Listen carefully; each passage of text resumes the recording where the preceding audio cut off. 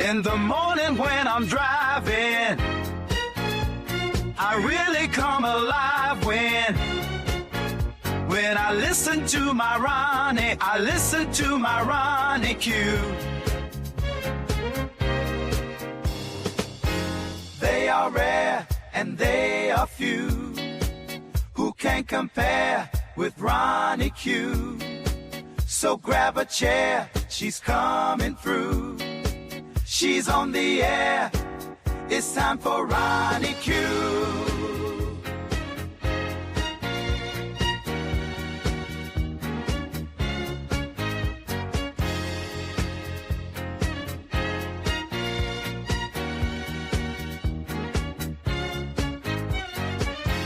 They are rare and they are few who can compare with Ronnie Q.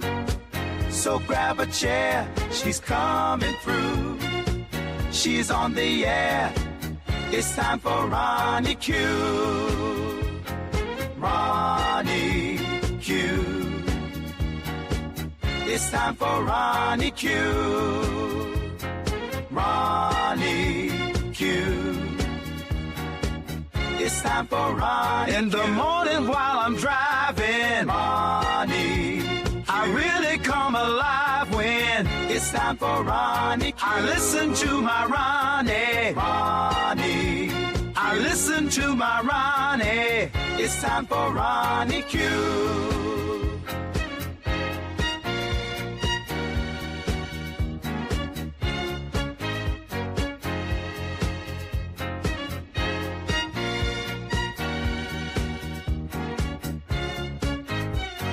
Take a seat and go meet Ronnie. Sweet, sweet, sweet, sweet Ronnie.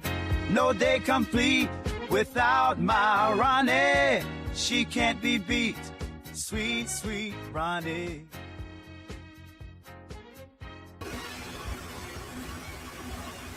Grand Rising. Hey, Tamika McNeil. Hey, Nappy Child. It is good to see you, ladies.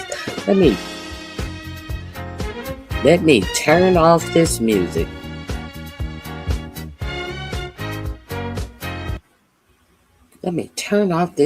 Grand Rising. Do you guys see that this extra sensitive man still has this tarp covering this Kennedy Center? He had to put the tarp up so that they couldn't see them take his name off the Kennedy Center.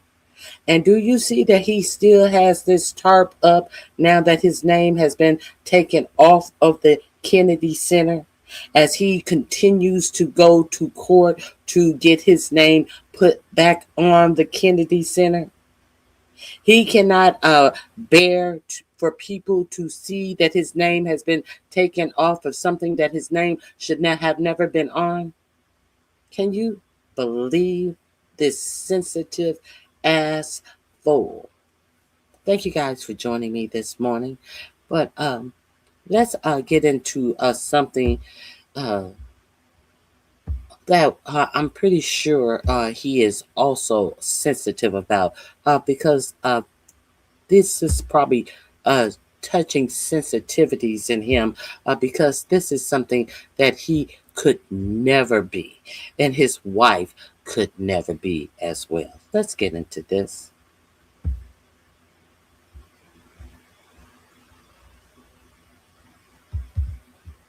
Enjoy.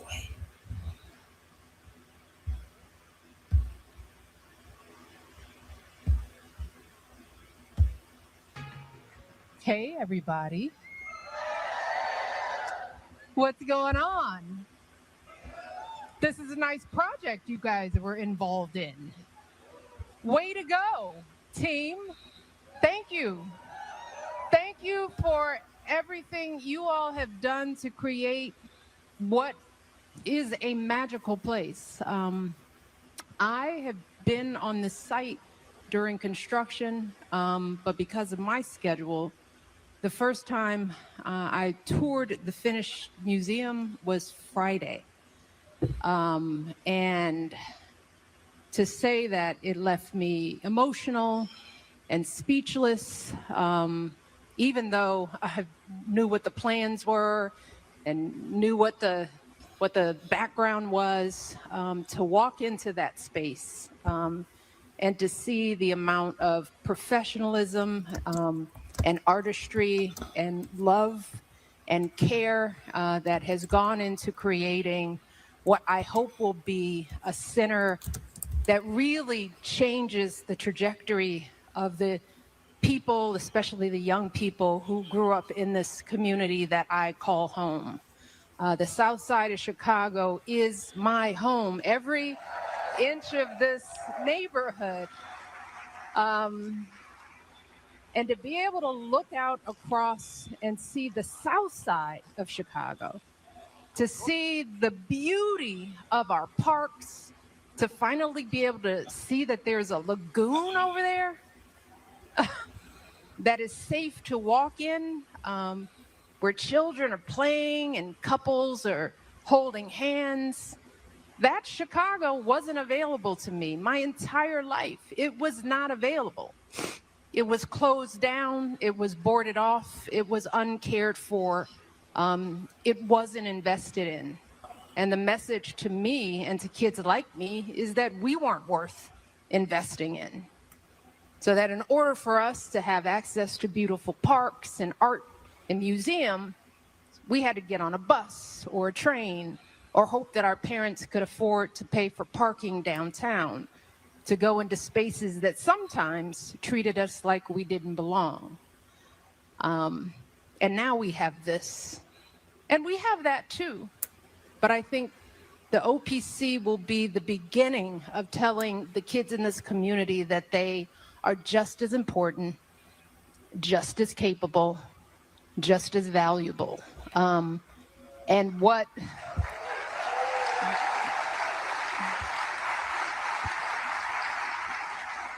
so I hope that when you think about this project and all that you all contributed to making it happen, that you know that this beautiful campus is going to change lives.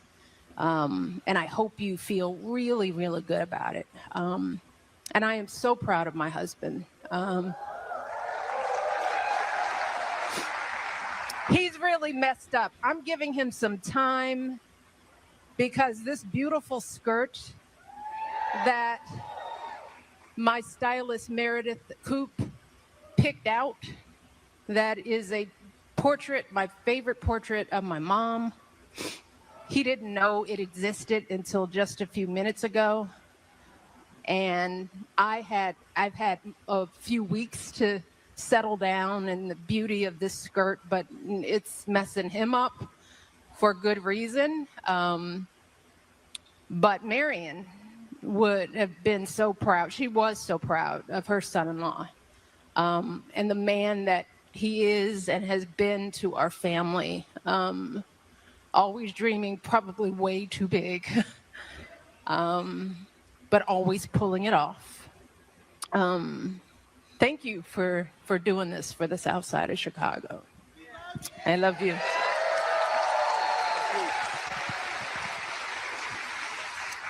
Hello, Chicago. Southside. Oh, right. So I'm stealing a few lines from what I'm going to say at the actual opening. So you don't have to come. So you don't, or at least you can mute it until Michelle talks. So I actually came to Chicago right there. I'd been hired to organize on the South Side by some churches. I was coming from New York, bought a janky old car, stuffed it with all my stuff, drove through Pennsylvania, Ohio, took the 90 all the way, got to the Skyway, and came down the Skyway onto Stony, and then was directed through this park, where there was a 4-lane highway, Cornell Drive,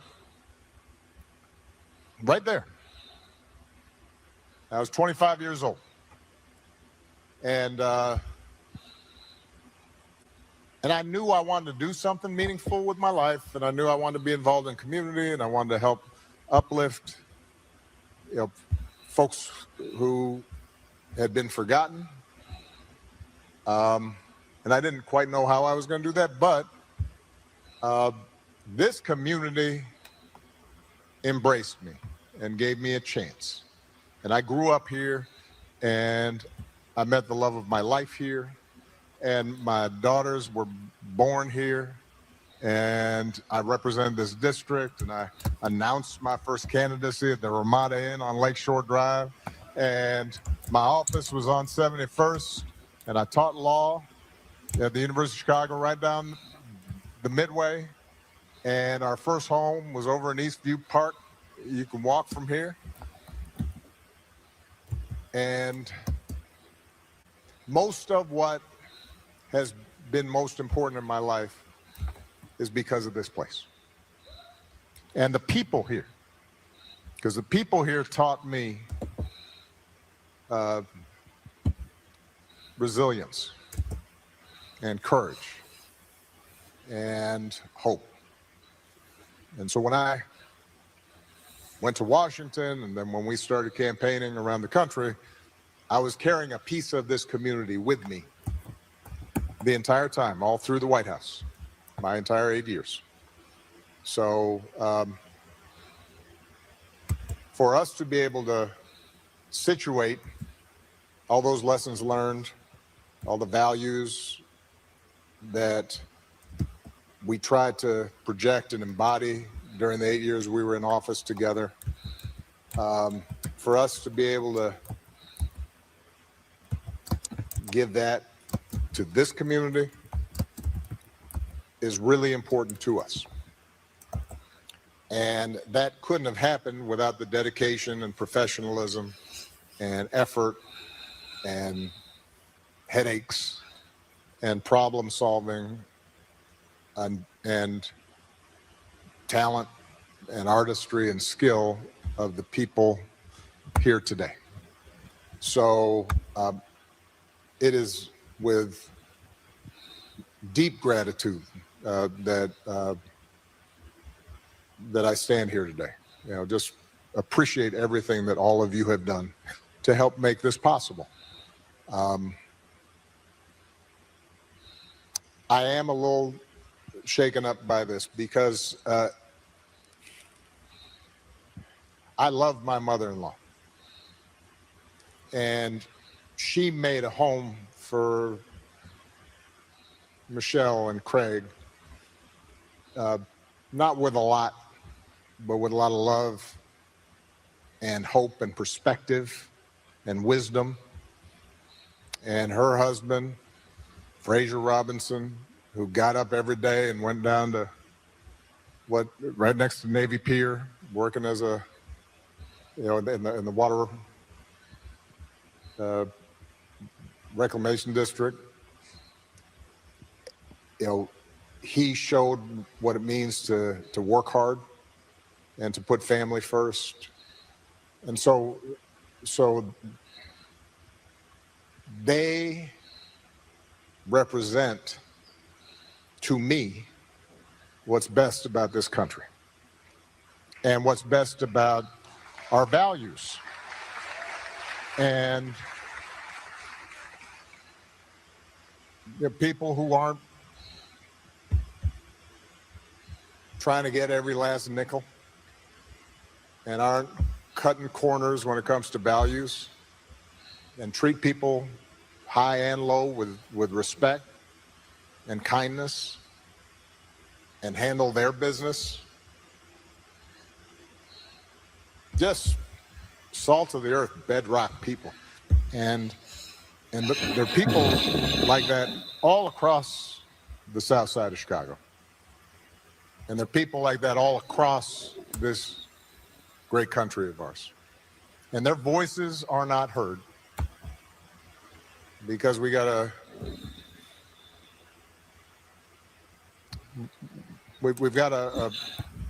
set of institutions that have fallen victim to the siren song of everything's about money and everything's about attention and everything's about fame and everything's about getting over.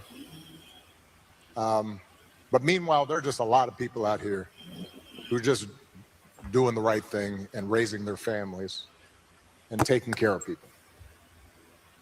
And so it's fitting that she's with us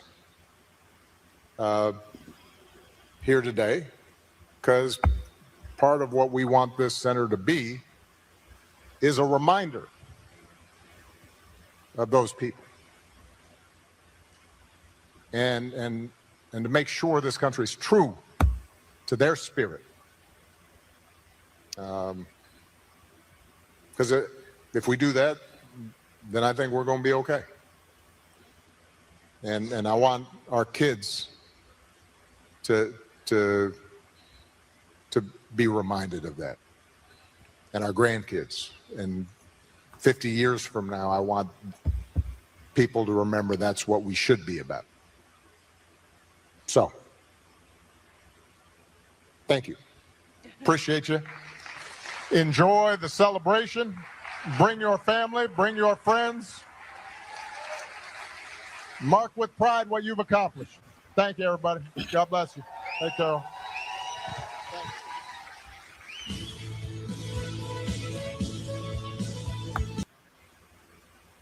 Okay, the link is in my description box. I have some interesting comments in the comment sections.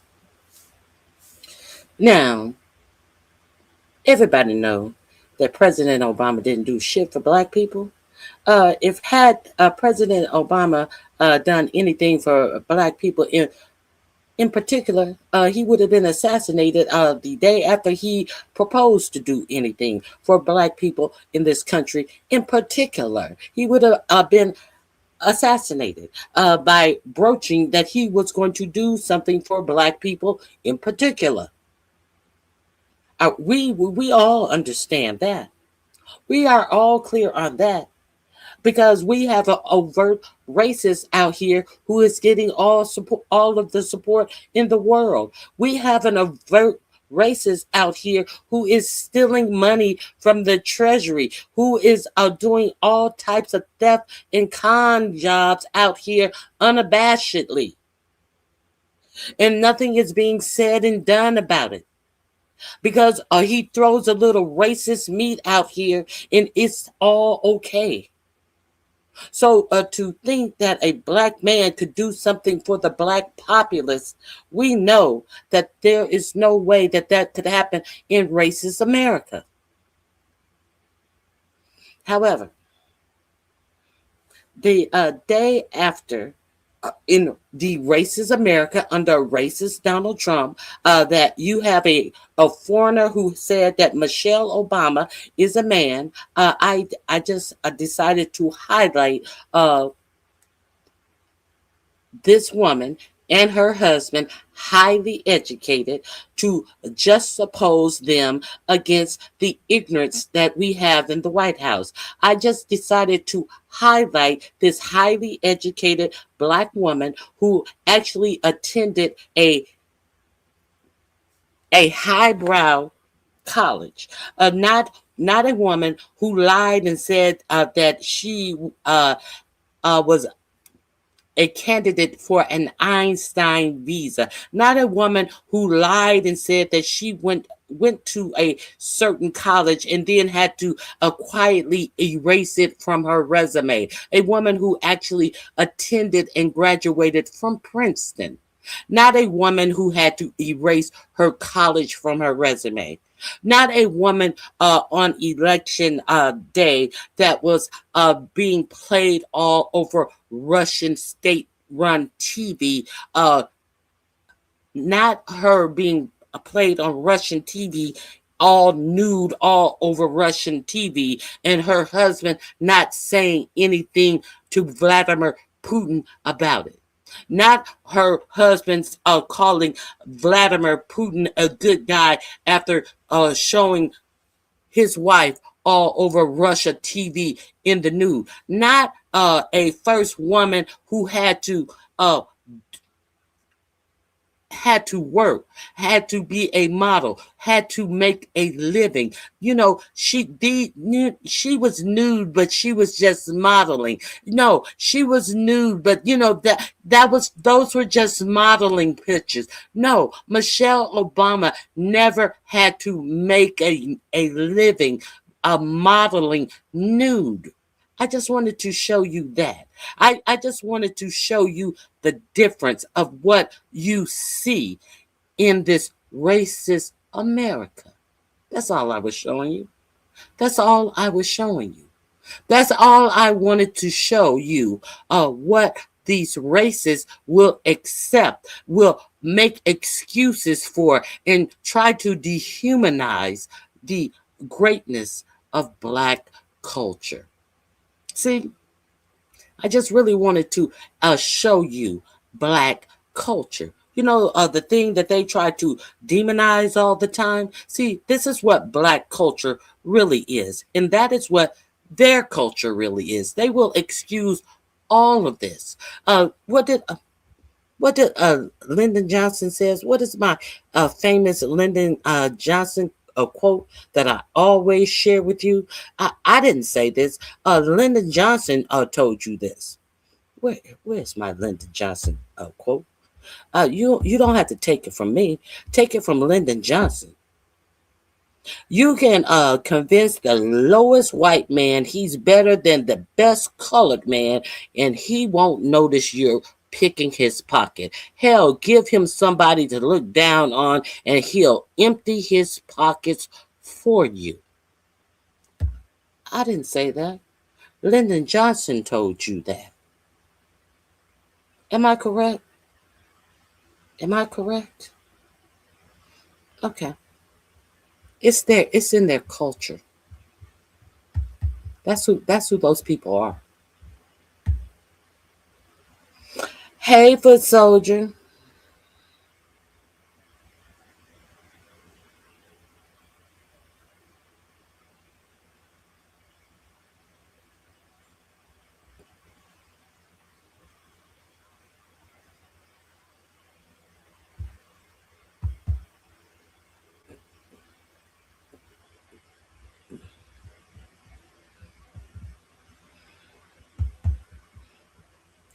Blacks keeping the racism alive in America. Us great job in America. Blacks keeping racism alive in America. Blacks can't be racist. If you don't understand what racism is, if you don't understand that blacks can't keep racism alive in America, you need to understand exactly what racism is. There's no way blacks can keep racism alive in America. The only thing that blacks can do with racism in America is live under racism in America. Understand what racism is. All of this reverse racism bullshit that you speak of is non-existence, dummy. Non-existence.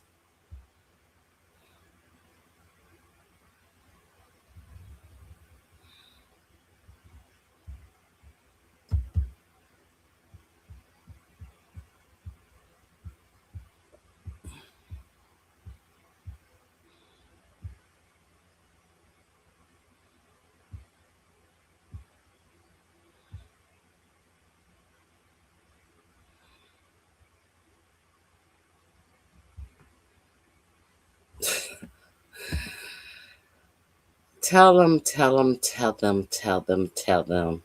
Uh, Tell them they don't want to face facts. They will not face facts.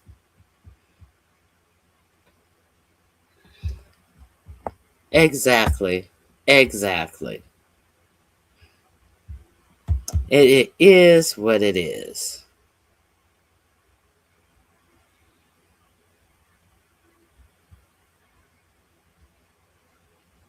What did Christopher say?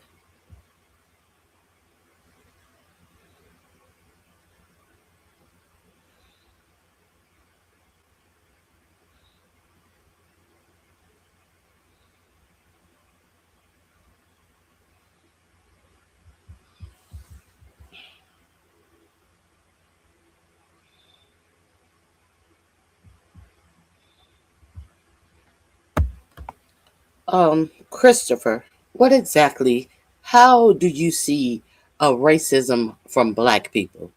What black person have you seen prevent people from moving in any community?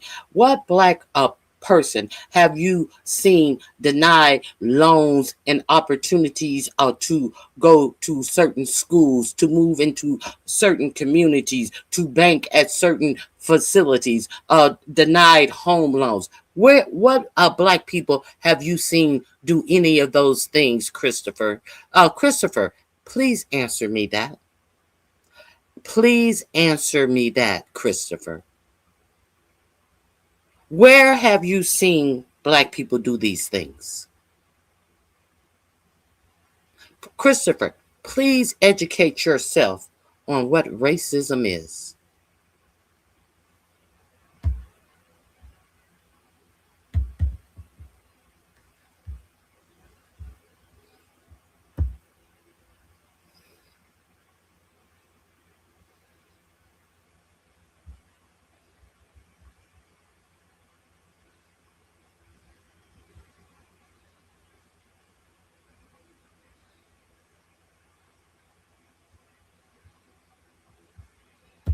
Anyway, let's move on. Let's move on. Christopher has gone silent. You see, Christopher went silent. Christopher has gone silent. Okay, so what's in the news? What's in the fake news of the day? Now, Donald Trump, he has gone silent because Donald Trump then spent a bunch of money. He then spent billions and billions of dollars to get a worse nuclear deal than Barack Hussein Obama got with Iran. Now he didn't went over there. Benjamin Netanyahu sent a fool on a fool's mission to go over there and start a war with Iran, who has done nothing against us. I was asking you all during this war, what did Iran do for us to be over there? Well, they can't have a nuclear weapon. They have been messing with us for 47 years. They've been saying death to America for 47 years, and they had no reason. They couldn't tell you a reason why they went to war with Iran. And then they start telling you, well, the reason we're here, we'll leave when the Strait of Hormuz is open. But then the reason became that the Strait of Hormuz had to be open. But the Strait of Hormuz was open before they got there. So then all of a sudden, the strait had to be reopened. But it was open before you got there. So that couldn't have been the reason that you were there. Dummies, absolute fools. And they spent they were spending close to $2 billion every day.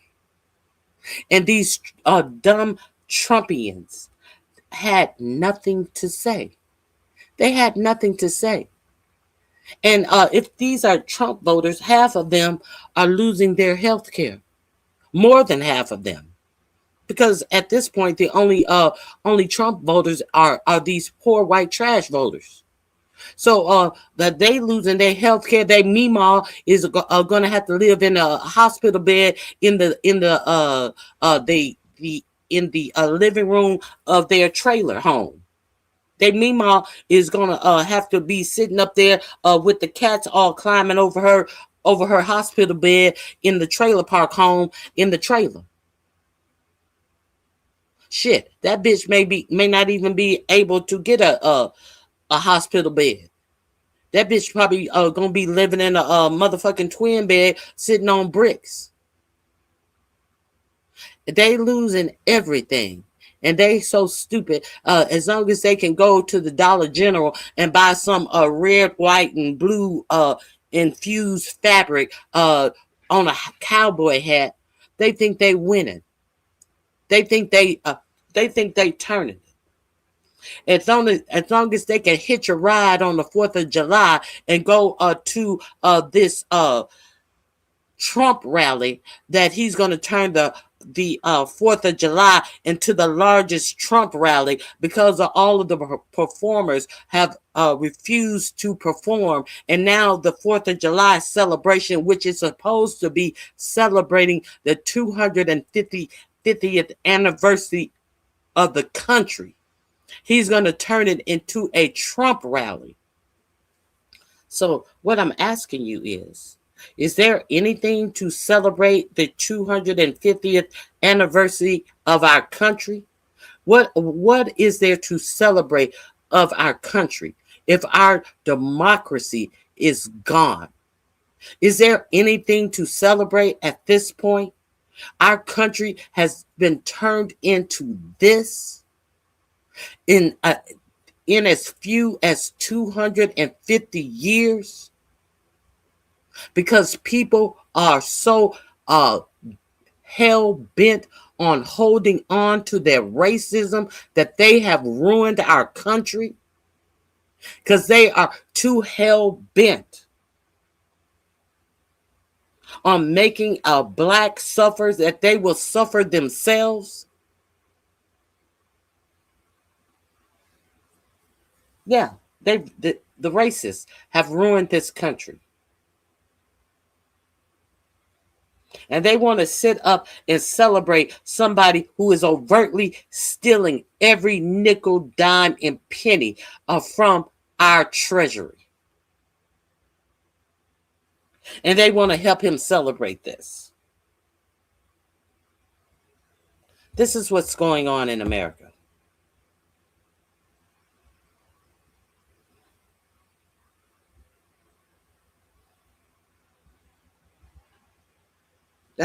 That's all I got to say about that. And that's all I got to say about that. This is just disgusting.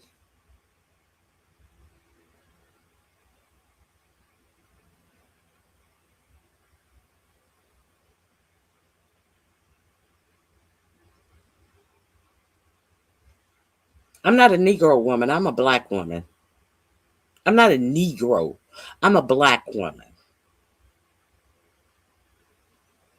How bad was it? How bad was it? 100% of you white men voted for Donald Trump. How bad was that?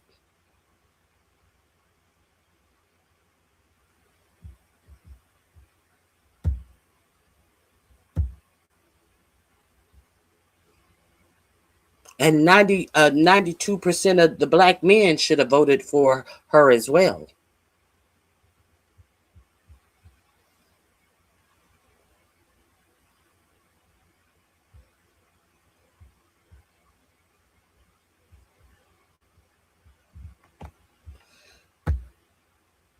Uh, you uh, uh, you do know, according to the census, Caucasians are nearly the minority.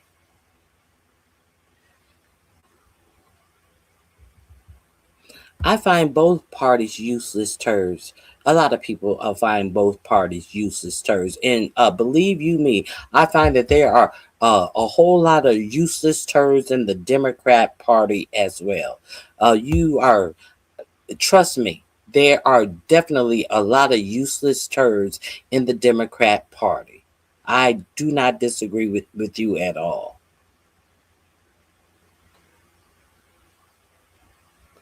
Well, listen.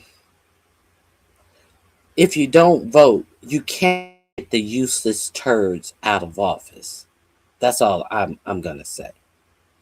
I I think that it is imperative of you to vote because that is the way that you get the useless turds out of office.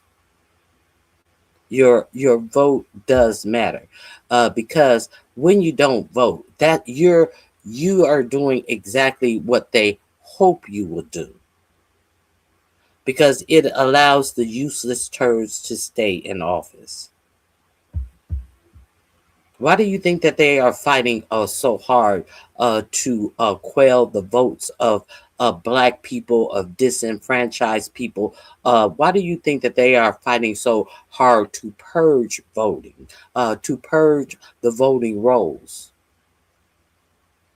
Because they don't want your vote to count. And if you willingly sit out your vote's not going to count. So uh, you're doing exactly what they want you to do.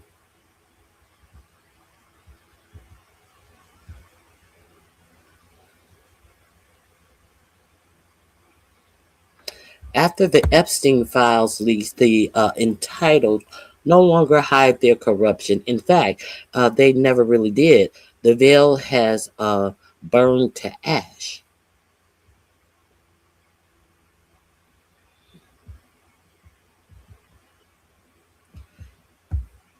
It was really bad, and I am a black U.S. Army veteran. Wait a minute. Let me go back up. What was really bad? Let me go back up and see. What are you referencing?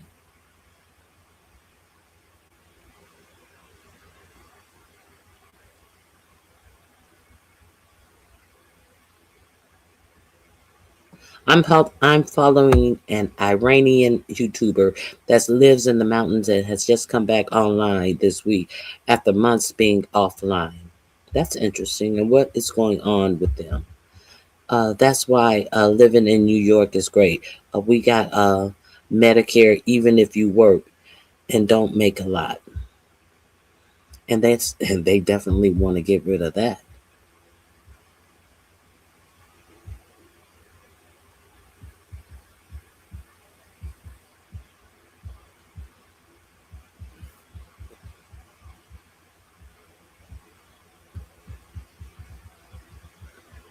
Let me see.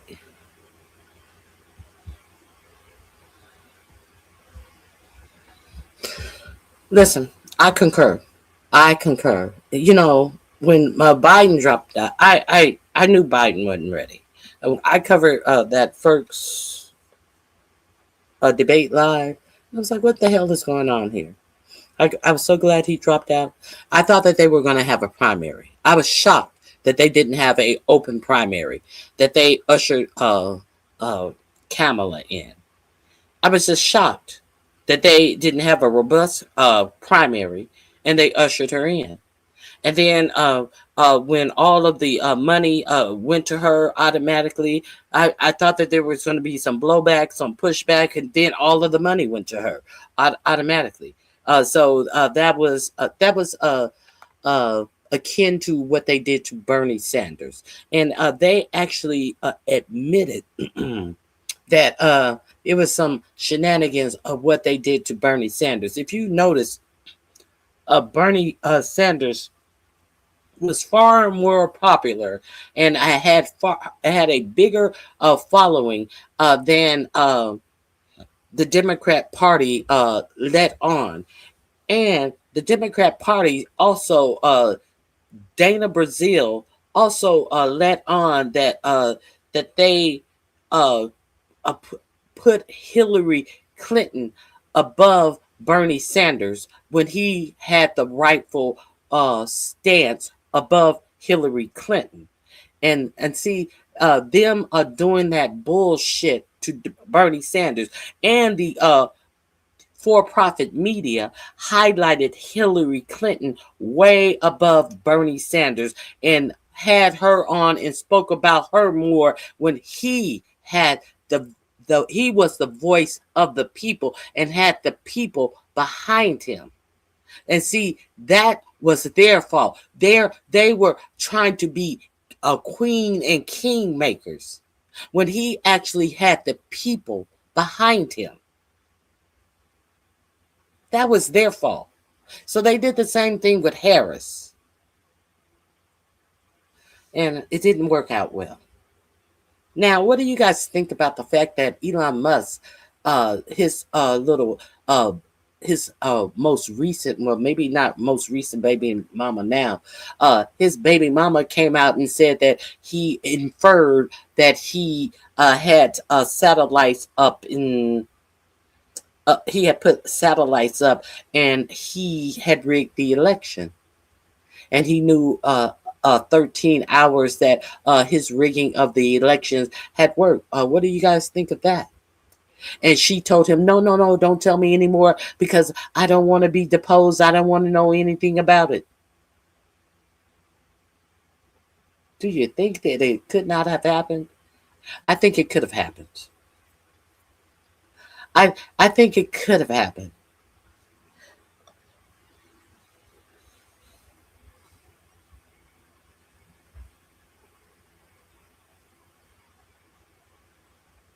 Can't can't vote if there's nothing to vote for that isn't damaging. That doesn't make any sense to me. That makes zero sense to me. Oh, for example, Oregon has Proposition 28 this November, which will kill any economic stability in Oregon. I don't understand what that means. You have to opine a little bit more. Uh, a pass will result in Oregon being abandoned. I don't understand what that means. If it passes, Oregon will be abandoned. That's I don't understand what that means. They're purging voter rolls of foreigners because allowing foreigners to pick our leaders would be treason. Well,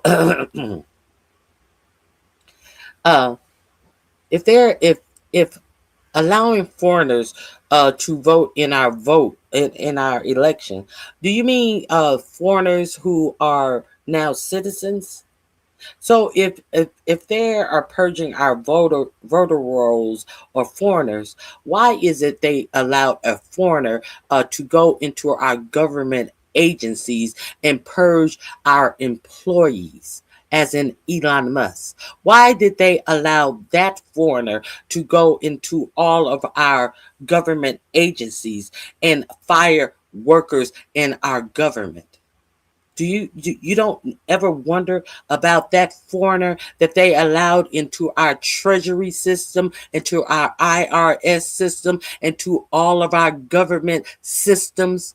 You never you people never wonder about that foreigner that has decimated all of our government systems. You never wonder about that foreigner.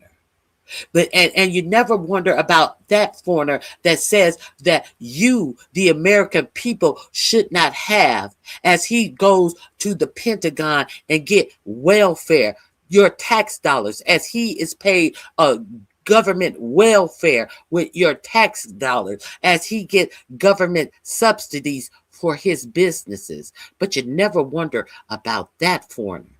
Do you ever wonder about that foreigner? Living on the government tit? Do you ever wonder with his failing and blowing up rockets?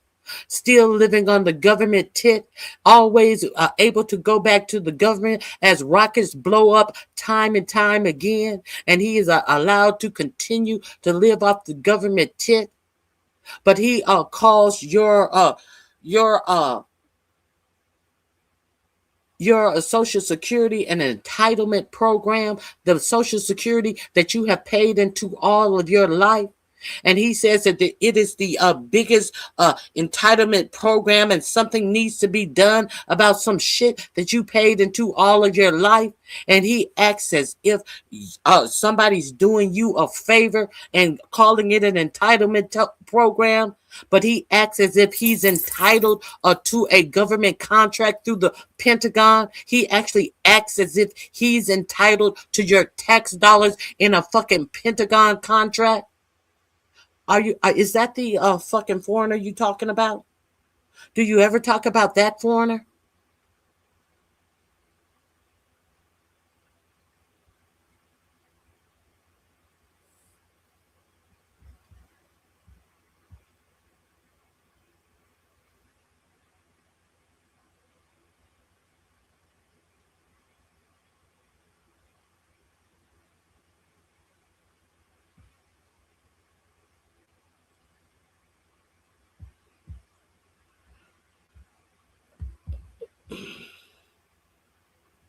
Okay. Hmm. Let me drop my link if somebody wants to come up, and I don't know anything about what's going on in Oregon. I have no idea about what you're saying about Oregon. You're more than welcome to come up and tell me what I don't know about Oregon. Hit the link if you'd like. Anybody is able to come up and have a discussion about anything you'd like to talk about on today. The link is there. You don't have to turn on your camera if you don't want to. Did I drop the link? Let me see. There's the link right here.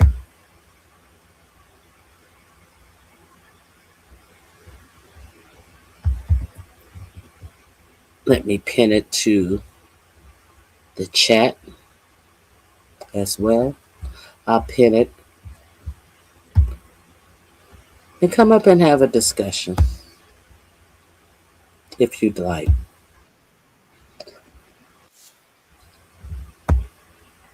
Oh, you know what else I found out today? I found out. Hold on.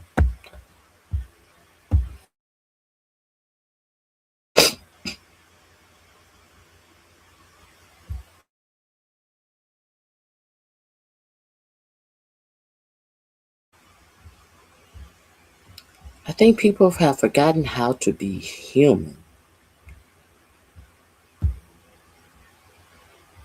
Wow.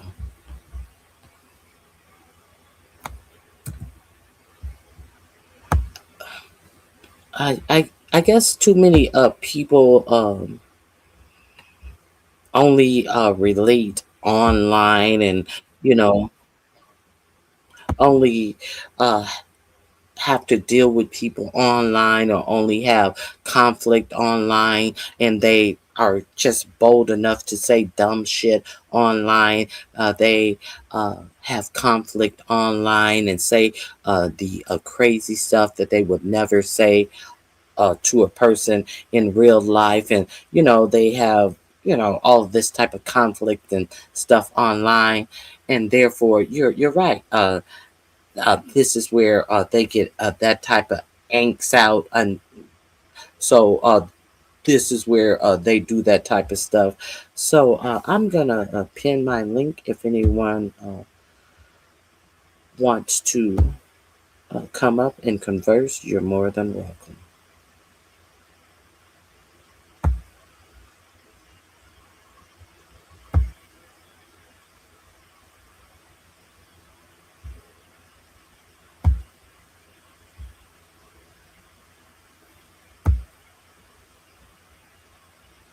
Nobody?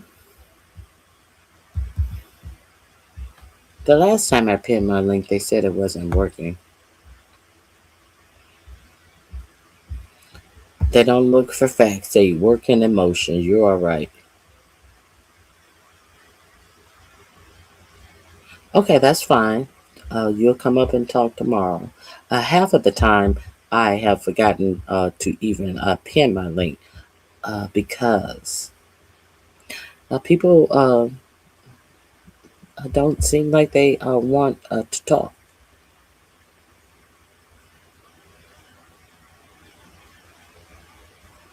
Yeah, he hooked up the Palantir uh, crap to all of our records. Who is he?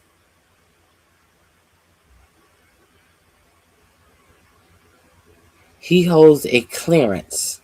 Oh, you're talking about Elon Musk, I think. Now, is this the same person who was in my chat yesterday talking all that crazy crap? I think you are. See, I didn't even block you. Being charged for going against 28 results in a 5 to 10 prison sentence or a 250K fine.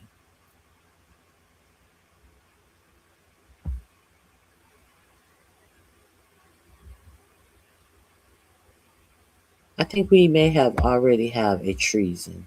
Now, let's now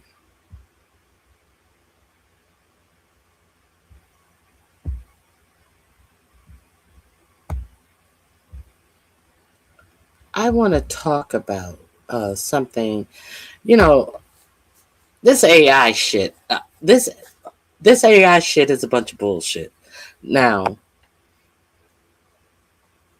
this AI stuff is a big bubble.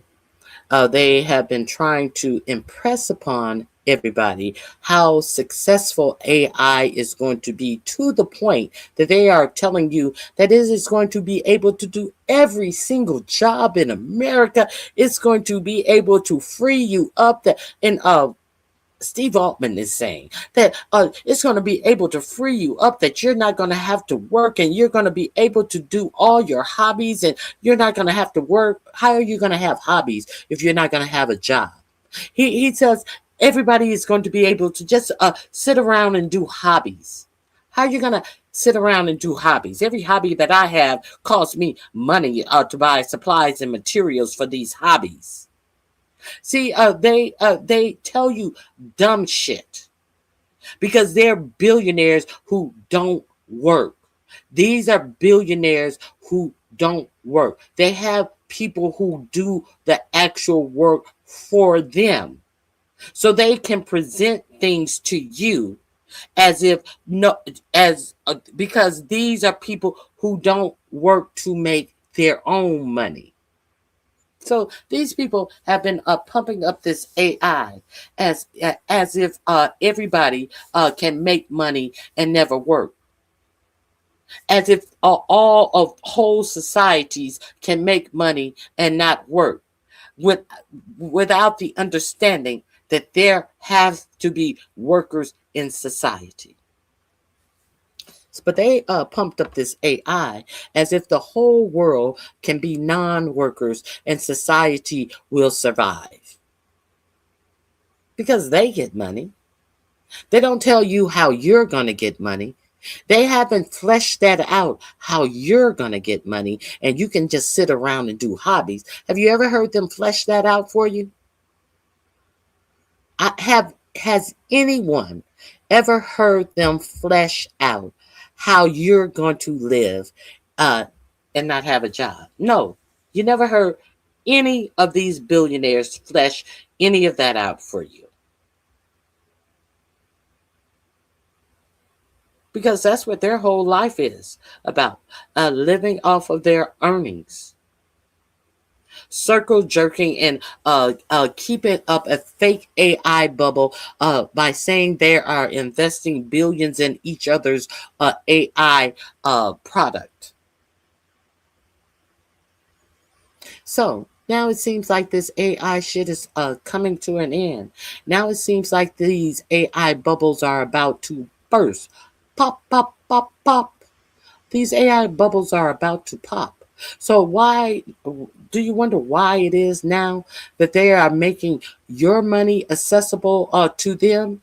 Why are these millionaires and billionaires are making your money accessible to themselves? Because they're tired of circle jerking themselves. They want real money to prop up their ventures. And where are they going to get their real money from? They're about to get their real money from you. It's more of you than them. So they may as well get your hard-earned money. You mean to tell me that many of these suckers have been out here saving for their retirement? You mean to tell me it's been that many suckers out here putting away in 401k funds, retirement funds, and and the like, and IRAs and Roths? You mean to tell me it's been that many of them dumb motherfuckers been out here doing this, and now they have made it to where you have no choice of where your money is going. If you have a 401k plan, you cannot say, do not invest my money in AI. You're not going to be able to have that choice. If your money is in a retirement fund, if your money is in a 401k fund, you're not going to be able to say, do not trade my money in that fund. No. Isn't that peculiar that you have no choice? You've worked all of your life and you have no choice to decide that that is not where you want your money to go. Isn't that nice for them, though?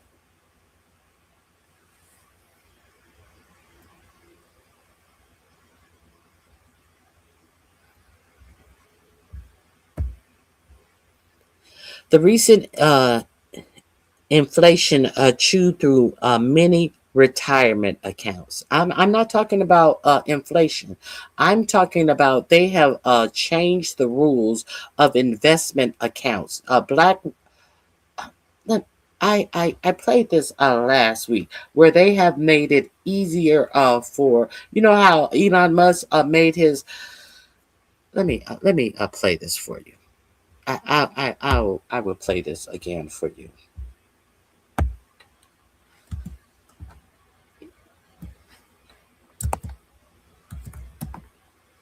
I will play this again for you.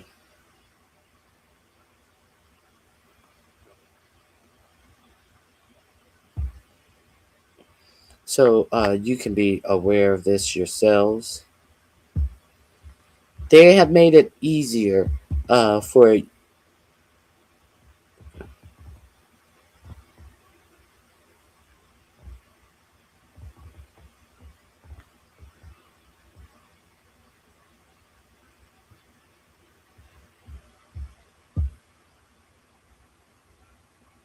Let me share my screen right quick.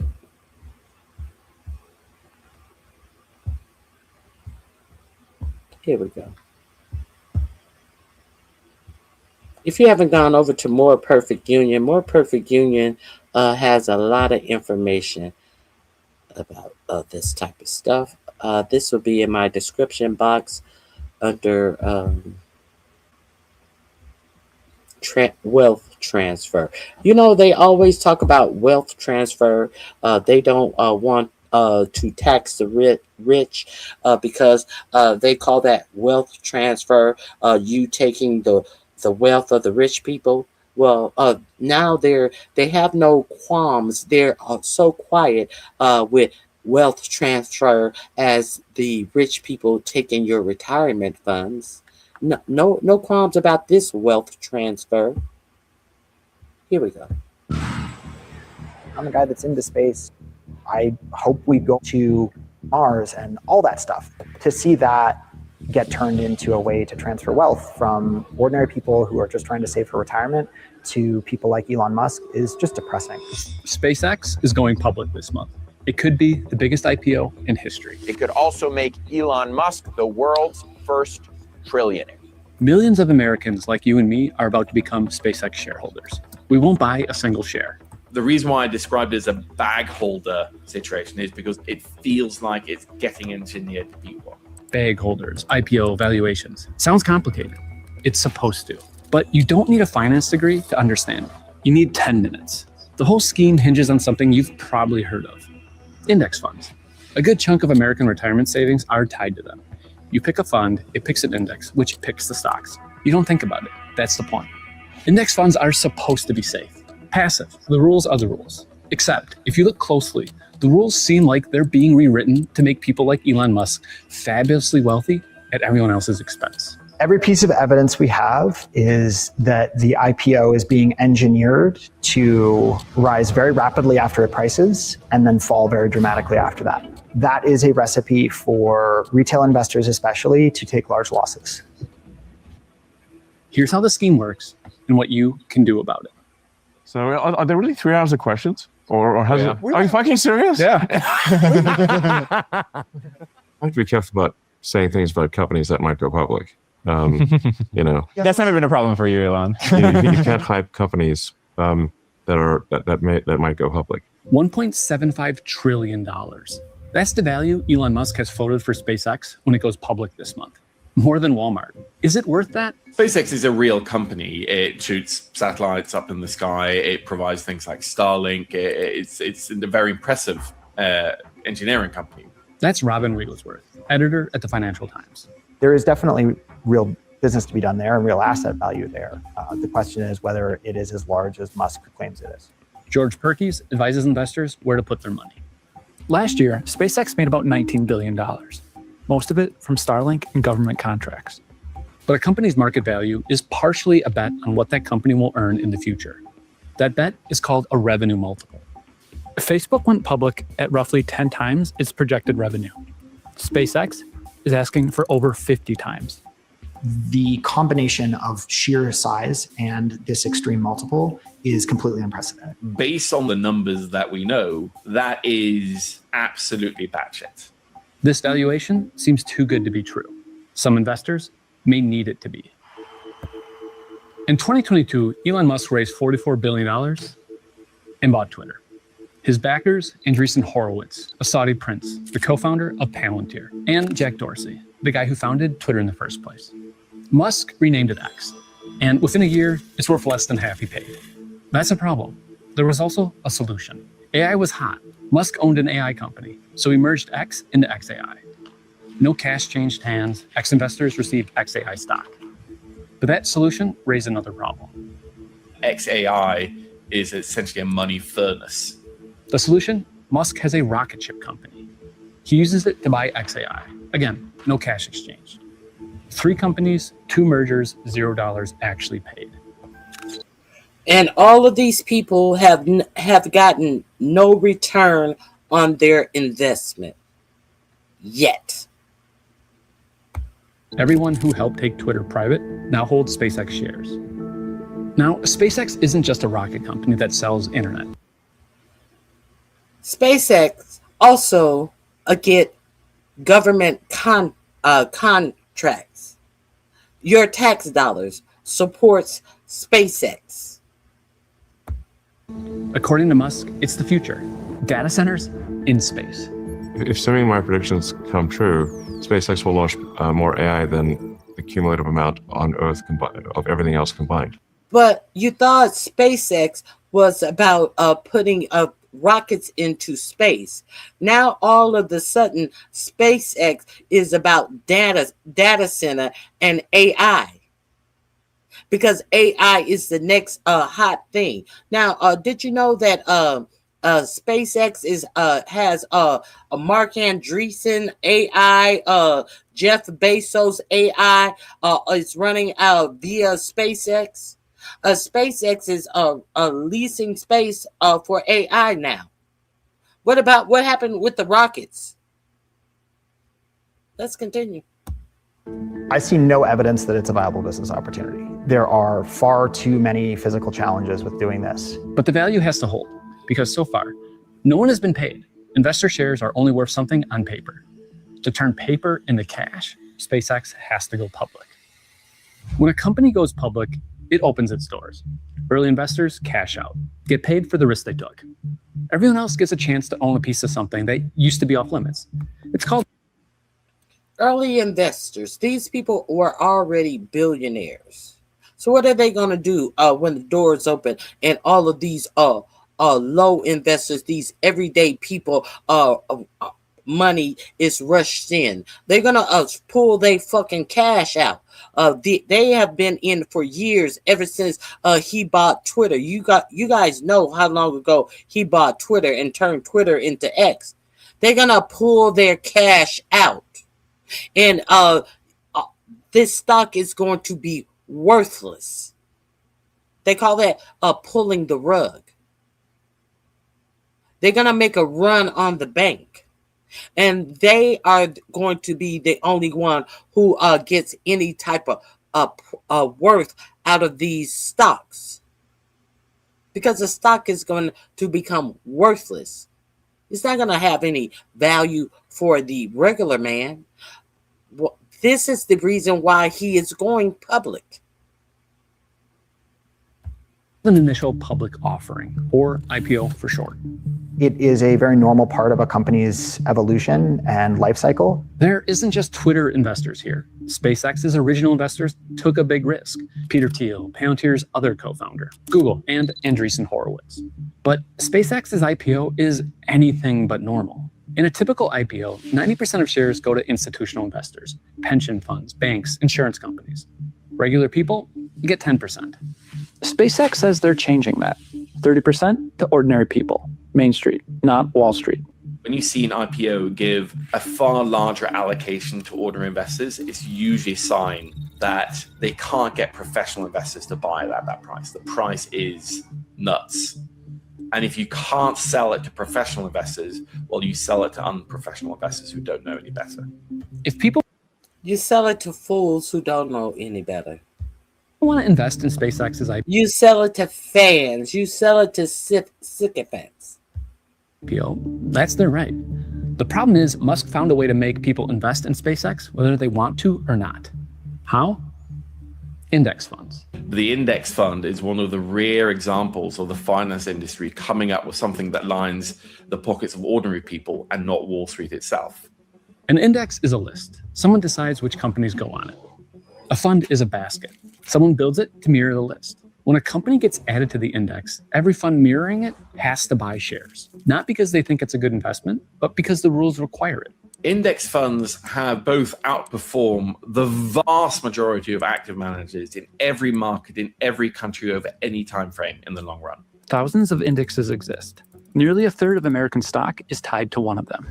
One of the most popular tracks the NASDAQ 100, the 100 biggest non-financial stocks on the NASDAQ exchange. Under NASDAQ's index rules, SpaceX isn't eligible to be included in the NASDAQ 100. New companies have to wait up to a year. It's called seasoning. Seasoning a stock is just the process of...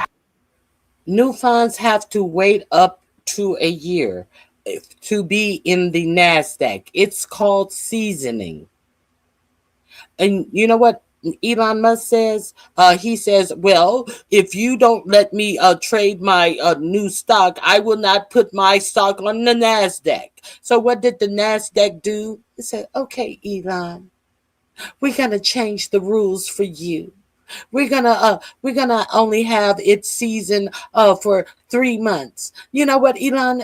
We're gonna change that seasoning from 3 months to 15 days.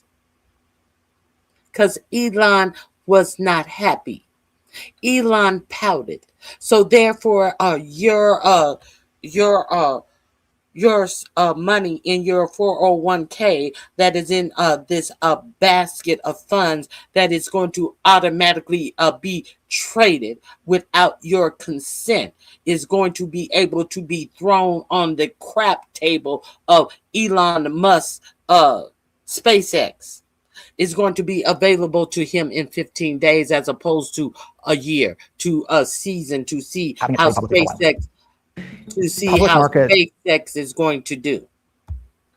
Tend to be unsure of how to handle certain kinds of investments, novel sorts of companies really quickly. Like a rocket company that makes most of its money providing satellite internet and wants to build AI infrastructure in space.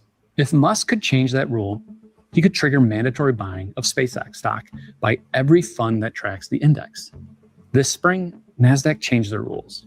This document outlines the proposed changes to the NASDAQ 100 index. The most important, a fast entry rule. If a huge company goes public, it gets into the index in 15 trading days. No seasoning. There was a public comment period. Wall Street was for it. They say companies are more mature now, and these changes allow the index to better represent the market. The opposition came from regular investors concerned about buying unproven companies at high prices. But the rule change isn't the goal. The goal is what the rule change enables, a plan with 4 different steps. Like everything, the price of a stock is based on supply and demand. How do you increase the price? 1, artificial scarcity. Most IPOs offer 15 to 20% of their shares to the public. SpaceX, less than 5. 2, of those shares, retail investors get 30%, or up to 3 times the normal allocation. Remember, Main Street over Wall Street. Combined, a bunch of demand and a small supply. That means a higher than normal price. 3, 15 trading days after the IPO, SpaceX enters the NASDAQ 100. Any index fund tracking the NASDAQ 100 now has to buy SpaceX. You have this wall of money coming from index funds that it has to buy no matter what the price. Turbocharging the price. Step 4, let early investors cash out. There are restrictions on this, a lockup period. Same idea as seasoning. The people who know the most aren't allowed to sell until the market has had time to actually figure out what the stock is worth. According to SpaceX's own IPO filing, Elon has to wait a year. But some early investors can begin cashing out before the standard 180 days. The people buying as the price rises? Retirement savers, through index funds. The people selling? If history is any guide, the original SpaceX, Twitter, and XAI investors. I like to stay optimistic when I can, but the setup there. So the people who are automatically buying, who have to automatically buy because they are forced to automatically buy, are you, the everyday people who are in a 401k program or a retirement program, who are buying because you are just forced to buy because of this index buying. However, people who are buying and selling on their own free will, these billionaires who have been in this stock, who know that this stock is not worth the money, they are selling this stock because they know that it is not worth it. They're selling it and they're getting their money out of this stock. And who's buying this stock at the inflated price? You are. They're getting their money from you. Billionaires are getting their money from you.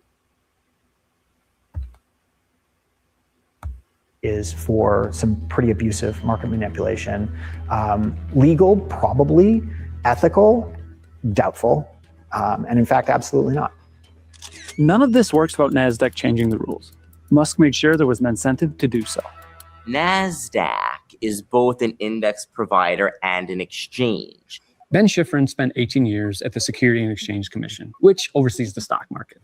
It kind of used to be the case that the exchange wasn't really supposed to be this for-profit money-making entity, but now it is. 2 stock exchanges compete for every major listing, New York and NASDAQ. Or the NASDAQ stock exchange, having SpaceX is a big win. You want big, prestigious tech companies to go public there, and the New York Stock Exchange wants them to go public on the New York Stock Exchange. SpaceX was the prize. Musk knew it. According to Reuters, Musk conditioned where SpaceX would list on one thing: fast-track SpaceX into their major index. It's all gravy for NASDAQ. SpaceX pays NASDAQ to list their stock. The real money is somewhere else. All the data and trading fees that they then sell over time, year after year, to other trading firms, to asset managers. NASDAQ changed a rule that shapes trillions of dollars in retirement savings. No regulator approved it. If an index wants to change how it's going to include certain stocks in that particular index, that is not something that has to be approved by the Securities and Exchange Commission. Upwards of $30 trillion is being directed by a process that's effectively self-regulated. I think at some point we are going to have to say that these are incredibly influential investment advisors in practice, and they should be regulated and supervised accordingly. Because it's not just SpaceX or NASDAQ. You can see how, one index provider getting the ball rolling would perhaps lead other index providers to follow. You've probably heard of the S&P 500. It's the most powerful index in the world. Bloomberg reported the S&P is considering its own version of what NASDAQ just did. They'd shorten the seasoning period, and they'd let the largest companies in without ever showing a profit. The reason isn't a mystery. OpenAI and Anthropic are both expected to go public this year at massive valuations. Neither is profitable. There's no regulator watching. The only check is the index provider's own internal comment process. NASDAQ just ran one of those. When I asked NASDAQ if the change was made because SpaceX demanded it, and if there's a conflict of interest in being both an exchange and an index provider, NASDAQ never answered the conflict of interest question, but did say that the rule change reflects how markets have evolved. The consultation, they said, followed industry standards. The S&P is running the same playbook on the biggest index in the world. Their comment period is open. It closes in early June. Anyone can submit a comment, including you.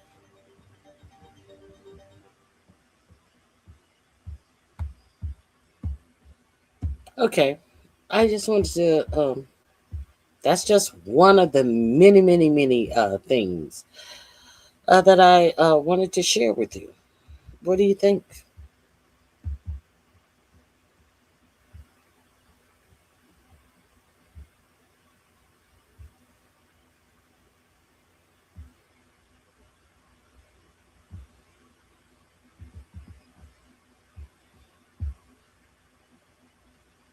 Oh, that's what you think? Okay. Okay, as if that's what you believe.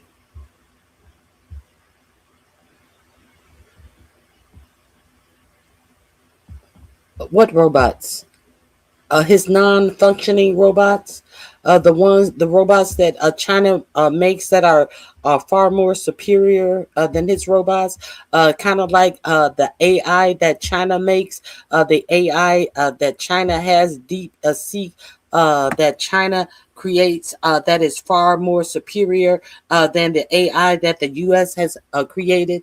That the China AI that doesn't need all of this room for a data center. Is that what you're speaking of? Do you have any idea of what you're speaking of at all? I'm curious. Is that what you're speaking of? Let's get into. Let me let me share. Let me share this with you. I almost forgot to go here. Let me share a little information with you. It seems like you're not familiar with it.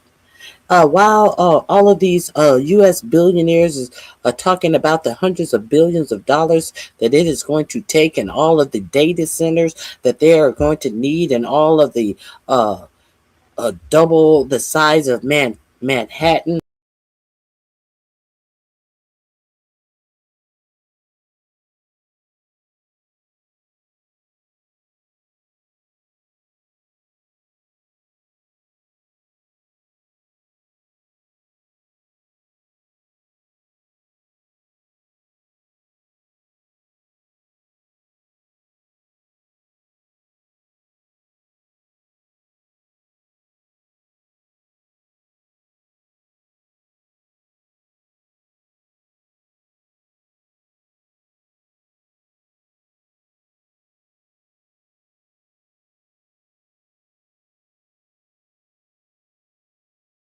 I left by mistake. All of the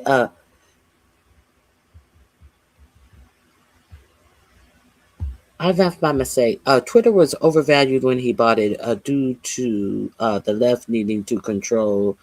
Oh God. What does the left have to do with the valuation of something he bought? If it was overvalued when he bought it, what does that have to do with the left? Girl, bye.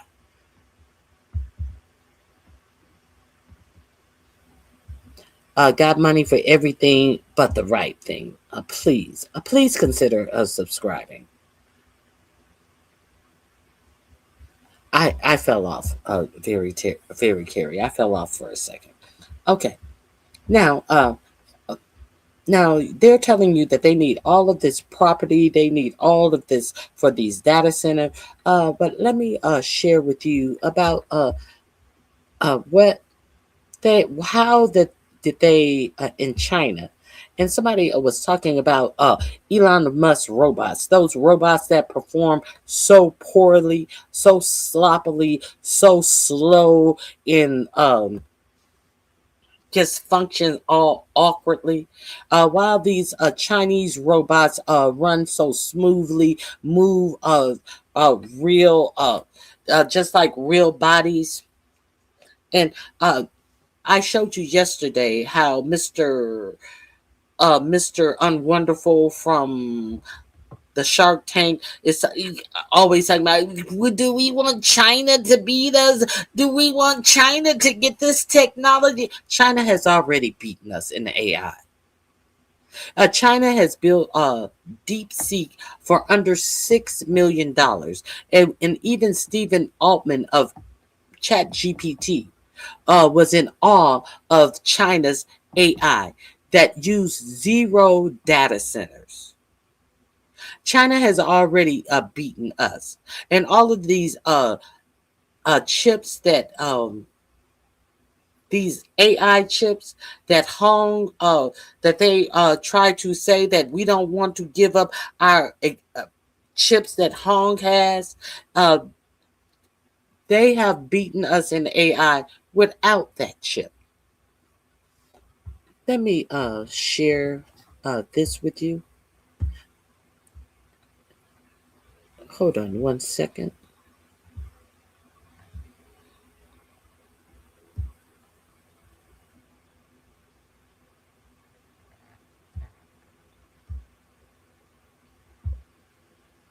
Let me.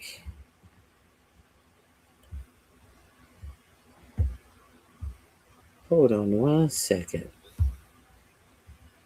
Let me share.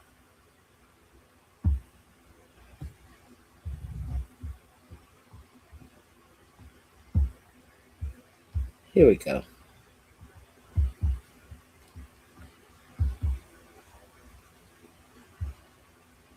Ah.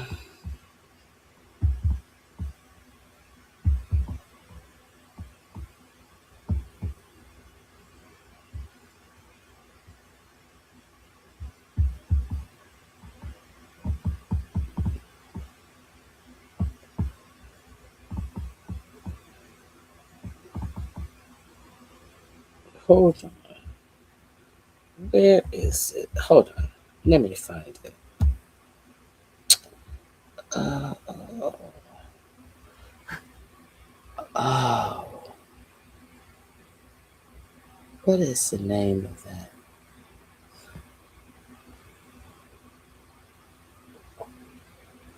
Hold on, I'm thinking. I thought I saved it. I can't believe I didn't save that.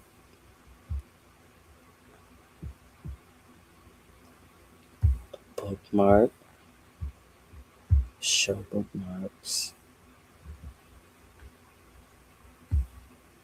Bookmarks. Hold on. I'll go to my bookmarks. I could have sworn I saved that. I guess I didn't save it. Poor me.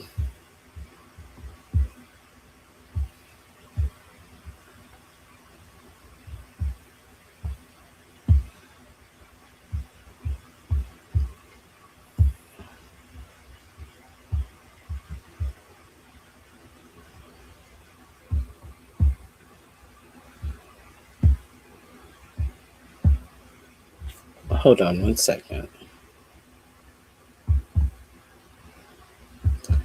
Oh, God.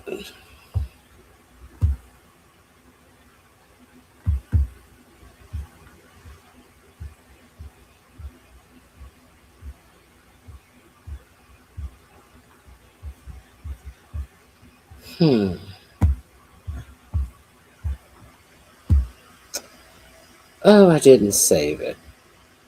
Okay. I'll have to get to it in a second.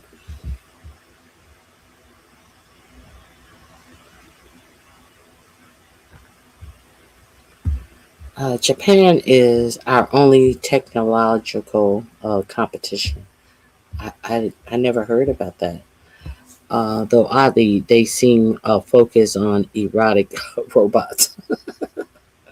I have heard about their erotic robots. A long time ago, they did it. This country is delusional. Got money for everything, but the right thing. And now they said Elon Musk robot AI reach $1 trillion worth, but you try to pull your money out of there, and you're gonna get pennies on the dollar. What is What is the name?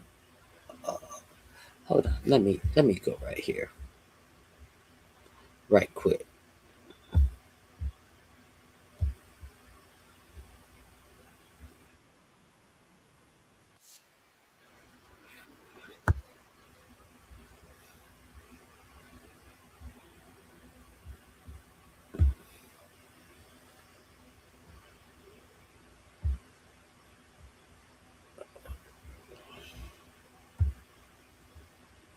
Let me find something real quick.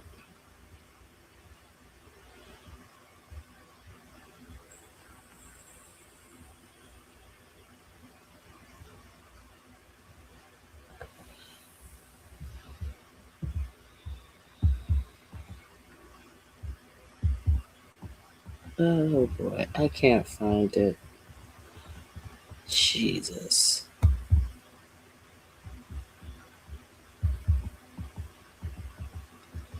Oh man.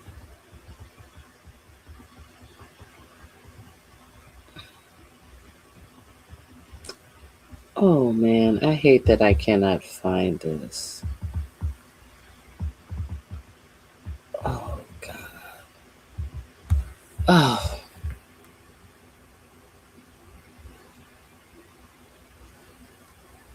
What is it? Hold on.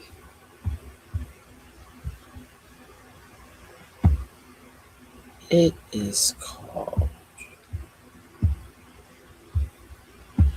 What is it called?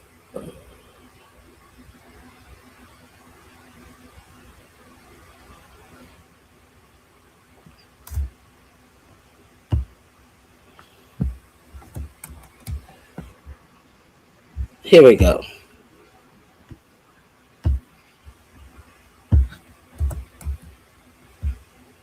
Here we go.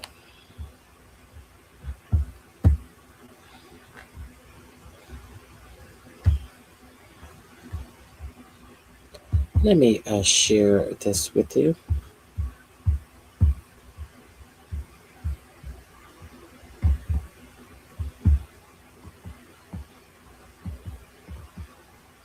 Drop site news. Yes, I was trying to think of drop site news. Let me find it.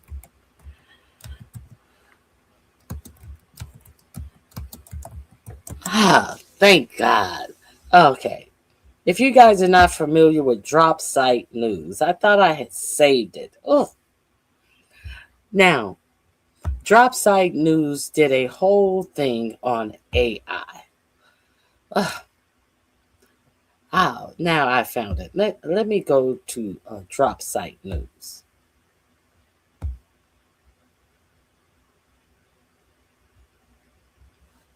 Let me find this expose about AI.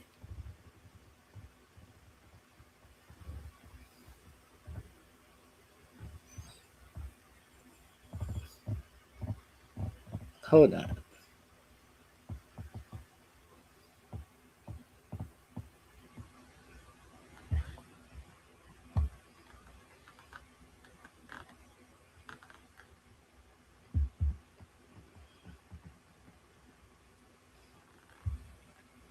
Hold on.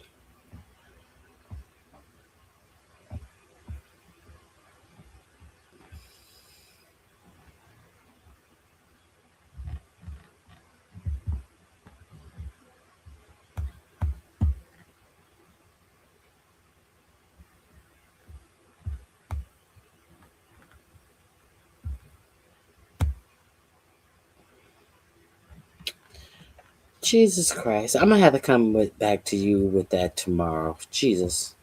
I cannot find what I'm looking for. I just want the AI stuff.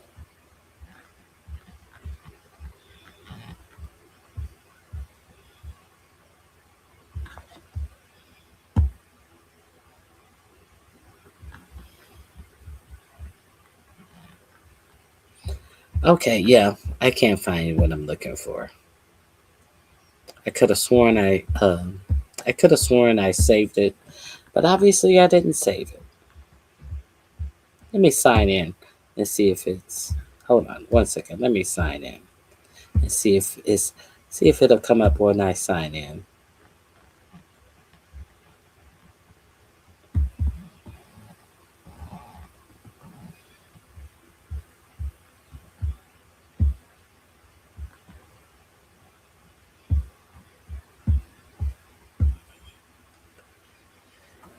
Oh well.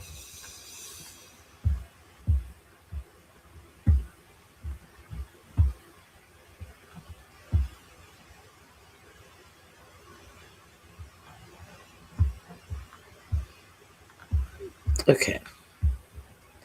Well, let me see what else I have for you guys today.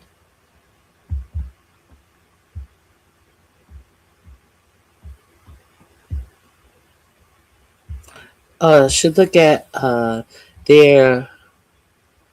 No, I'm not gonna look at their freaky robots. No, thank you. I do not want to see their freaky deaky robots. I'll take your word for it.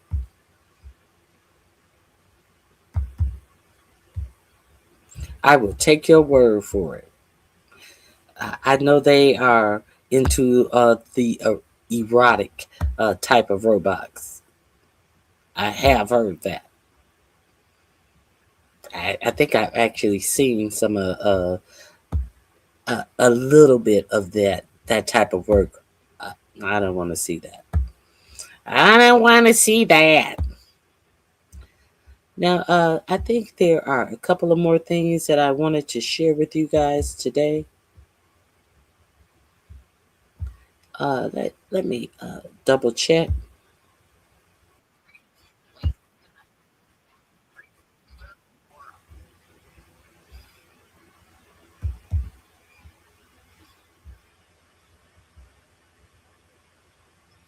Don Jr. has been caught in the act. Don Jr. has been caught in the act. Now, you remember how they used to ride Hunter Biden for making paintings and allegedly getting working in, what was he working? Working somewhere for an energy company, and he actually had to get up and go to work. Where does Don Jr. get up and go to work as he's making billions of dollars for a drone company that he invested in 2 weeks, and now he has Pentagon contracts and making billions of dollars and getting 600 million Pentagon loans and all of this types of stuff. So Don Jr. is caught in the act doing what? Right. It was awful. But this moment was captured. And as this Twitter user puts it, Susie Rizzo 1, what did Don Jr. just pull out of his coat pocket and into his mouth? Let's take a look. Here we go. From the coat pocket with his left hand, this is what the broadcast showed. Obviously not as zoomed in. This is from someone who took a video of their television, of their monitor, and it is sus. First off, his hands are low. That's already an indication that he's doing something. All right. If this were a Zyn, if this were an Advil, okay, his hands wouldn't be that low and the baggie wouldn't be that small. Secondly, the fact that the baggie is there tells us something. Third, this does not appear to be a powdery substance, because if it was, then they would dip. Dip, this baby, dip. Dipping. Dip, he's pulling baby, something dip. out, and he has his fingers right there. That tells you that it is a pill in my eyes. There's not a Tums. He could probably play it off and say it's a calcium I mean, anything. They will say anything because there is going to be no proof. You would have to do a drug test with this man, who probably at this point not only would never do it, And even if they were like, yeah, you know, I'm going to prove that I didn't do it, I'm going to prove it, he would have someone piss for himself, like Vinny Chase. Deep pull there. So we have a history here. Okay, let's start with the first video.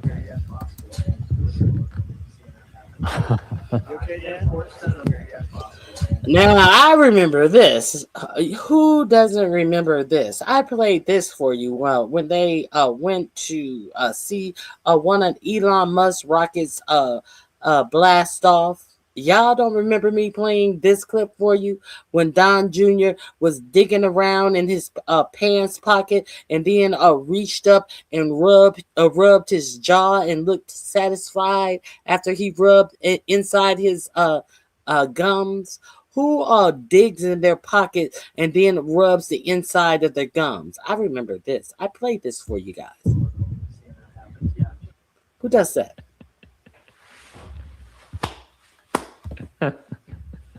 Come on, brother. How do you do this in public, man? So funny. How do you do this in public? How? His dad said, "You okay, Don?" His dad caught him. He said, "You okay, Don?" How do you screw up so bad? Watch Trump say, "You okay, Don?" How? Like, you fucking asshole. How do you do this in public? How? How do you screw up so bad? How? And I also noticed, see his left hand? He's digging here when the video resets. He's digging, he looks. Okay, I got it on my finger. And then he goes in for the kill.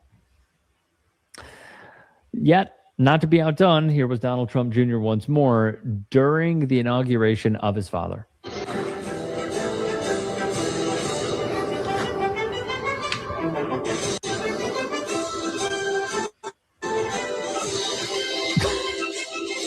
Yeah, flushing.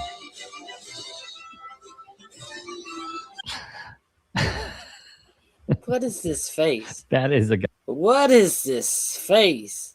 And then you gotta juxtapose this against chubby cheek JD Vance standing over here. Guy who is faded, in my opinion. Look at him. It looked like he got his cheeks strong. Looked like somebody put one of those needles with that thread through his cheek and pulled it back through the back of his ear and has his face just pulled tightly. You know how they do those dimples, that stringing plastic surgery where they pull a needle and thread through your cheeks and things to do that plastic surgery. Looks like that's what they did. Put a string through his cheek and through the back of his ear. His face seems like it's stuck. Man. Look at his eyes too. Notice his eyes. They are bloodshot red. They are low. It looks like he could barely open them. Of course, this is in my description box under dip, baby, dip. Come on now, dip, baby, dip. Glossy.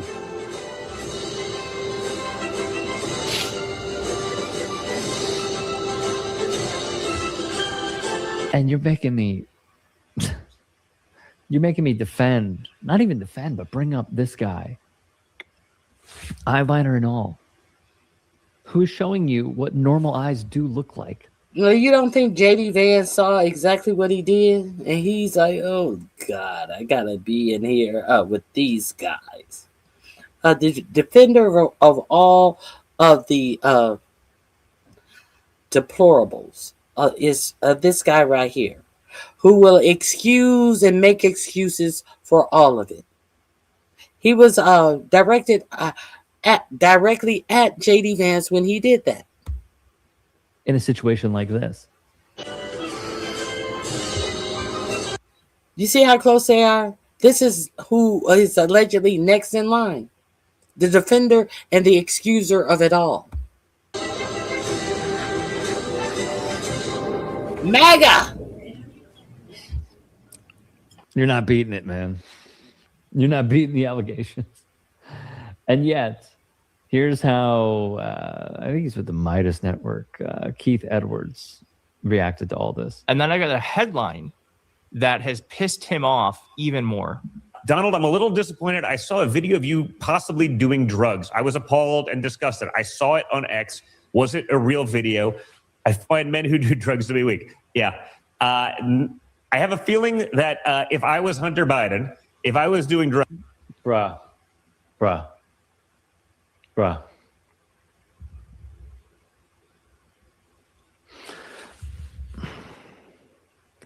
Aren't we really over this stuff as a country? Aren't we done with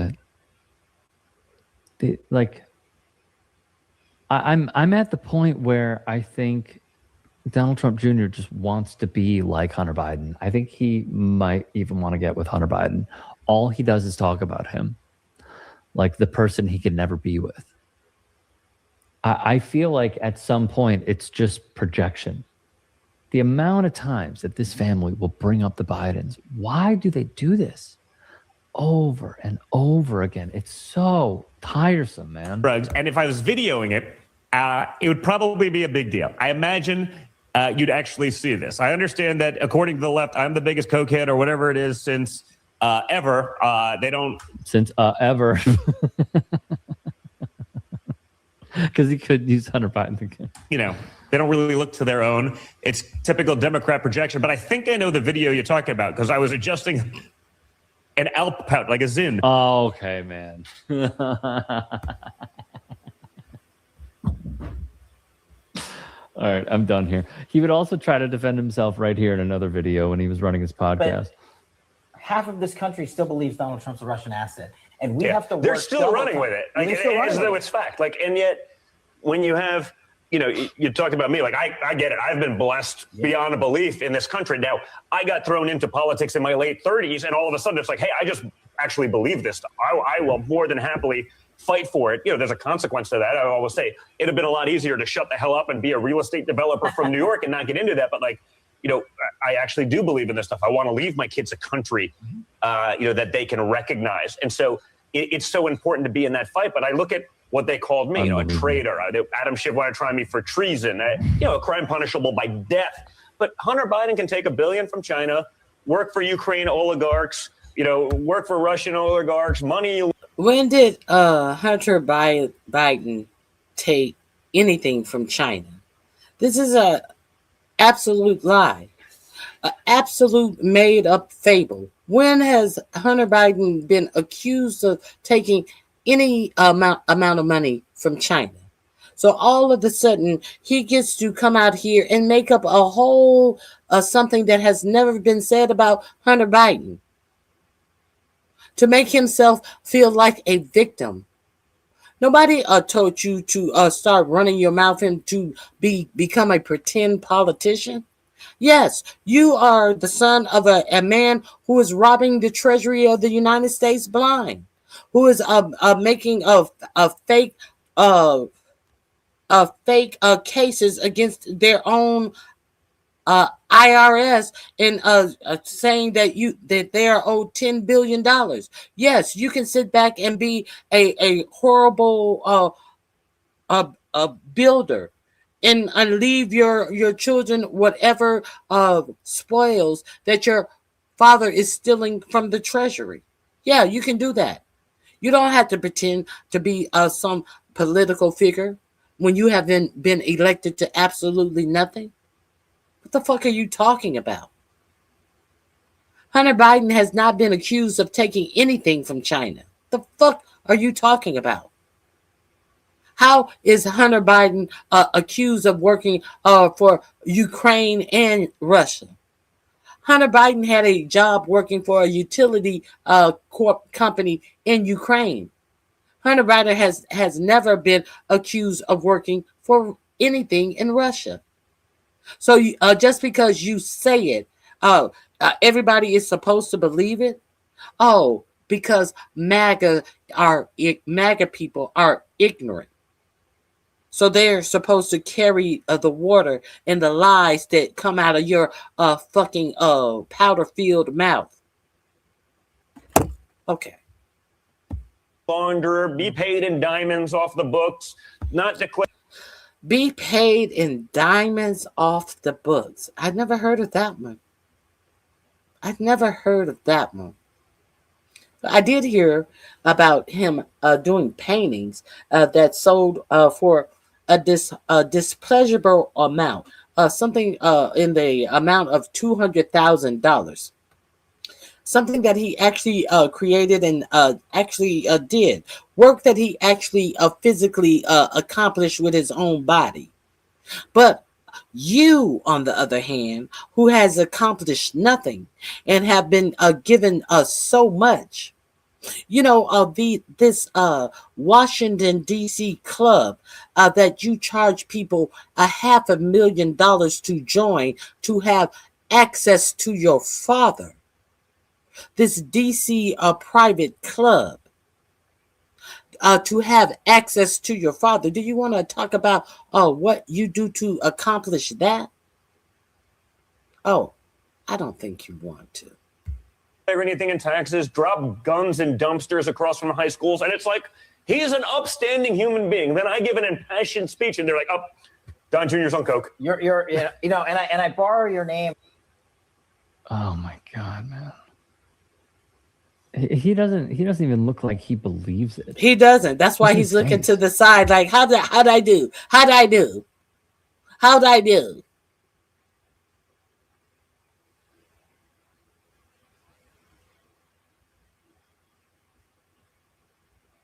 Looks like he's been punched in the face. Speaking of.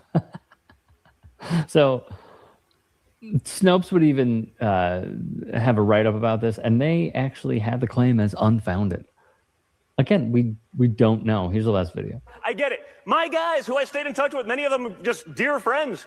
They're like, "Hey, dude, there's no way you would have gotten away with that." I go, "I know. Luckily, I don't snort cocaine. Like, it's not my thing." I think he's trying to do an impression of his dad. And in addition, it's hard to tell, like, is he just a terrible public speaker or is he actually on drugs? Thoughts in the comment section below. If you can and are willing, please become a paid member here at TYT Sports. And or go to tyt.com/join. In addition, you can follow me on Twitter, Instagram, and TikTok. Appreciate it. Have a great day. I think he's just a terrible human being, in my opinion. That's just my opinion. Let's see what MAGA's mythical white America is. There is something about the celebration of the 250th anniversary of the nation that has these haunting echoes. The world doesn't trust us. It's not Trump. The American people put him in office twice. Are the racists and the white supremacists of today the same as those who fought to instill racism back then? J.D. Vance on July 5th, 2025, invoked blood and soil as the basis of American identity. I think Joe Biden is an avatar for the baby boomers. They wouldn't get out of the way. You're right. In its 250th year, America, USA, is in deep trouble, and I cannot say with certainty that the country will survive. What do you mean by that?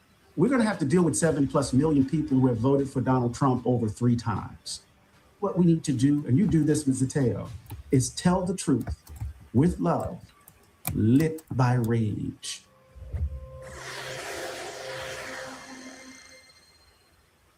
If you live in the US, you may be conflicted about celebrating its semi-quincentennial anniversary. That's 250 years.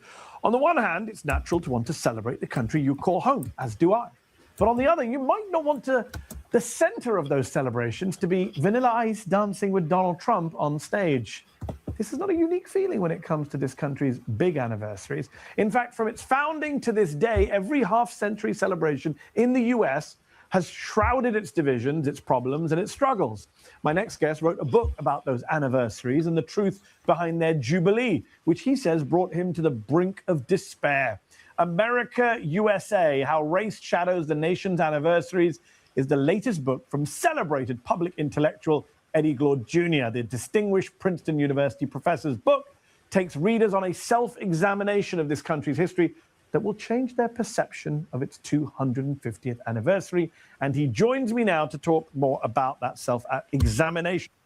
Now, I am not going to play all of this. If you're not a subscriber to Mehdi Hassan Zateo, I really hope that you go over there and join his channel. Very thought-provoking commentary.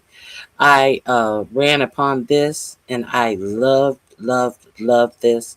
I just want to highlight a little of what was said on this.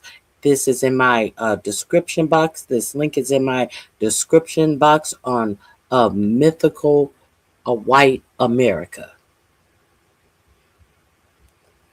Let's get into it.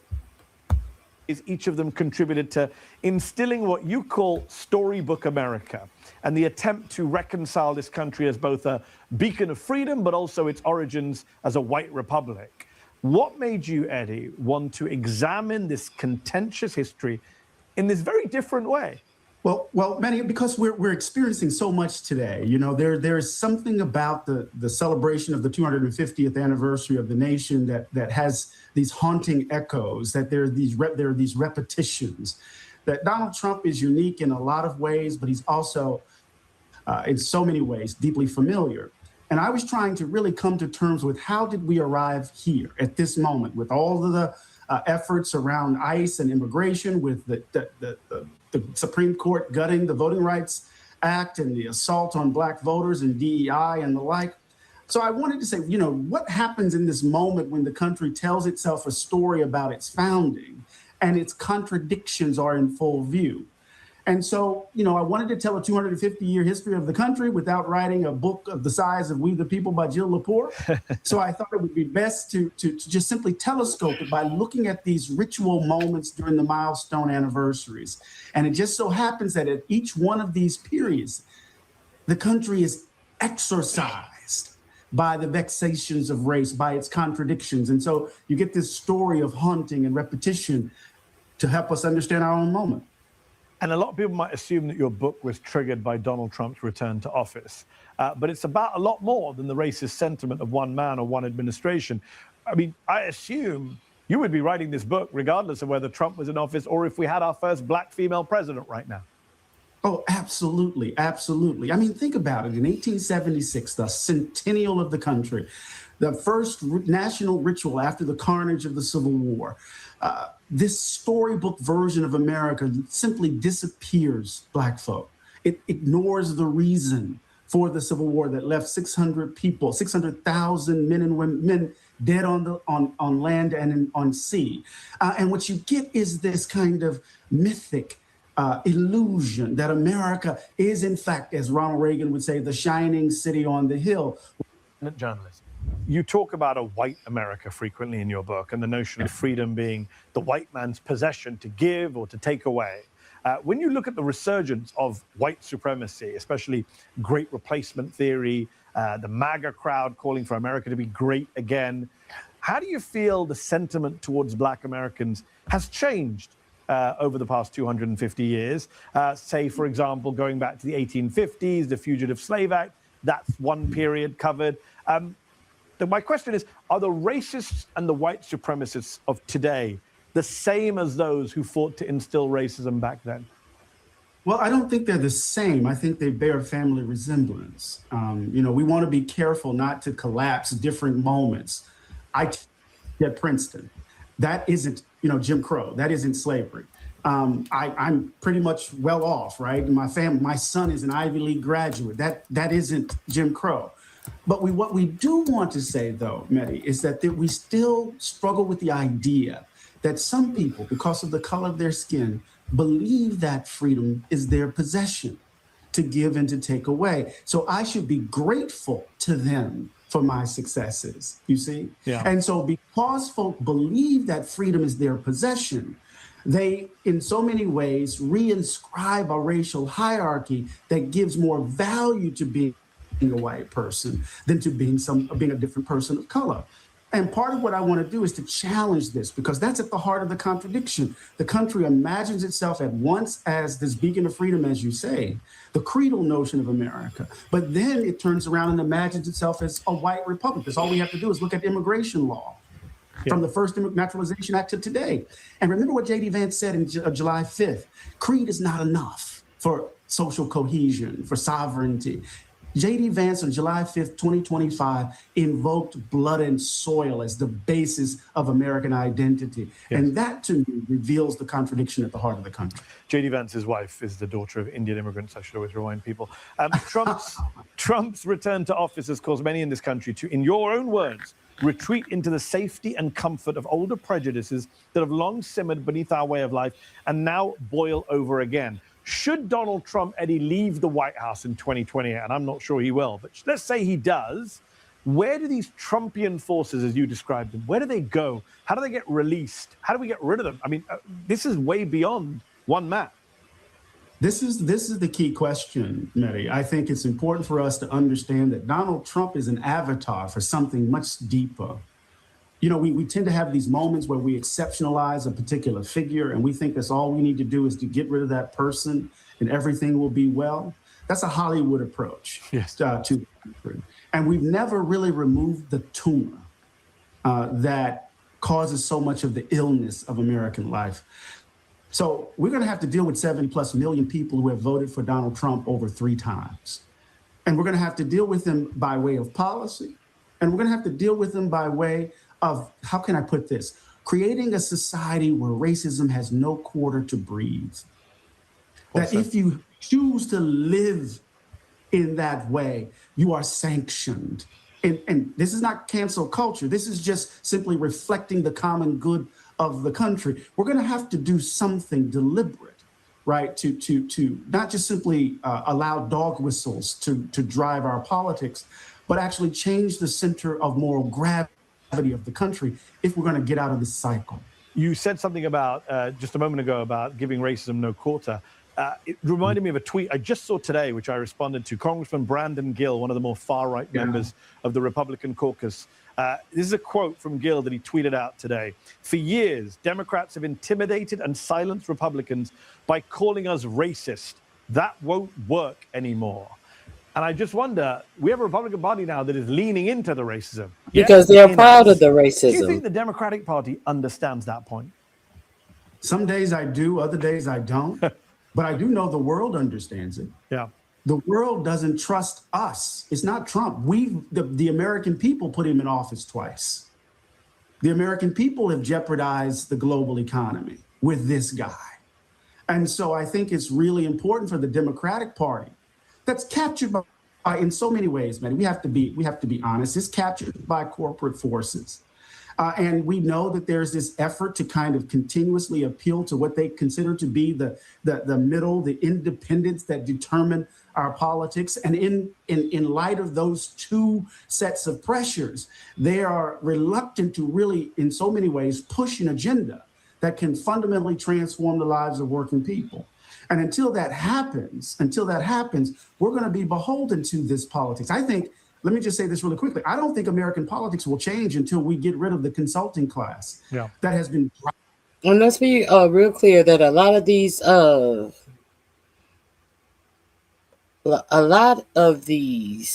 billionaire class are, 3 of them are South Africans who grew up in apartheid South Africa.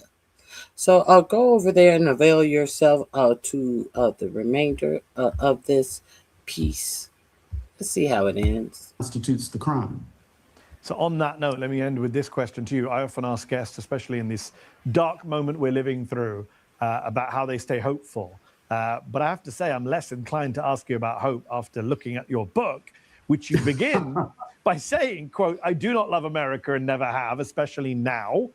And then later in the book, you write, in its 250th year, America, USA, is in deep trouble, and I cannot say with certainty that the country will survive. What do you mean by that? I cannot say with certainty that this country will survive either. I cannot say with any certainty that this country will survive. Because they are tearing up every norm in this country to the point where your Supreme Court is trying to actually say that they don't that they are questioning if the founders of and the writers of the Constitution were sober when they wrote the Constitution. These hacks that are in the Supreme Court now are questioning the mindset of the founding fathers. These people who actually gave free reign to a person like Donald Trump is are questioning the mindset of the founding fathers who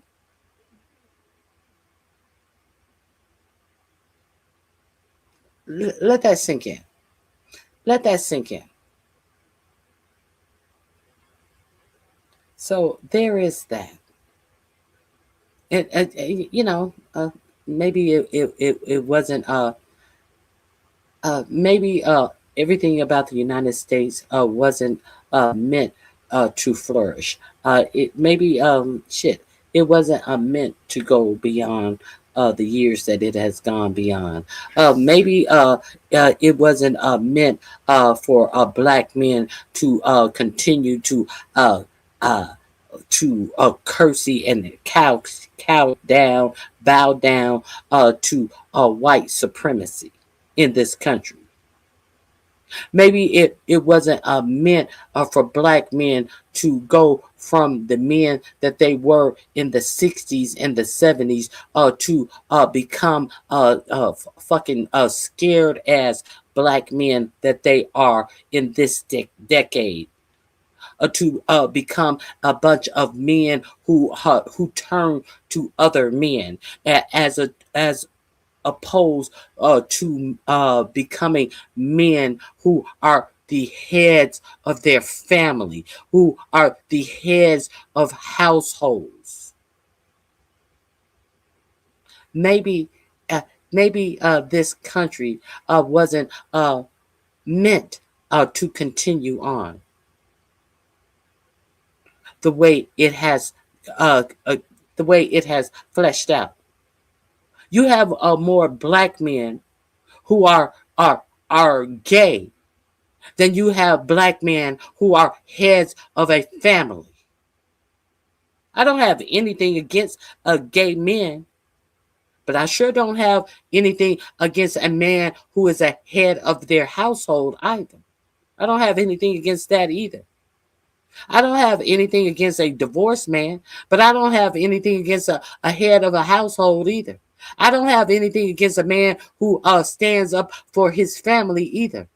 I don't have anything against a man who don't sit up here and spouts the language that why Trump would have been a better person than the candidate that didn't speak about Donald Trump being the better candidate in the 2024 election. I have a lot of thing against a self-hating Negro. So this is where we stand in 2028. Where are we going to be in 2030? With these black men running around gossiping like bitches, like little hoes. Where do you see the black man kowtowing under skirts like little bitches, having nothing to say, laying low like little bitches? You see them nowhere. Being little hoes, being stupid. That's where you see them. Talking dumb shit, being dumb motherfuckers. Maybe it's time to break this country up.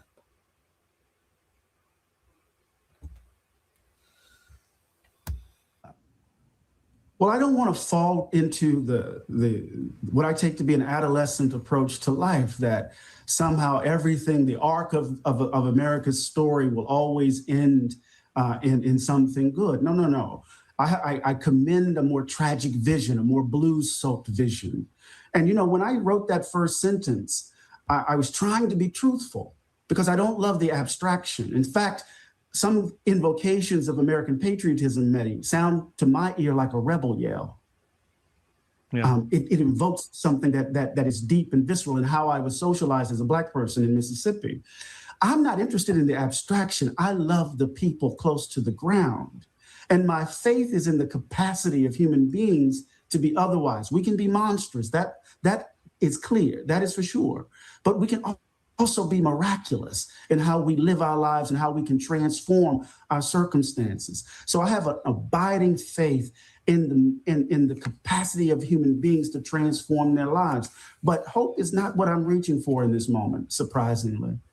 I think one of my students at the end of my Baldwin seminar taught me well. She said, maybe it's not hope. Maybe what we need to do, and you do this with Zateo, is tell the truth with love, lit by rage, which means we must bear witness and bring light to our moment so that we can be the miracles that we can be. Well said. You have some smart students. Eddie Glaude Jr., author of the book America, USA, How Race Shadows the Nation's Anniversaries. Thank you so much for your time. It's time to tell the truth with rage. And the men in our society are underwhelming and not being the men that they need to be.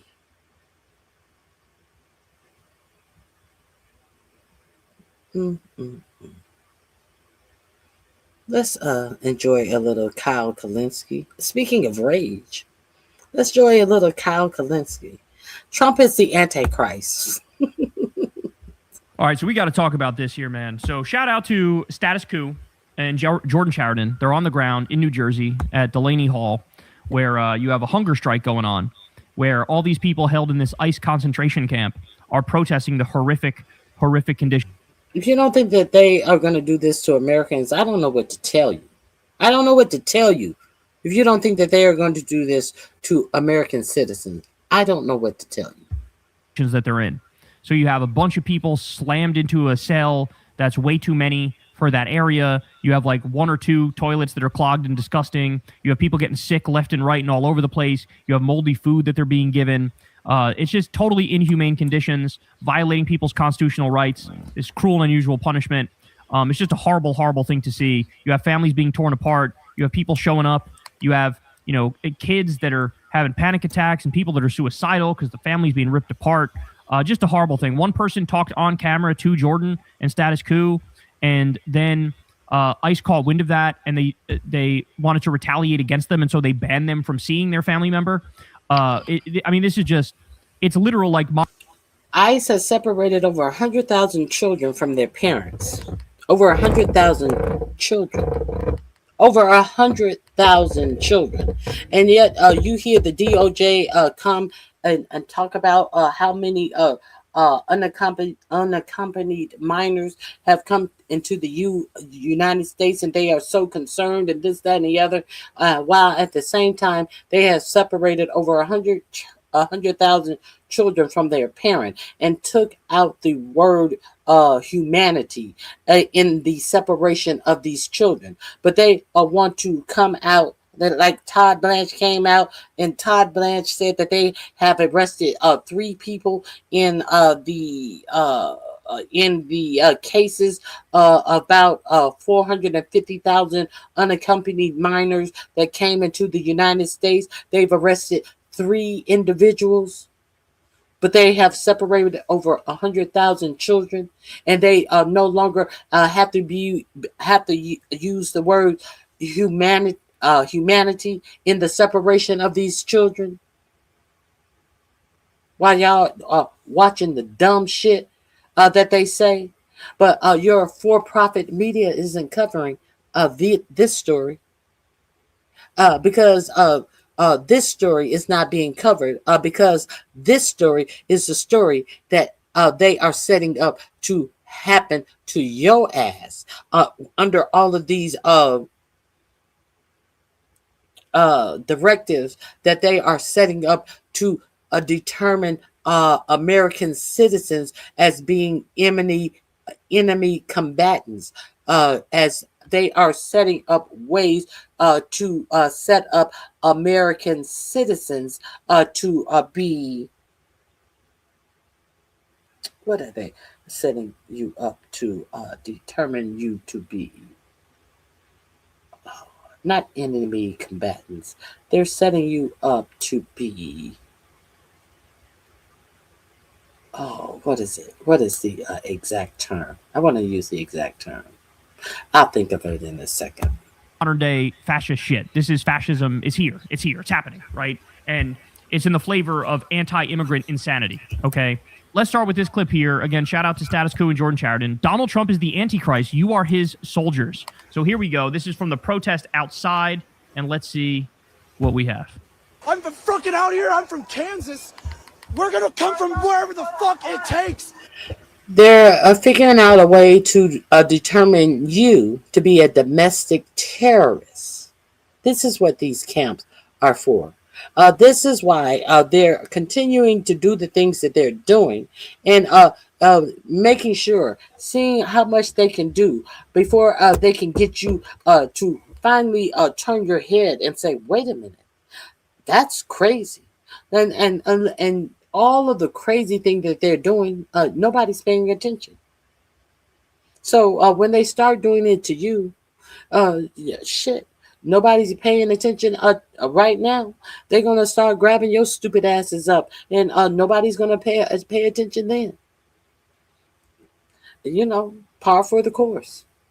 You know, business as usual. My full name is Robert Cody Billings, and I'm not afraid of any of you. Donald Trump is the Antichrist, and you are his soldiers, you fucking losers. What if they kidnap your kids? What if they kidnap your mom? What if they kidnap you? That's a great question. What if they kidnap your kids? What if they kidnap your mom? What if they kidnap you? Well, they don't think about it like that because it's not happening to them, so they don't care. Look at this. Bombshell. Report reveals ICE has separated over 100,000 children from their families. 100,000. So this is a ProPublica article.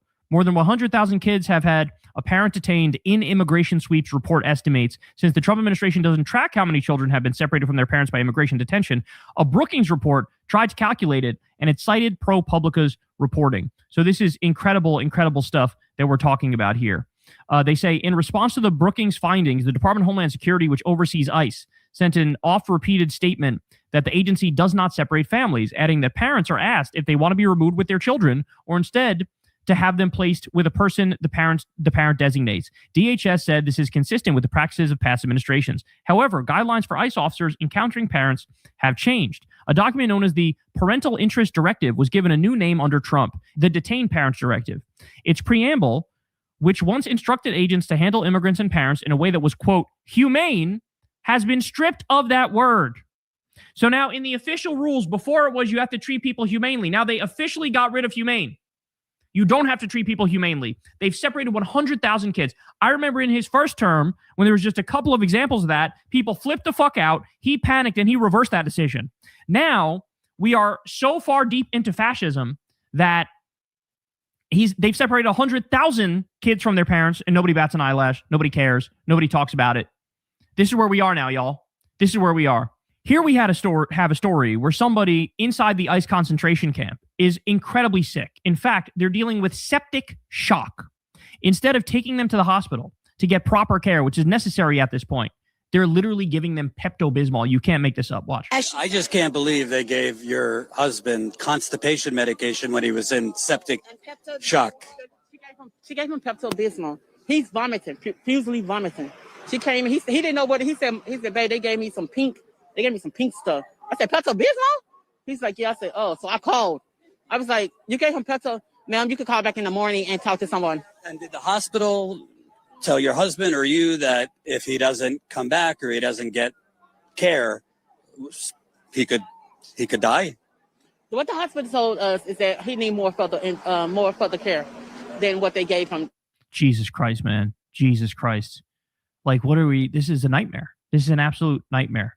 Okay, here we have another protester, family member of somebody inside the concentration camp, outside of it, screaming at the ICE agents. Here we go. You should be ashamed of the job that you guys have. Yeah. Shame on you, my brother. Shame on you for the job that you picked. Convict them with their Glock. Shame on you. Shame on you for the job that you picked. 90 rounds. There's plenty of jobs out here, and this is the job that you picked. Convict them with their You're supposed to be our brothers and sisters of color. Apart. Of color. You're of color. With their body armor and their and this is the job that you picked. Shame on you. Shame on you. By the way, we covered the other day, again, shout out to Status Quo and Jordan Sheridan. They got the video. It was a protester outside who got shoved into an oncoming truck by an ICE Gestapo thug, and their leg got caught under the wheel and their leg got broken. Their leg was broken. All because an ICE thug shoved them into the way of an oncoming car. Now, by the way, I didn't see that anywhere else. It was here. It was Jordan Sheridan. It was Midas Touch, who works with Jordan Sheridan a lot and Status Quo a lot. But no, he didn't. They didn't shove him into an oncoming car.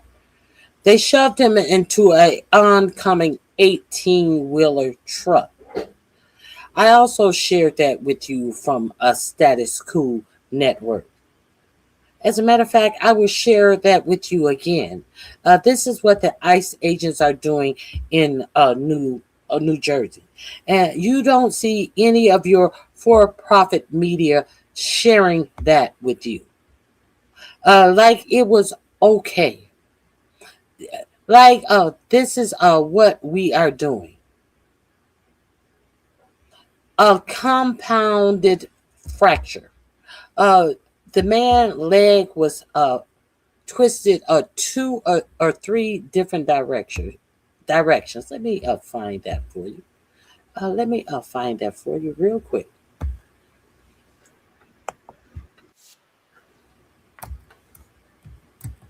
Let me find that for you real quick.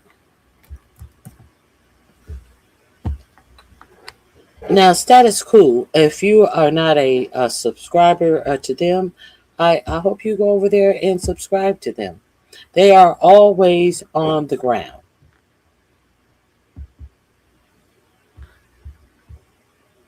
Let me find this video real quick.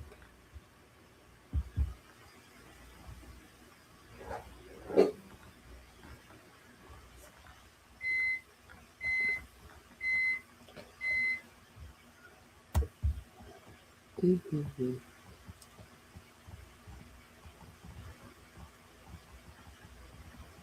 Day 13, live at Delaney Hall. Let me see. Let me see. Live from Delaney Hall. Let me see. Hold on.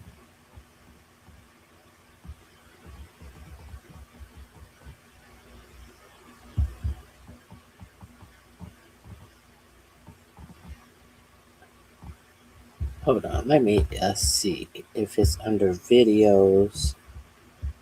Maybe it's under videos and not under live.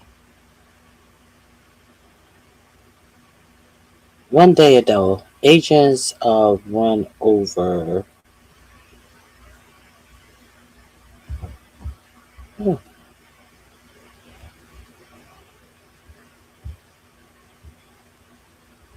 Oh, Jesus.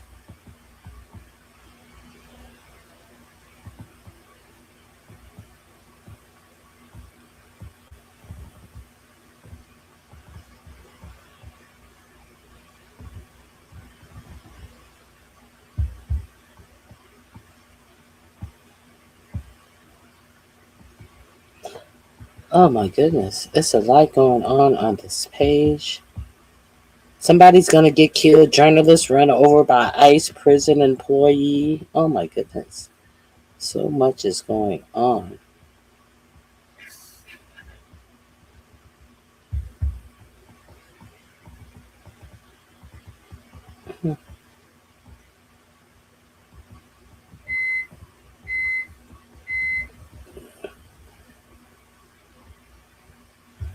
Let me see if I can find it. Here we go.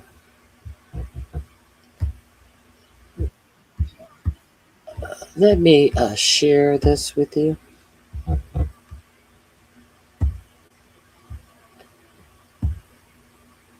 Here we go. I'm gonna put this link in my description box as well.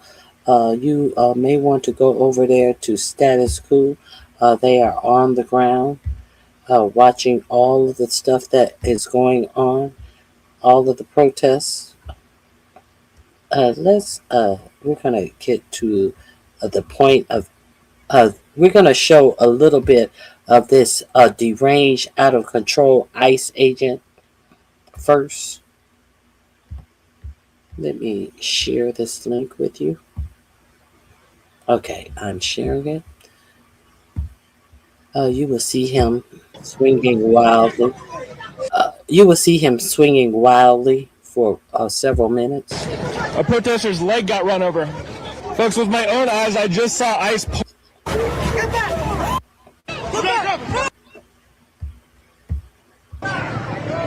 Started waving his baton at the protesters.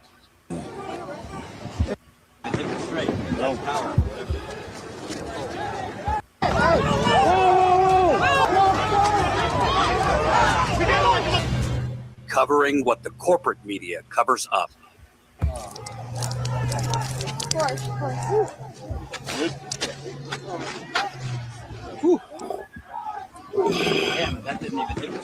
Now, they say that it is reported that Proud Boys are among the ICE officers.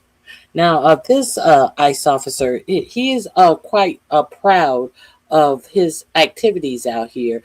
To the point that he is wearing a lot of these ICE officers are wearing face masks. No, he's proud. He wears no face covering, and he stands there and he looks like, yeah, I did this. Yes, this is my handiwork.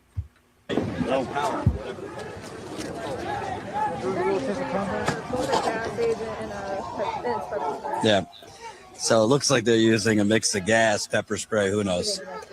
And you see he's looking. See, he's looking to swing. He's swinging. Why? Why is he swinging? What order is he giving that is not being followed? What orders is not being followed? No, he just wants to hurt someone. John is even his own people are pulling him back as he continues to move forward, just to swing at and hurt people. Do you see this?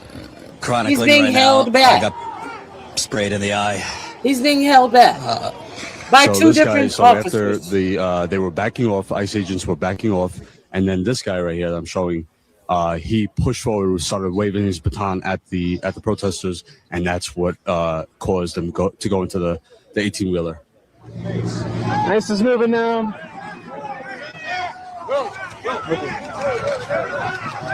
While truck is going by. Straight.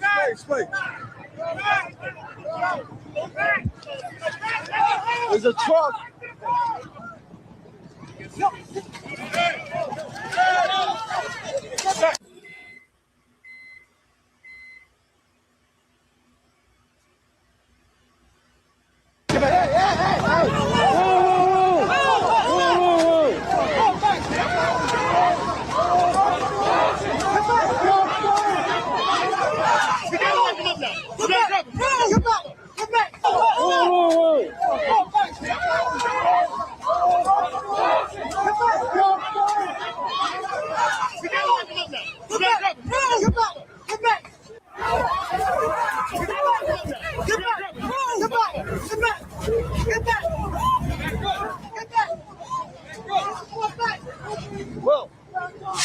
I'm with you.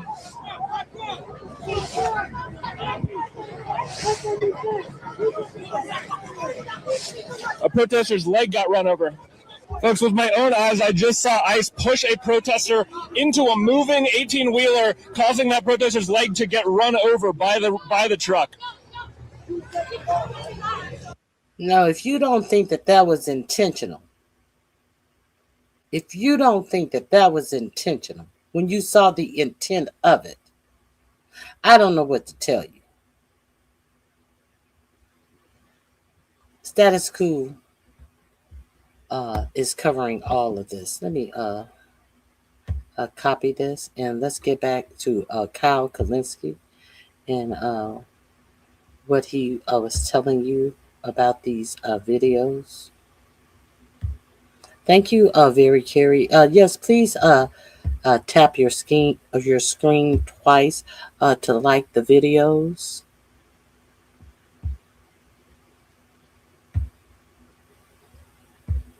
I didn't see this on any other news outlets. And I'm going, I don't know. I think it's kind of a big deal if a thuggish agent of the state shoves you into an oncoming truck and your leg gets a compound fracture as a fucking result of it. Right?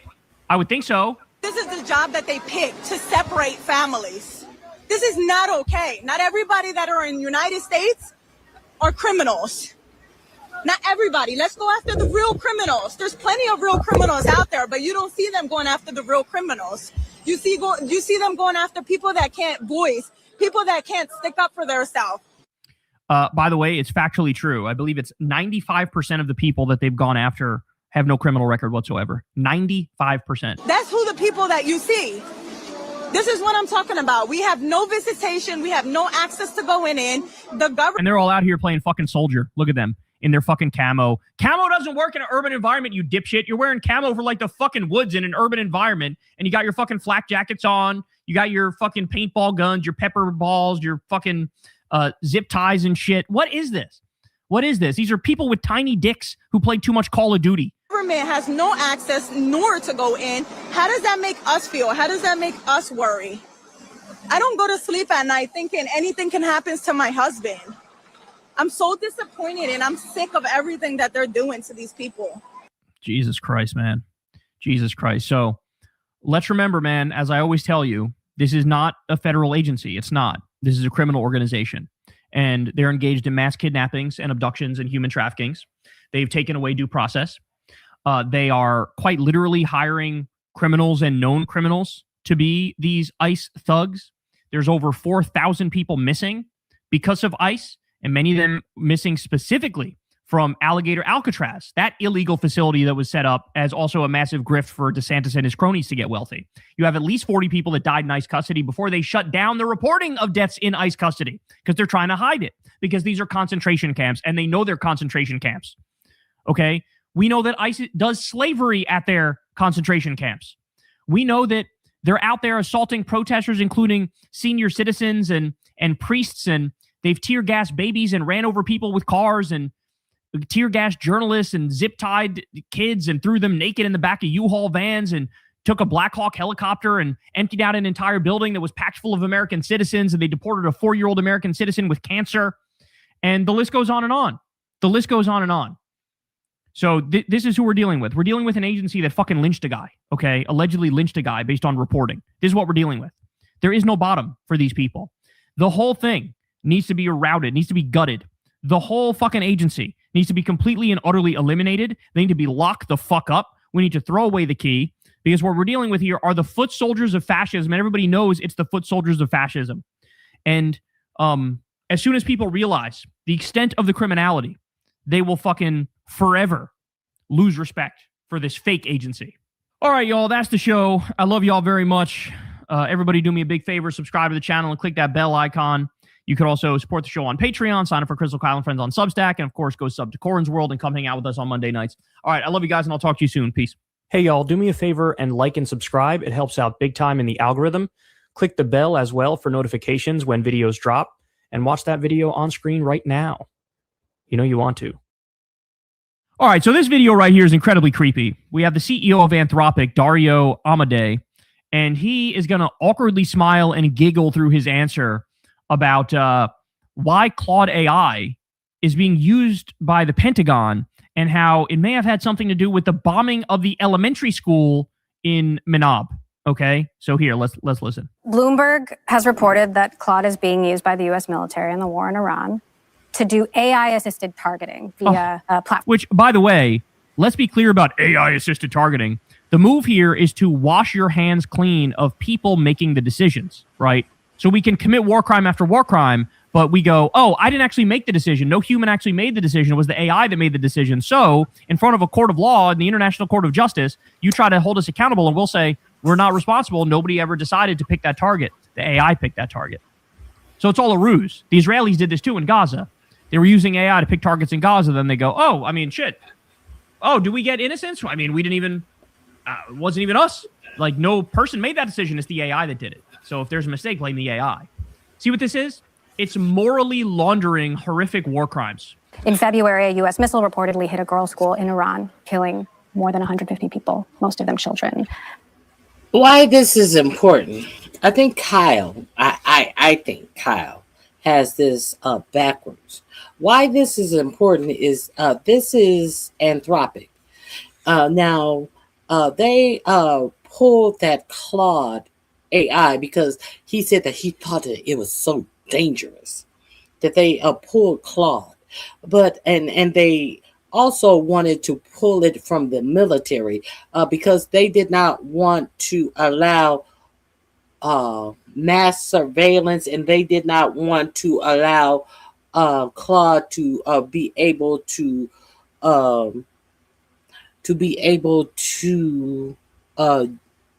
do an anonymous killing. And Pete Kegbreath said, well, no, if we're using your AI, we should be able to do whatever we want to do with it. So that's why, for some reason, I think that he has it backwards. So, but this CEO is saying that now they're saying that they use Claude in this killing of these 168 schoolgirls in Manab. But what the CEO is saying is, no, you just cannot put this on my AI. You're going to have to say who approved this, because AI just cannot do it alone, because my AI has to have approval.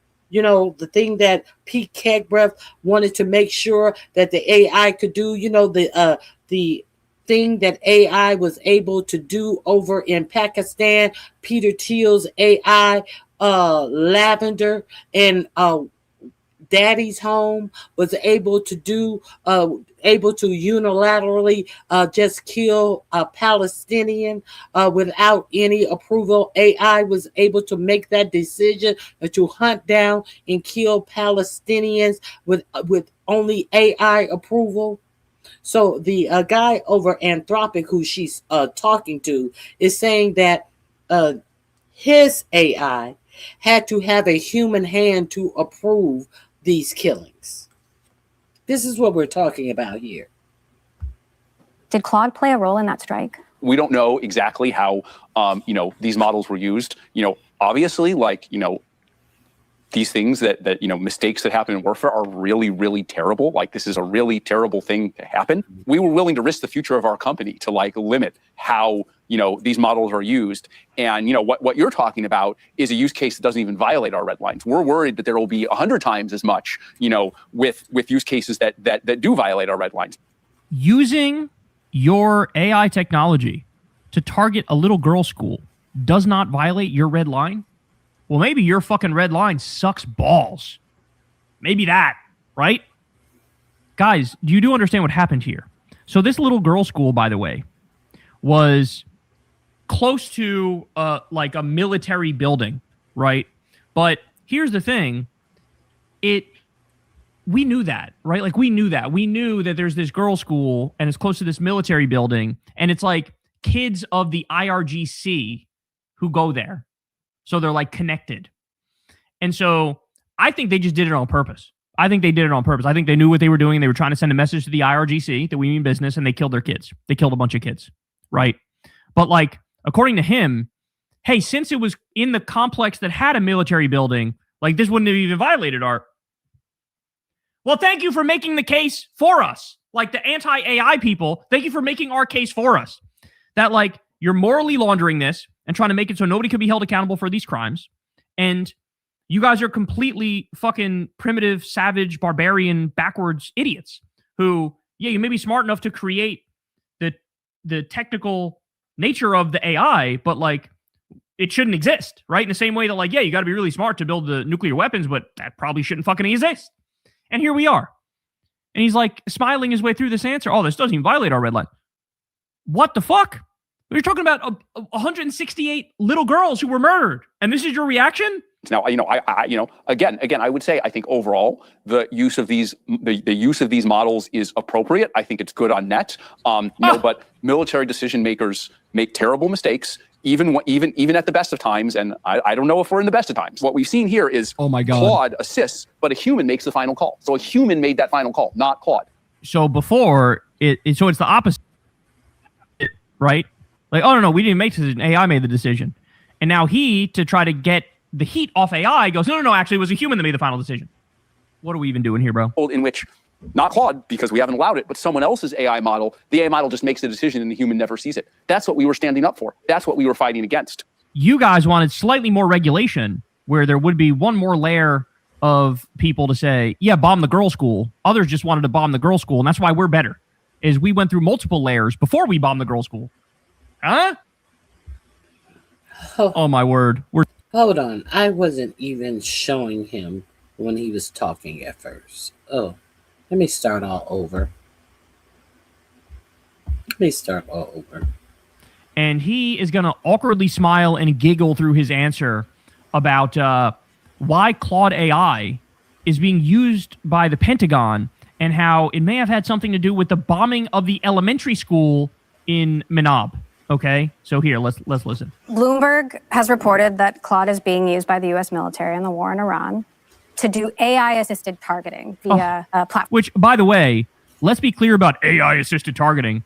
The move here is to wash your hands clean of people making the decisions, right? So we can commit war crime after war crime, but we go, oh, I didn't actually make the decision. No human actually made the decision. It was the AI that made the decision. So in front of a court of law, in the International Court of Justice, you try to hold us accountable and we'll say, we're not responsible. Nobody ever decided to pick that target. The AI picked that target. So it's all a ruse. The Israelis did this too in Gaza.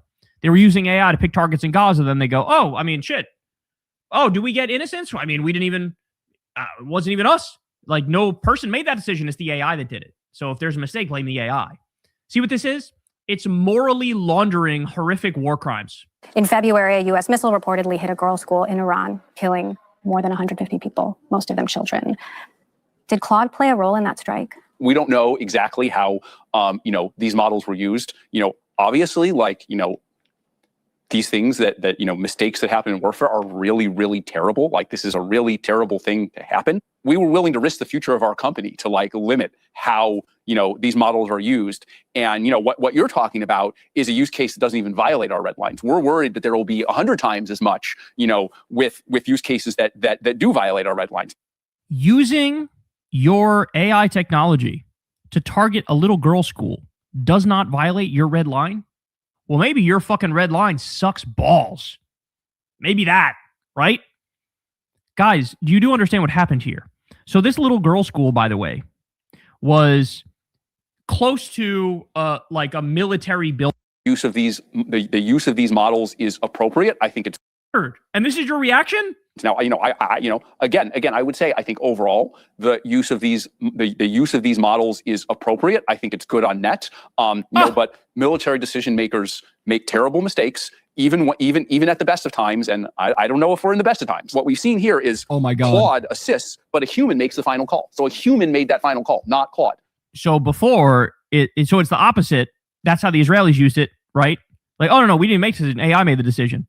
And now to try to get the heat off AI goes, no, actually it was a human that made the final decision. What are we even doing here, bro? In which, not Claude, because we haven't allowed it.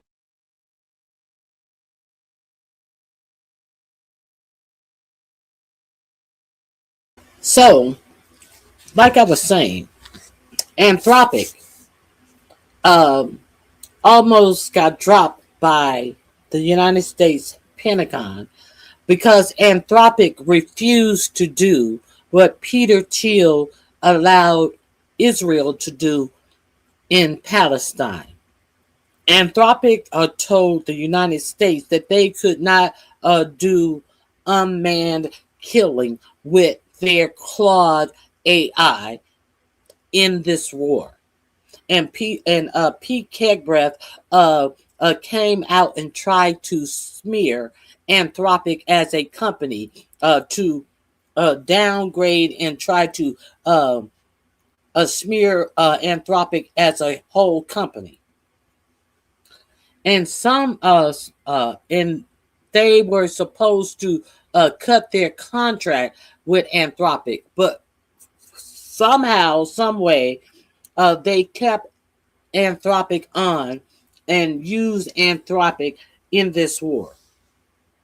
However, they could not use Anthropic unilaterally to make decisions to kill people. That's what Pete Kegbreath wanted to do. Over in Israel, their AI, Peter Thiel's AI, they were allowed to do that. And when Peter Thiel was asked about that, I showed you Peter Thiel said, well, he deferred to Israel, and whatever Israel wanted to do, Peter Thiel said he was fine. And, whatever Israel decided to do, Peter Thiel was fine with it. When they were asking about what Lavender was doing over in Palestine. And Lavender was making all of the decision. Lavender is Peter Thiel's AI machine that was being used by Israel. So there is a difference. There is a difference.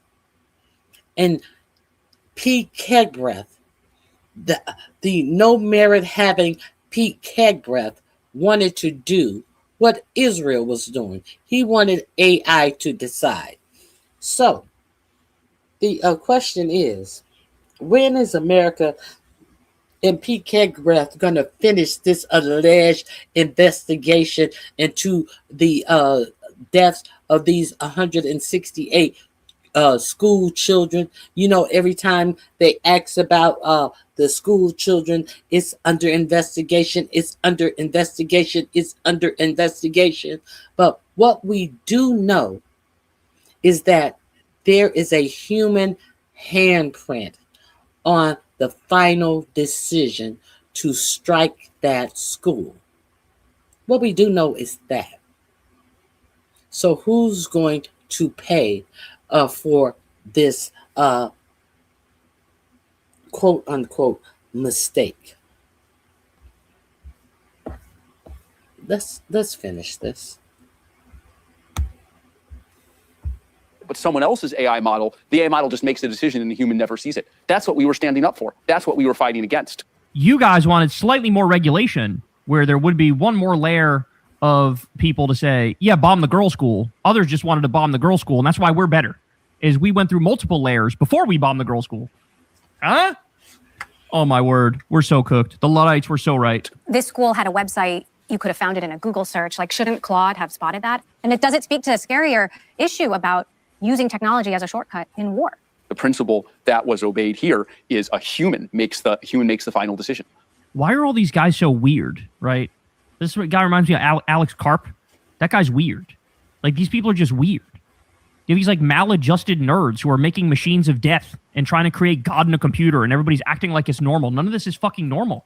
Who gave these people this immense power? These shouldn't have this fucking immense power. I don't know what role Claude or any other AI had, but, like, if this isn't an illustration why that principle is so important, I don't know what is. Is AI warfare more likely to stop World War III, a war between the U.S. and China, or is it more likely to make it happen? I would say on balance, it is more likely to stop it. But if we have no limits on how it's used, then I think, it could be more likely to cause it.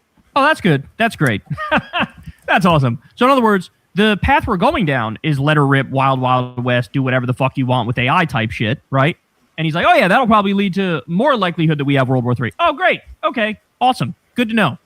Good to know that we're making machines of death that will lead to more death and lead to more destruction. Good to know we're creating God in a computer and have no idea what the fucking implications of that are. Good to know. Good to know we're trying to replace humans, and these fucking demons, these AI tech demons, will say out loud we're trying to replace all human labor. And then also at the same time, we're cutting government services. So you can't get help from the government, you can't get a job, and you're just, what, supposed to die? Huh? Is that what we want? I guess that is what we want. You've seen Dr. Strangelove, right? The premise of it was like, you have a doomsday device that automatically fires nuclear weapons when it thinks nuclear weapons are being fired at it. What could go wrong, right? I think the way conflicts happen is that, the two sides jump at each other. They misunderstand each other. And when we don't have proper oversight of this technology, I think those kinds of accidents are more likely to happen. Jesus Christ. Okay, so Yanis Varoufakis says, there you have it. Anthropic CEO said it. The murder of more than 100 schoolgirls in Manab targeted by Anthropic's Claude is a use case that doesn't even violate our red lines. Time to rise up against these techno-feudal war criminals. I think that's exactly right, man. I think that's exactly right. And I don't think we know the fire that we're fucking playing with and what this could lead to. And it's just crazy to me to watch, like, the dumbest people, sort of make us take the shortcut to hell on earth. And that's what we're doing. Just like all these speeches at these graduations, the commencement addresses, where you got some boomer who's already, made a tremendous amount of money in their life and they're safe and secure. And they're up there going, AI is the future and AI is going to take everybody's jobs. And everybody goes, boo, boo. And they're like, why are you booing, bro? Why are you booing? Oh, I don't know. Maybe because you told people they're fucking useless and nothing's going to come of their lives. And you're creating God in a computer all because you're a fucking selfish boomer and you think it'll help you get a delivery to your house 7 minutes faster. Fuck you guys. Jesus Christ, man. What are we talking about here? Oh, my goodness. So there you have it. I've yet to see one of these, and this is supposed to be the more ethical of the AI companies. I've yet to see one of these companies that doesn't scare the ever-living shit out of me. Okay. So what does Peter Thiel say about lavender that was used over in Israel? Let's see what Peter Thiel has to say about lavender. Let me remind you about what he said about his AI, that they knew that could unilaterally decide to take the lives of people. Shall we? Let's, why don't we?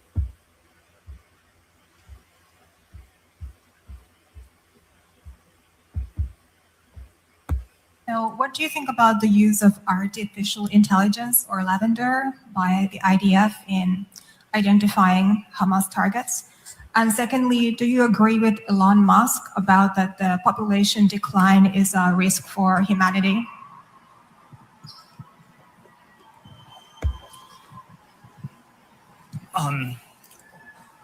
Look, I'm not, without going into all the I'm not on top of all the details of what's going on in Israel because my bias is to defer to Israel. It's not for us to second guess everything. And he's shocked. I can't believe you're asking me this question. I never thought no one would ask me this question. I thought that you would have some reverence to me because I'm a billionaire. And I never thought people would have the gall to ask me, a billionaire, this question when I'm creating technology that can decide to take the lives of people based upon no human input. I'm shocked. I thought that humans would have reverence towards me, knowing that I have created this technology. I have a bias. I defer to my clients, to the people who pay me. He's not going to even get on to. He don't give a fuck what Elon says about the population shrinking. Let's play this again. Let's go back a little bit again. The shock and awe of it all.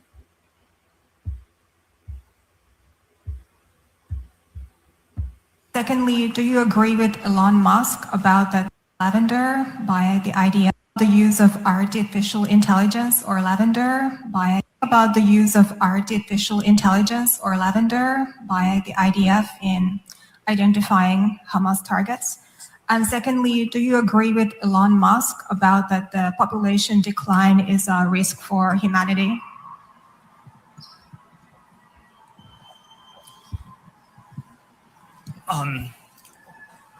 Look, I'm not, you know,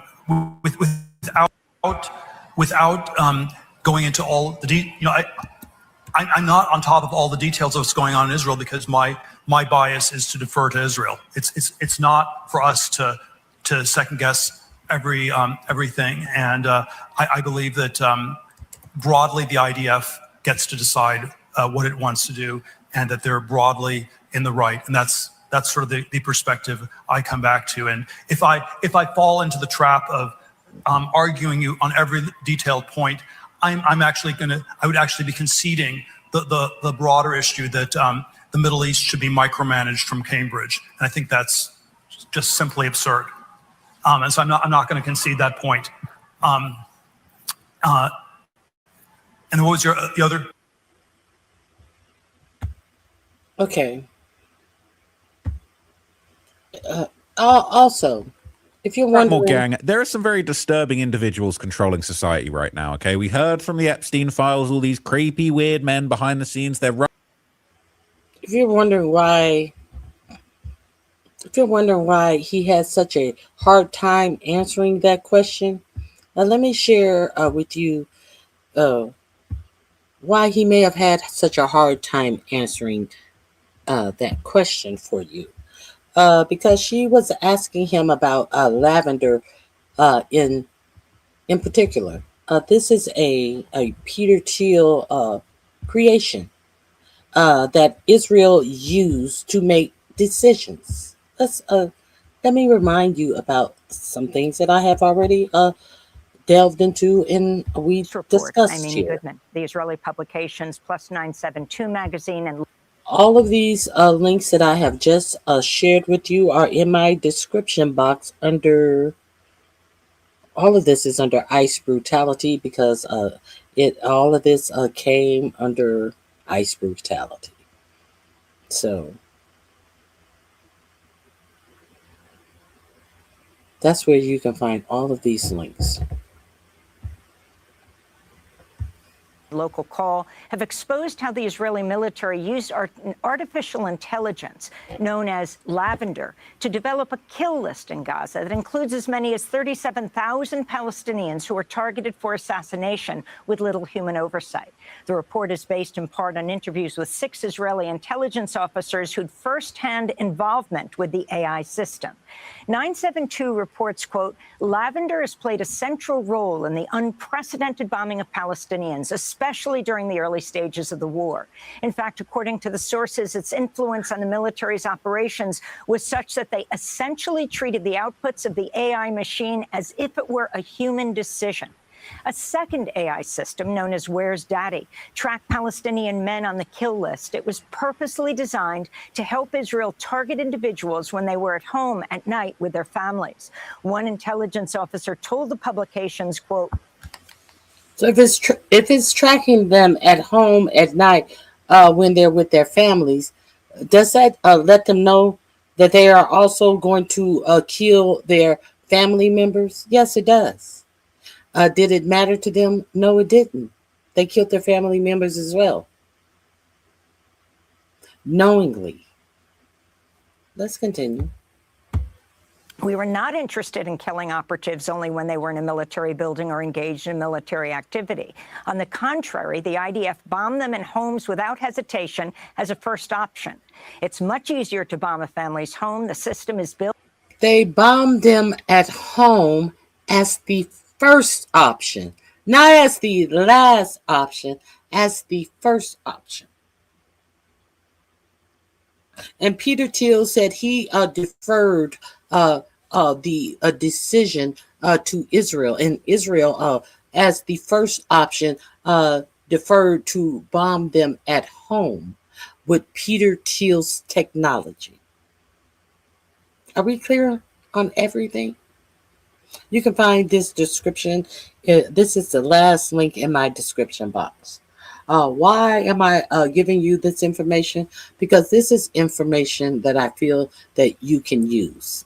This is who our America system is telling you that everything is going well in the United States, and that the stock market is going so well because AI stock is going so swimmingly. And this is the what is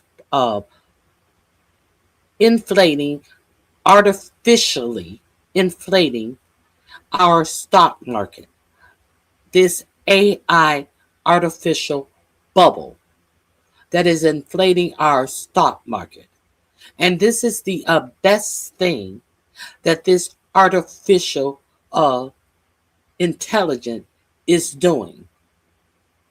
It is giving the military a list of people to remotely take the lives of and take jobs away from you and I. This is what they're telling you, how everything is going so well in the United States, as you see prices going up everywhere you go. These are the lies that they are feeding you, but they are not giving you the detailed information, as your black men are running around like bitches, gossiping and doxing and doing dumb shit, having stupid conversation, being ignorant. This is what's going on. So I hope you guys had a great week so far. This is the information that I wanted to give you. All of the links that I shared today are in my link box. Um, uh, let's hope that some of our black men can pull their dicks out of assholes and start being men who have some consciousness. Let's hope some of our black men can start being real men and give real information, and stop trying to act as if there are some elite motherfucker who have some great secrets that they can't share with other people, or that will devalue of their uniqueness. No, motherfucker, there's nothing unique about you. You're just an average motherfucker that is scared to say anything about yourself. You're an average motherfucker. If you're not scared to say that you take 12 inches of dick, what are you scared to say to help your own brother or sister? If you're not scared to say that you suck dick, what is it you're afraid to say to help your brother or sister? Are you fucking kidding me? Are you fucking kidding me? The people that some of you adore won't show you the direction of anything that will help you improve yourself. Go to the link in my on my pages that will show you some things that you need to sustain yourself. Some solar generators, some water purifying kits, some things to collect your water in, some plastic containers that you need to save your water so your water will not go bad. We are about to be reach and be into some bad times, my brothers and sisters. Don't believe the hype. Do not believe the hype. All of these highfalutin motherfuckers who are still begging from you. See it for what it is. What are they giving to you? Or are they just begging from you? Okay, I hope you guys have a great remainder of your day, of your week. And I will possibly be here on Friday for sure. If there is some breaking news on tomorrow, I will be here. Let me see if there's some breaking news right now before I leave. Sometimes there's some breaking news before I leave. Let me see if there is some breaking news right now. Shall I? Hold on one second.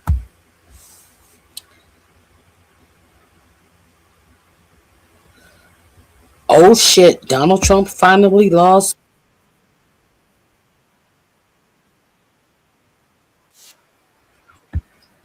Oh, Fox News is dragging Donald Trump. Let's see Fox News drag Donald Trump, shall we?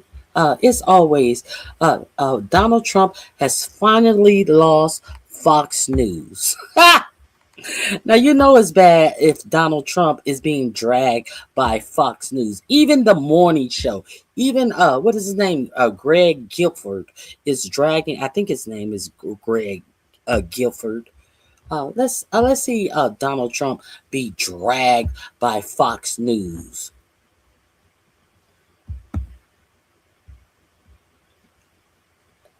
Shall we all have a little kiki? Oh shit!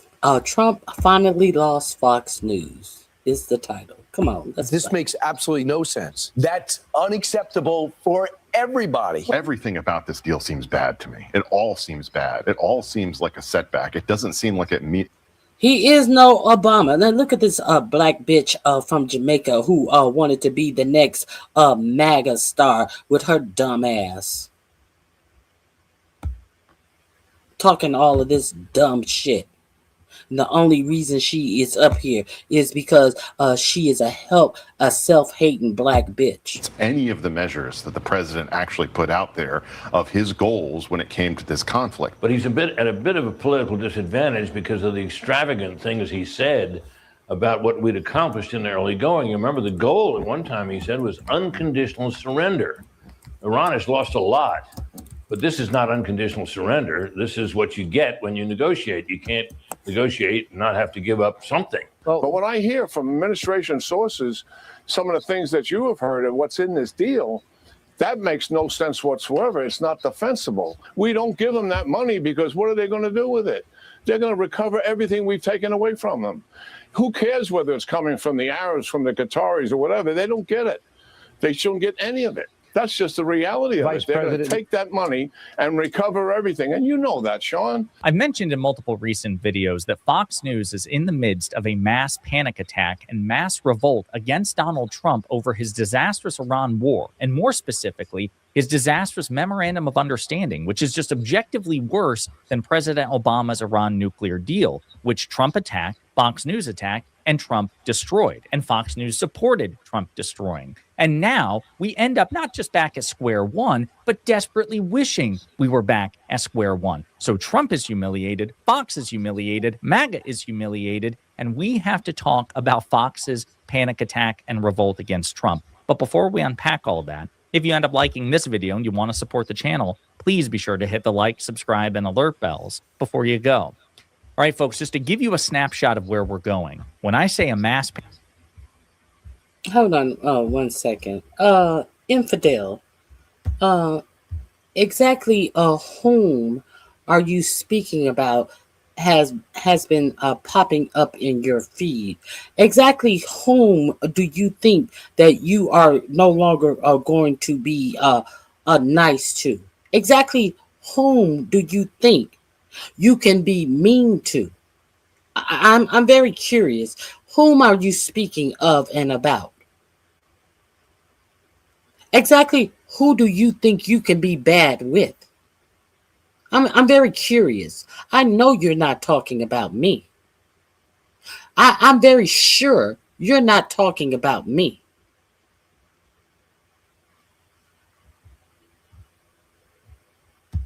So fuck out of here. Let's continue. Panic attack and mass revolt, I mean it. For example, as Mediaite reports, quote, this makes absolutely no sense. Fox's Brian Kilmeade torches Trump's Iran deal. Earlier in the deal, Fox's Brian Kilmeade calls out, quote, very vague and concerning Iran deal, lays it squarely at J.D. Vance's feet. Quote, this is his deal.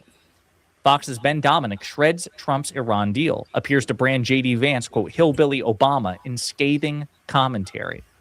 Quote, most transparent administration in history. Fox's Dana Perino calls out Trump White House for keeping Iran deal. Oh, so it's J.D. Vance's fault. Now, remember all during this deals and these negotiations, I was asking who is negotiating this deal? That was always my question. Who is doing these negotiations? As J.D. Vance was always somewhere. Marco Rubio was always somewhere else. The Builder Boys were always somewhere else. I was always asking you, who is doing these negotiations, and with whom are they negotiating with?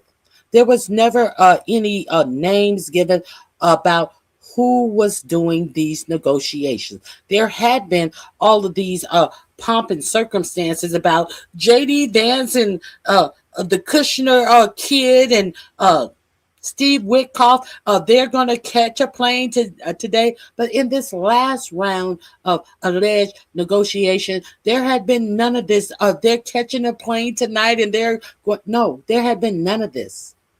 So now they're trying to say that they're putting it on the heels of J.D. Vance. Well, how come there wasn't any announcement and proclamations of J.D. Vance is on his way to such place to have negotiations? Are you fucking kidding me?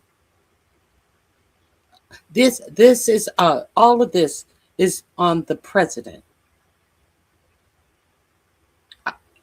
If you guys have been a member of this page, you have heard me ask this a number of times in this last round of negotiation, because the thing that was obviously missing in this last round of negotiation was the names of who was in the negotiation seats.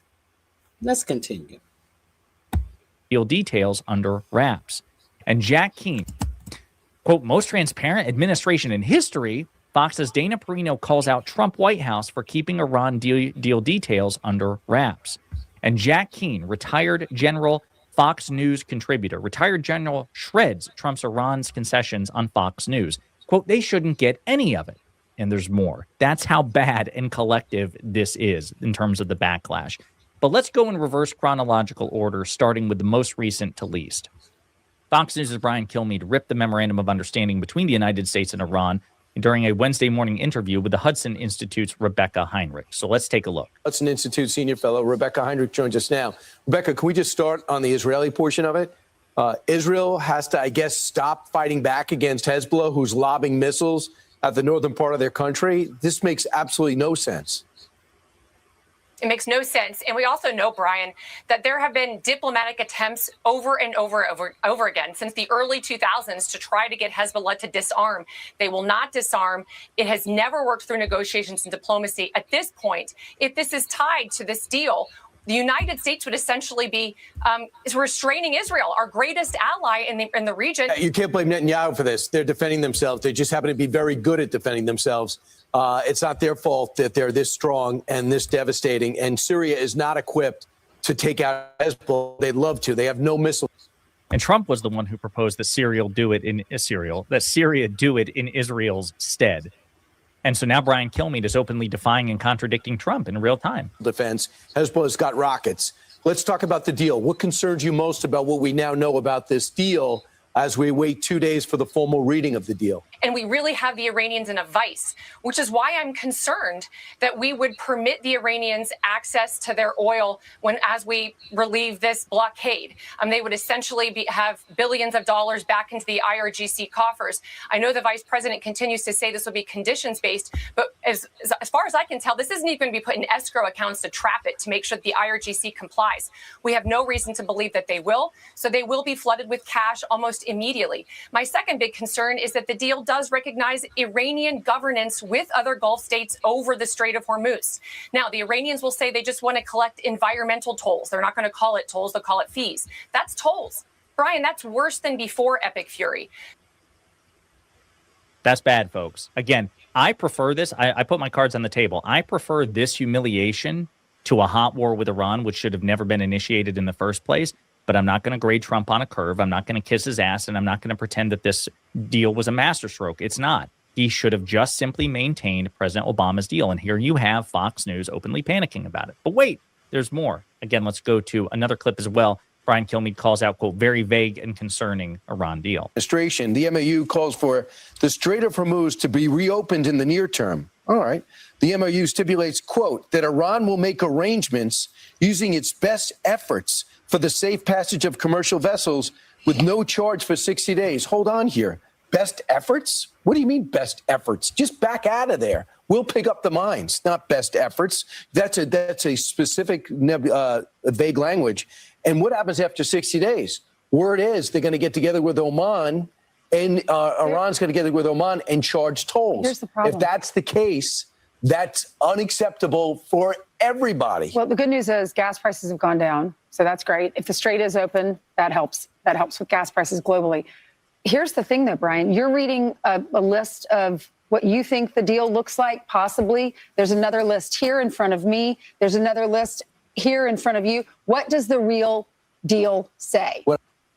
Trump hasn't released the official text of the deal. That's his fault. It's because he's embarrassed by it. It's because he doesn't want people to see it. He's desperately trying to spin it in advance. And again, I just want to remind you, you have Kilmeade trying to scapegoat J.D. Vance, and it seems to be the preferred tactics of the MAGA diehards. If they have to blame someone, they're going to throw J.D. Vance under the bus. More on that in a moment. They're worried about the fact that the deal allows Iran to immediately begin making substantial revenue based off their own oil exports, which was not the case before. This is, again, by MAGA's own lights, an absolute disaster. Speaking of scapegoating J.D. Vance, let's shift to a different Fox host, Ben Dominic. Ben Dominic is a Fox News contributor. He's not happy about this deal. A very much worse deal than President Barack Hussein Obama. The man who tried to pin a better deal than Obama. The man who never lived up to a black man. Who tore up the deal of a black man. Who tried to pretend like a black man had a poor deal, who referenced this black man's deal as being something subpar, who has wound up paying hundreds of billions of dollars more to this country in blood and treasures, only to have a far more subpar deal than this black man ever penned. Let that sink in, MAGA. MAGA, let that sink in. But rather than blame Trump, who's ultimately responsible, they try to scapegoat J.D. Vance because he's the face of this deal, the point man of this deal, even though Trump is ultimately the absolute authority as far as the Trump administration is concerned about whether or not the deal goes through. I mean, Ben, it's not just Democrats. I mean, Mark Levin, others saying, here's an idea. If you want people to stop speculating about the MOU release the MOU.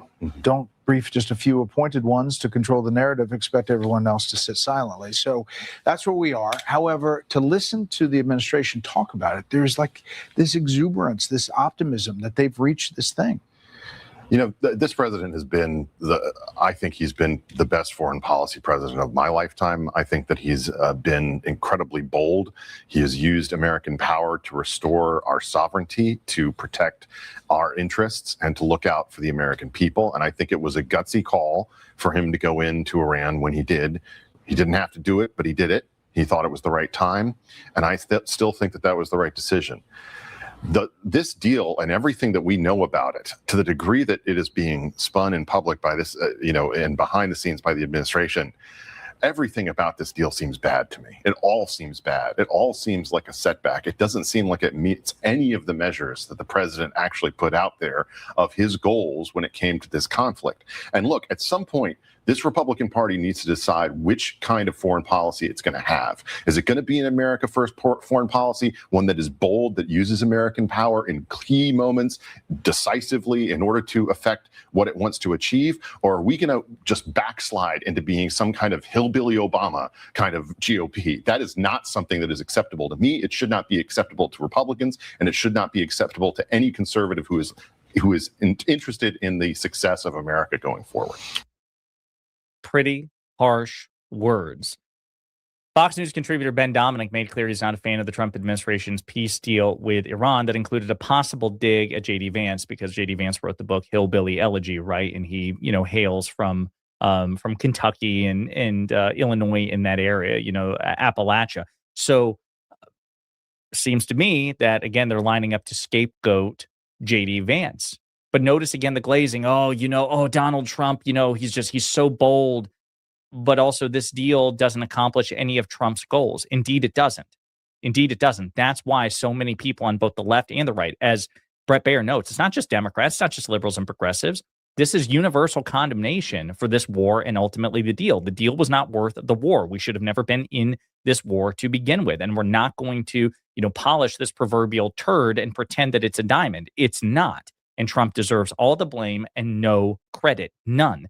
And this foreign policy failure should be hanging around his neck, and he should be politically pummeled for it. So you might think, okay, well, surely that's it, right? No, Dana Perino lays into the Trump administration as well. Most transparent administration in history, Fox's Dana Perino calls out Trump White House for keeping Iran deal details under wraps. Quote, like we said at the very beginning, the victories are usually visible, clear, and understandable, and it's just premature to say. We haven't even read the information. If I were the Democrats, I'd be saying, quote, you telegraph everything else. Why won't you let us read the thing? And I think maybe there's two reasons for that. One, Perino said, things are still being worked out behind the scenes, which would be, I guess, understandable. It's like they jumped the gun, perhaps, in saying, there's a deal, everything's great, it's moving. But then an hour later, no, it's not, but maybe it is. And I tried to keep it with it all day long. I think the best thing we can tell our viewers is to say, we got to wait and see. It looks like there could be progress here, at least getting to the end, the possibility of oil starting to flow. I have a feeling we're going to be talking a lot about Iran, but nobody's read the document, so it's unclear what you can really say about it. Okay, so you killed all those leaders. Now the IRGC is in charge? So that's who we're dealing with, and that's what we're supposed to stand next to on Friday and sign an agreement that nobody's seen or read? This is the most transparent administration in history? Like, I can make all of those points. That's Dana Perino on the 5. But it's not just Dana Perino. We also have General Jack Keane. Fox News contributor Jack Keane did not hold back when offering his thoughts on the memorandum of understanding that Trump signed with the Iranian government. I want to play some of these clips separately. So let's start with this. This is a Fox News contributor, former general. Action will be taken. But I can't square some of the things that are coming out of the administration from reliable sources. That's what I find so disturbing. When I heard it from the Iranians, Sean, I dismissed it. I said, that's the same nonsense we were always hearing. But when I hear from administration sources some of the things that you have heard and what's in this deal, that makes no sense whatsoever. It's not defensible. I think what the president should do is just let's release it and let people see what's out there so we stop debating about something none of us has seen. Well, he's not doing it. He's trying to delay it as long as possible. And that just goes to show it betrays a profound lack of confidence on Trump's part. Even he is recognizing that this deal on the merits sucks compared to the Obama deal. Well, you got the assurances from the vice president tonight, and the president has given the same assurances. So I don't know how that really changes the equation, except in the short term. And then they get nothing unless they follow up on their, quote, promises that they are making. What the administration is saying, the positions they have taken, the promises they have given, nuclear dust, as it relates to ballistic missiles, as it relates to fomenting terror, all of those issues we covered. And if they don't abide, they get nothing out of the deal. And then I would imagine we go back to where we were last week. I want to believe that. But if you have a reliable, high-level administration source saying we're not going to get rid of the dust, we're going to downblend it, that leaves them with enrichment. The vice president just contradicted that. We're not going to take their centrifuges, and they're not going to take centrifuges out, and they're not going to take the cascades out, which means you can have weapons grade. And Hannity is desperately, because Hannity is a Trump loyalist through and through. So he is desperately trying to spin this in Trump's favor, right? Well, the vice president contradicted it. Well, Trump is contradicting the vice president. I mean, they're tripping over themselves. There's very little consistency. But one thing that Vance has been consistently saying, which is to his political detriment, is that there is a $300 billion reconstruction fund that the United States is, if not necessarily directly financially contributing, is arranging. So either way, either we're giving them $300 billion or we're arranging for others to give them $300 billion. which is a problem. And again, to the general's point, well, what about the enriched uranium? Trump has been moving the goalposts on that too. Maybe we don't even need to go get it. He's buried in a mountain of rubble. It's fine. It'll be fine. It was the very predicate, allegedly, that prompted Trump to launch the war in the first place. And now you're saying we may not necessarily need to go get it? Or maybe we won't need it surrendered or destroyed, just downblended? Obama got the removal of whatever stockpile of enriched uranium existed in Iran under the JCPOA. You're getting a weaker, inferior version of that. And the extent to which they had enriched weapons-grade uranium, and they had more now than they did under Obama, is because you walked out of the deal. Can't stress it enough. One more clip from the general. You can't have a nuclear deal for 10, 20 years, similar to the JCPOA. And the funding is real. There's a $300 billion investment fund. Who cares where the money comes from? If it doesn't come from the United States, I get that. Of course it shouldn't. But it shouldn't come from anybody. I mean, when we recovered Germany and Japan, the Nazis weren't in charge. The Japanese imperialists weren't in charge. Here, the Iranians are in charge. The killers and thugs are still in charge. We don't give them that money because what are they going to do with it? They're going to recover everything we've taken away from them.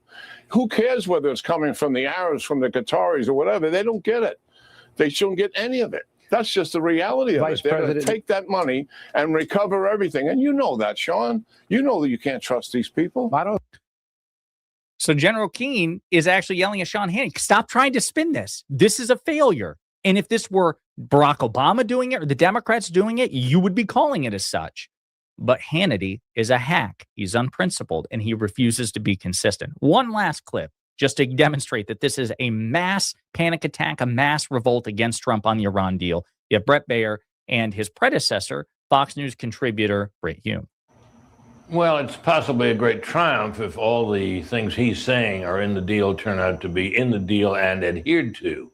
But he's at a bit of a political disadvantage because of the extravagant things he said about what we'd accomplished in the early going. You remember the goal at one time he said was unconditional surrender. Iran has lost a lot, but this is not unconditional surrender. This is what you get when you negotiate. You can't negotiate and not have to give up something. So the administration is clearly given some ground here. You know, the president says, I think correctly perhaps,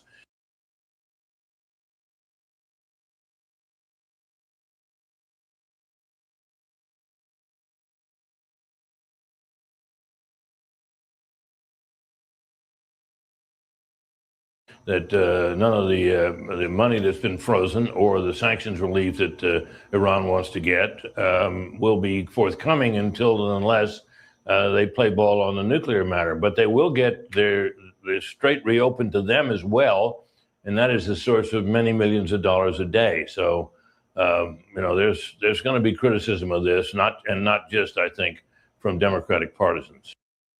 No, it's not. It's been universal. So, folks, again, I cannot emphasize this enough.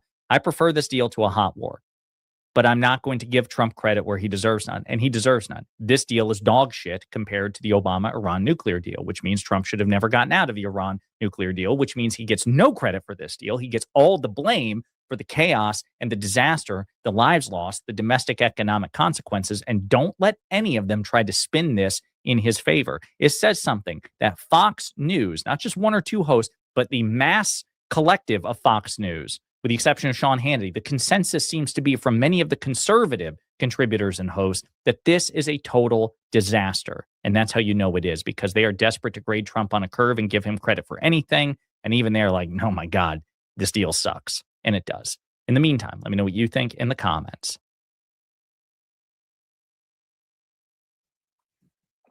Hi, I'm Ben Parker from The Bulwark. And hi.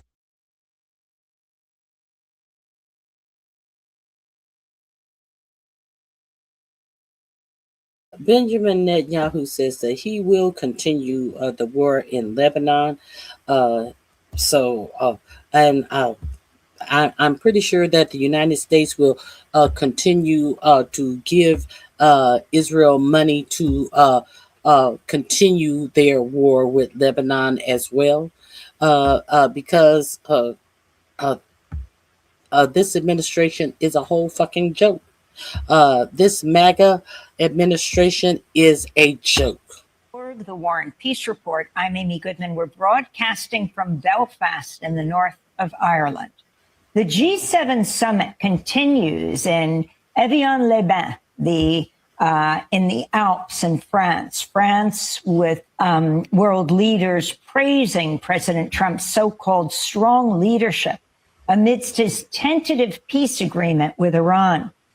But questions linger about what's actually in the deal before the United States and Iran are scheduled to sign the MOU, the Memorandum of Understanding, in Switzerland on Friday.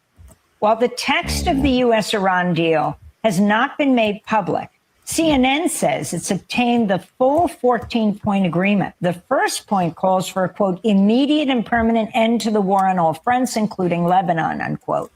Iran's accused Israel of violating the ceasefire in Lebanon at least 84 times in the days after Tehran reached the tentative deal to end the U.S. war. Iran's Foreign Minister Abbas Araghchi spoke from Tehran Tuesday. The end of the war also includes the end of occupation, without the withdrawal of Israeli forces from the territories they have occupied in the war. A full end to the war has not been achieved, and any military attack by the Zionist regime on Lebanon from now on, as well as the continued occupation of Lebanese territories from now on, will, in our view, be considered a violation of the Memorandum of Understanding. Iranian officials warned of a harsh response if Israel continues to escalate after Israeli forces killed another 4 people in Lebanon. President Trump's criticized Israeli Prime Minister Benjamin Netanyahu, saying the Israeli leader has to be more responsible in Lebanon.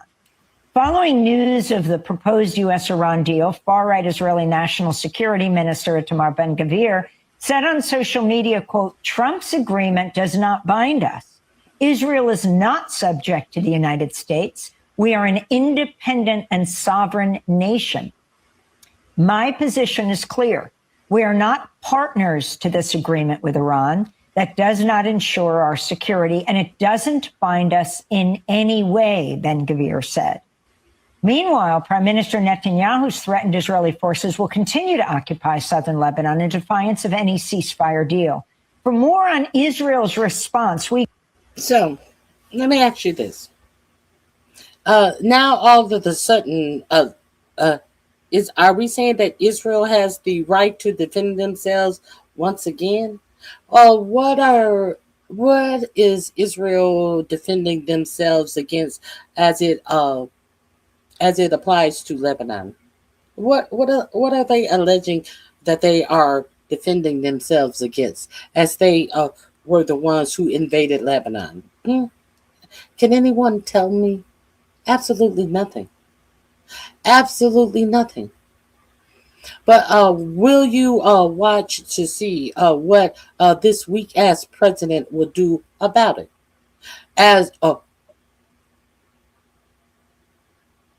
Except send him more money and weapons. Let's see what this weak-ass president does about it. Except put the United States in more jeopardy behind the wheel of this war-hungry, war-thirsty, land-hungry, land-thieving Benjamin Netanyahu. Let's see what your president does about it. Absolutely nothing. Both of these war criminals, they're going to do absolutely nothing but the same thing that they have been doing for the past 3 years, with the help of Joe Biden as well. Let's be real clear about it. This shit is ridiculous. Ridiculous. Okay.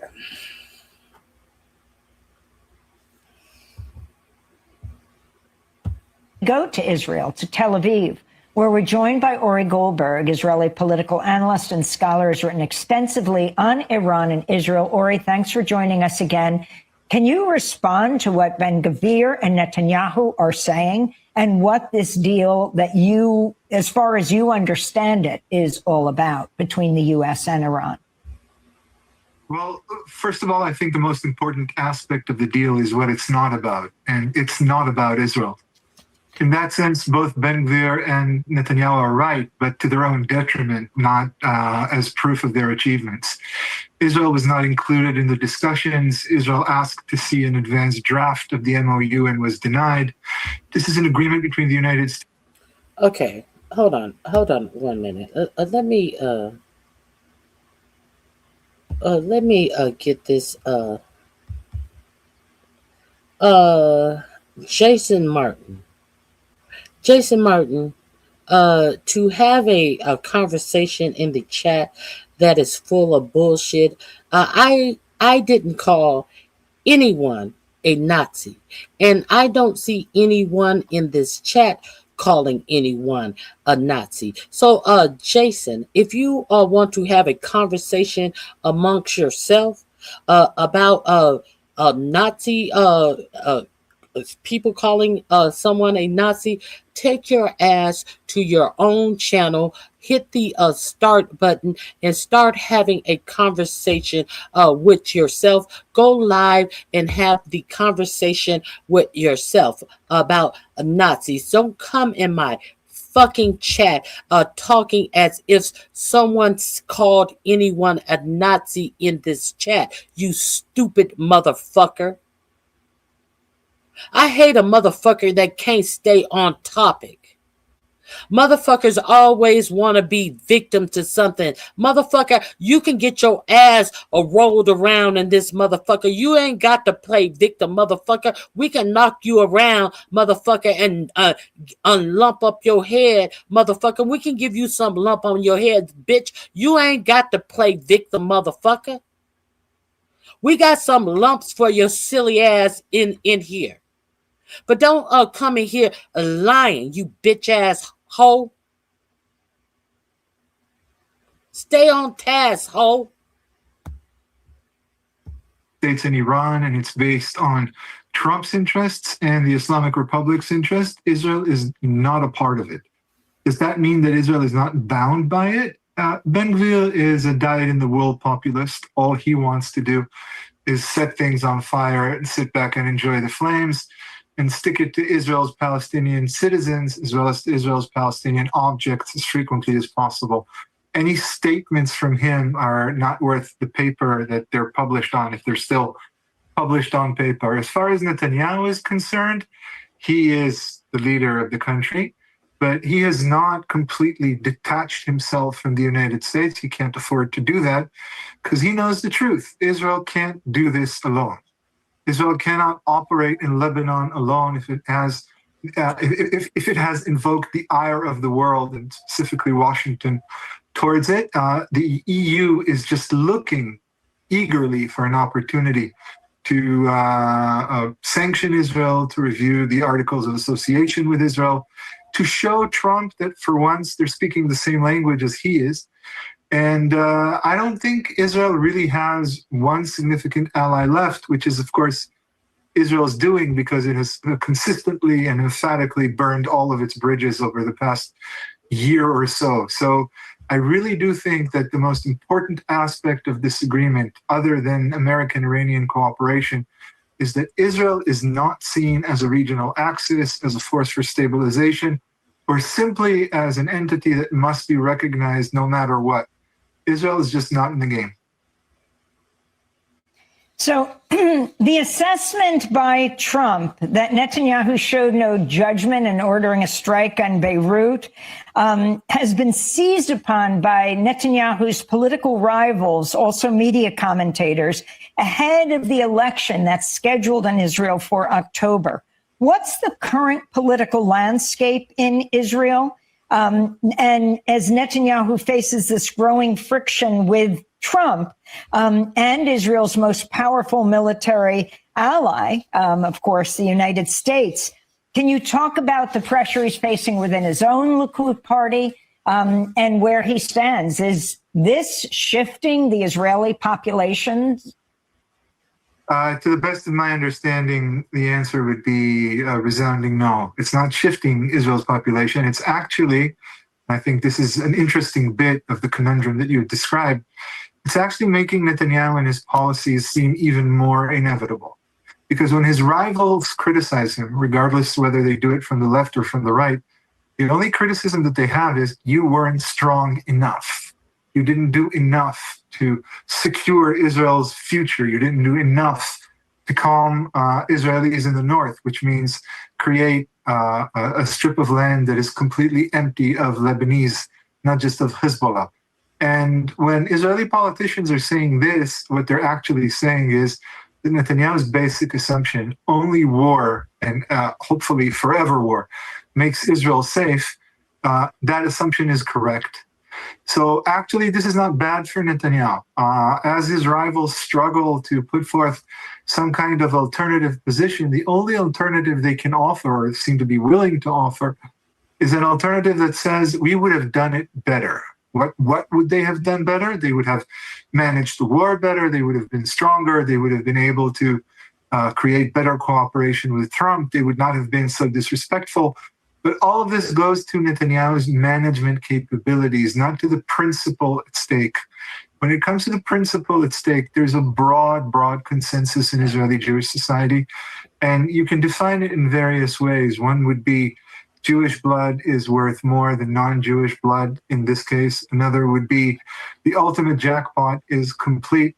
This is a term coined by Ehud Barak, our former prime minister, complete freedom of action for Israel, where Israel can do whatever it wants, attack whomever it wants for as long as it wants, and suffer none of the consequences.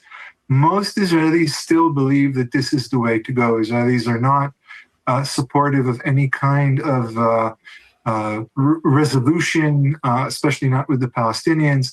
Israelis think of the Lebanese state as weak, as unable to control Hezbollah. People who live in the north, Haaretz just published a story yesterday. It's been very quiet over the past few days on it. Well, in the G7, Trump came up with a novel idea. You want to hear it? Here it goes. Trump said that maybe Benjamin Netanyahu should not, if he cannot fight the war in Lebanon without killing so many civilians, without bombing so many homes and apartments. There's a lot of people, there's a lot of civilians that live in these apartment of Benjamin. If you cannot do your war without killing so many innocents, maybe I ought to get the former Al Qaeda guy who is now over Syria.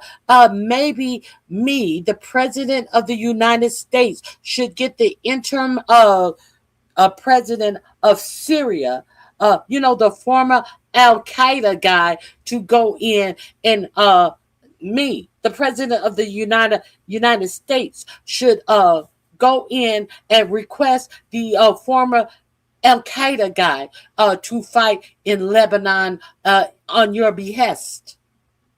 The president of the United States is saying that he will request the former Al Qaeda guy.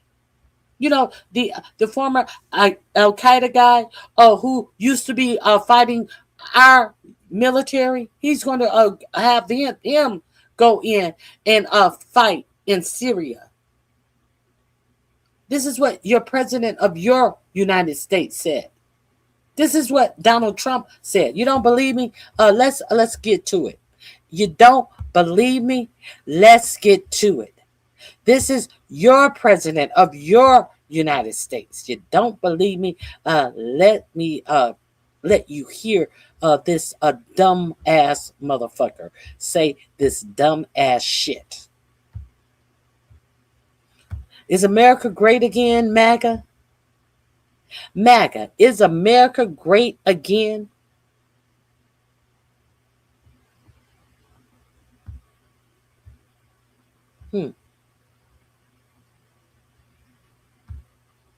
Because MAGA's stupid.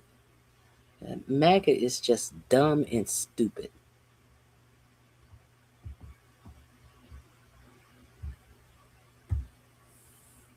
Here we go.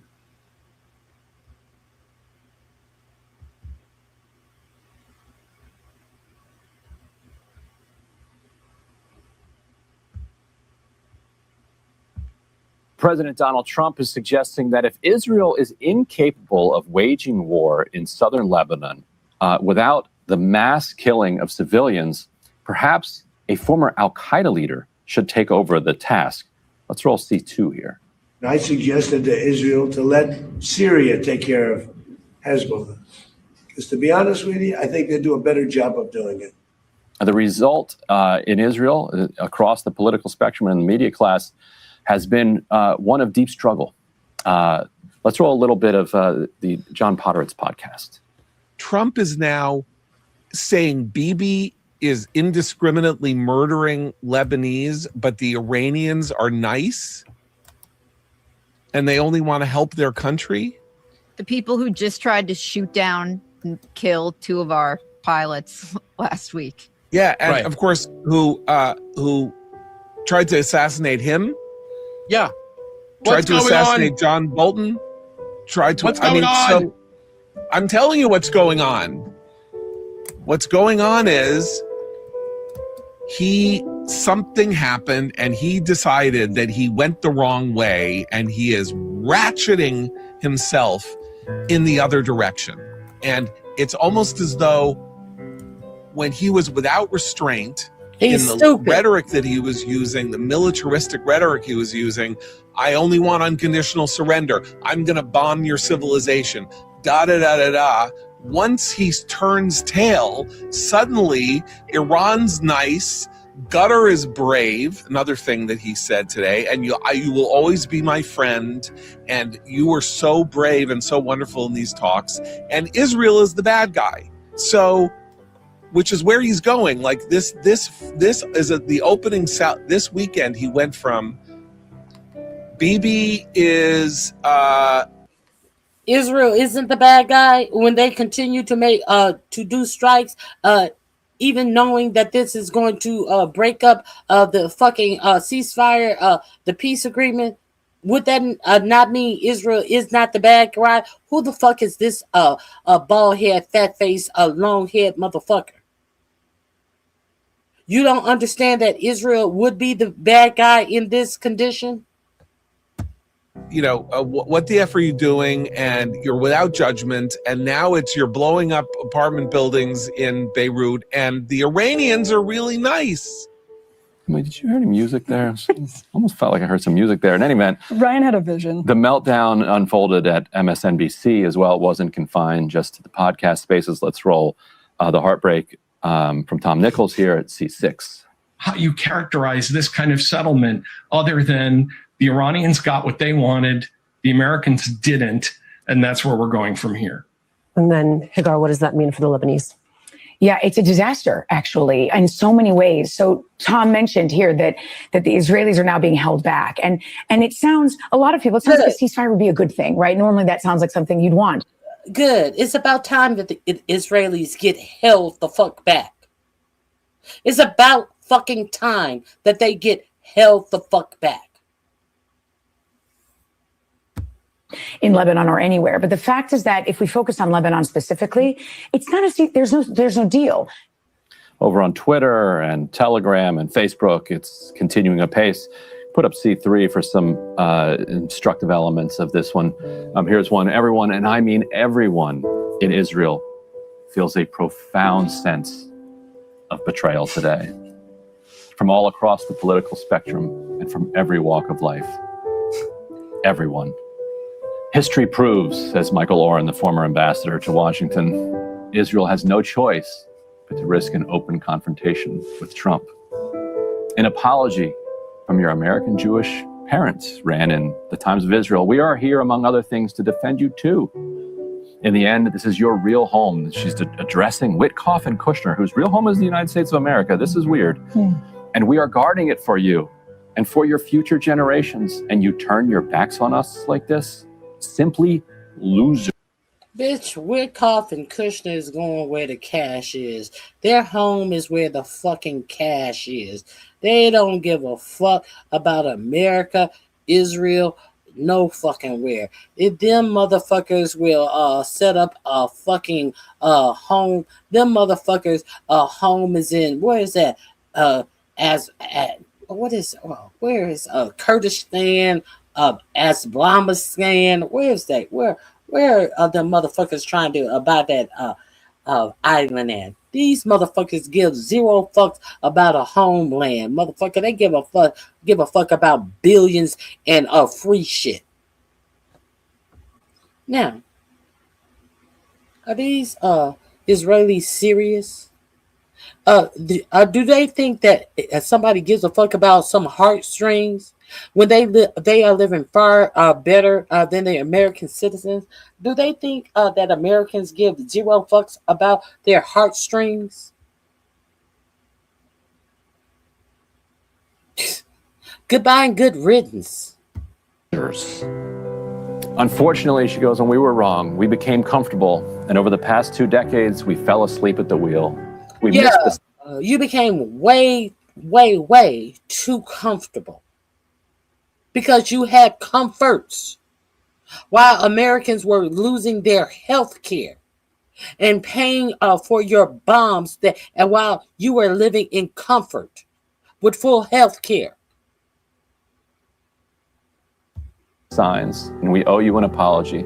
Israel was winning war after war, building up its economy, growing in Torah and mitzvot. At the same time, the West, especially America and Europe, was falling into an abyss of immorality and godlessness.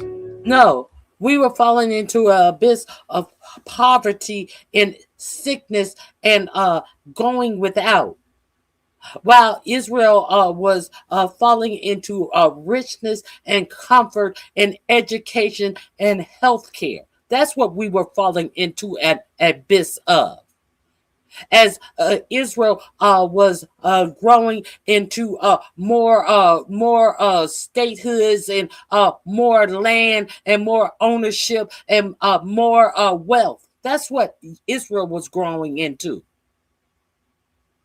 Nobody gives a fuck about what you think of godliness and the lack thereof. Godliness and religion, that's a personal thing. Nobody gives a fuck what you think about someone else's godliness. Your godliness is your personal thing. And I don't give a fuck what you think about mine, and I don't give a fuck about yours. So that is not a heartstring you're gonna pull on me. Bitch, I give a fuck about how the quality of your life had improved on the fucking welfare that you were getting from my tax dollars. That's what I give a fuck about.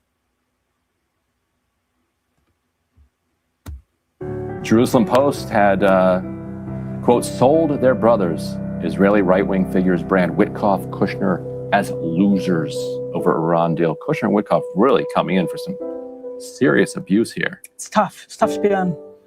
Laura Loomer not taking it well. She watched a clip of the World Cup. Iran, after scoring an equalizer, one of their players did the old pistol thing to the ground and to the crowd. Ooh. And Loomer said, Loomer replied? Loomer, insane that these freaks are allowed to come to the U.S. By the way, they detained the guy who scored the goal for like 7 hours. And he still scored. And they were not even letting the Iranians sleep here. Like they have to fly in and fly immediately back out. But Jared Kushner and Steve Witkoff are negotiating with them simultaneously. And we're cutting a deal with them through economic development, unfreezing assets, lifting sanctions, and you can see why the tears are flowing. No question about it. You know, my question is really the rallying around Trump that some of his biggest critics in the last 24 hours have done since February. You look at that and you just ask, what did you think was going to happen? What did you think was going to happen? Were you so confident that Donald Trump was going to do the full Netanyahu? And I mean, you and I obviously still have criticisms of what Trump is doing. It's not as though we're like, oh man, Donald Trump, such a realist. He's really giving the finger to the neoconservatives. No, he did the war. He did the war. But if you're Donald Trump, you're probably looking at Mark Levin now and you're like, maybe I shouldn't have listened to you. Yes, a lot. You're hearing that a lot in the Israeli political class, that Netanyahu sold Trump a bridge. Yeah. Trump bought it, and that he's not going to be able to sell Trump any more bridges. and that he's really burned that bridge. Mhm. In fact, Mhm. we can put up C4. Amit Siegel, who's the journalist who was closest to President Trump, to Prime Minister Benjamin Netanyahu, posted in Hebrew, which Sagar helpfully translated here. Claude helped Sagar. Claude helped help Sagar us. translate, of course. I mean, I'm not claiming Sagar speaks Hebrew. Finding that the support for Trump is collapsing. Within 3 weeks, he went from what? Plus basically 25 minus 25, give or take a few. Like an absolutely incredible turnaround. Trump hates it when people don't like him. Yeah. So as JD Vance shares this information with him, I think Trump's position is probably just going to harden on this question. I don't think this is going to soften him. Like, he likes people who like him, dislikes people who dislike him. It's pretty much that simple. Right. He was fantasizing recently about maybe he'd run for a prime minister in Israel because he has 99% approval rating over there. That was several weeks ago. I think that his campaign is much less tenable at this point. If he wanted to run. Now, this has actual, I think, practical real world implications here, because the domestic politics now inside Israel are going to push not just Netanyahu, but other candidates for prime minister to try to draw daylight between themselves and the United States. For decades, the way that you became prime minister in Israel was to say, I am the most loyal to the president likes me the most, and so I will forge the best relationship with the United States. Like, that was the thing that you would argue. And then you'd have your positions for and against the different domestic policies. But when it came to the foreign policy, the idea was, I am the one that can build the relationship with the United States. And Netanyahu would always say, just leave the Americans to me. I know how to work the Americans. Yeah. Now, Netanyahu is more popular than Trump. And Netanyahu is not very popular. So Netanyahu is incentivized to say, I am the one who will stand up to Trump. Then what does he have to do? Let's do something. Does he continue the war in Lebanon? Does he refuse to withdraw troops? Yeah. And then what does Trump do? Right. Because if Iran says, well, then that's over our red line, we're attacking Israel, does Trump, now that Netanyahu is fully broken with him, does Trump attack Iran on Netanyahu's behalf if he's out campaigning against him? Or does Israel now have to wage a war against Iran by itself? With its, as we reported, they're down to double-digit ballistic missile interceptors. They rely on the U.S. Navy's ballistic missile interceptors. And in order to carry out their bombing runs on Iran, they need refueling help from the U.S. Recently, when they struck Iran, if you notice, they did it from Western Iraq because they couldn't refuel. That's much more expensive. You're using expensive munitions. The munitions have a lower payload because they have to travel then much further. If you can just fly right over top with gigantic B-52 and just B-2 and just drop the heaviest stuff you've got, boom, that's going to have the most impact. If you have to fire a missile from Western Iraq from a plane that has to then turn around and go home, it's easier to intercept, it's less accurate, and it's going to have a lower payload. So that's what Israel's left in its war against Iran. Iran's still sitting with a bunch of its hypersonic ballistic missiles, and Israel's depleted. But like I said, domestic politics push Netanyahu in that direction, but it's disastrous to his foreign policy.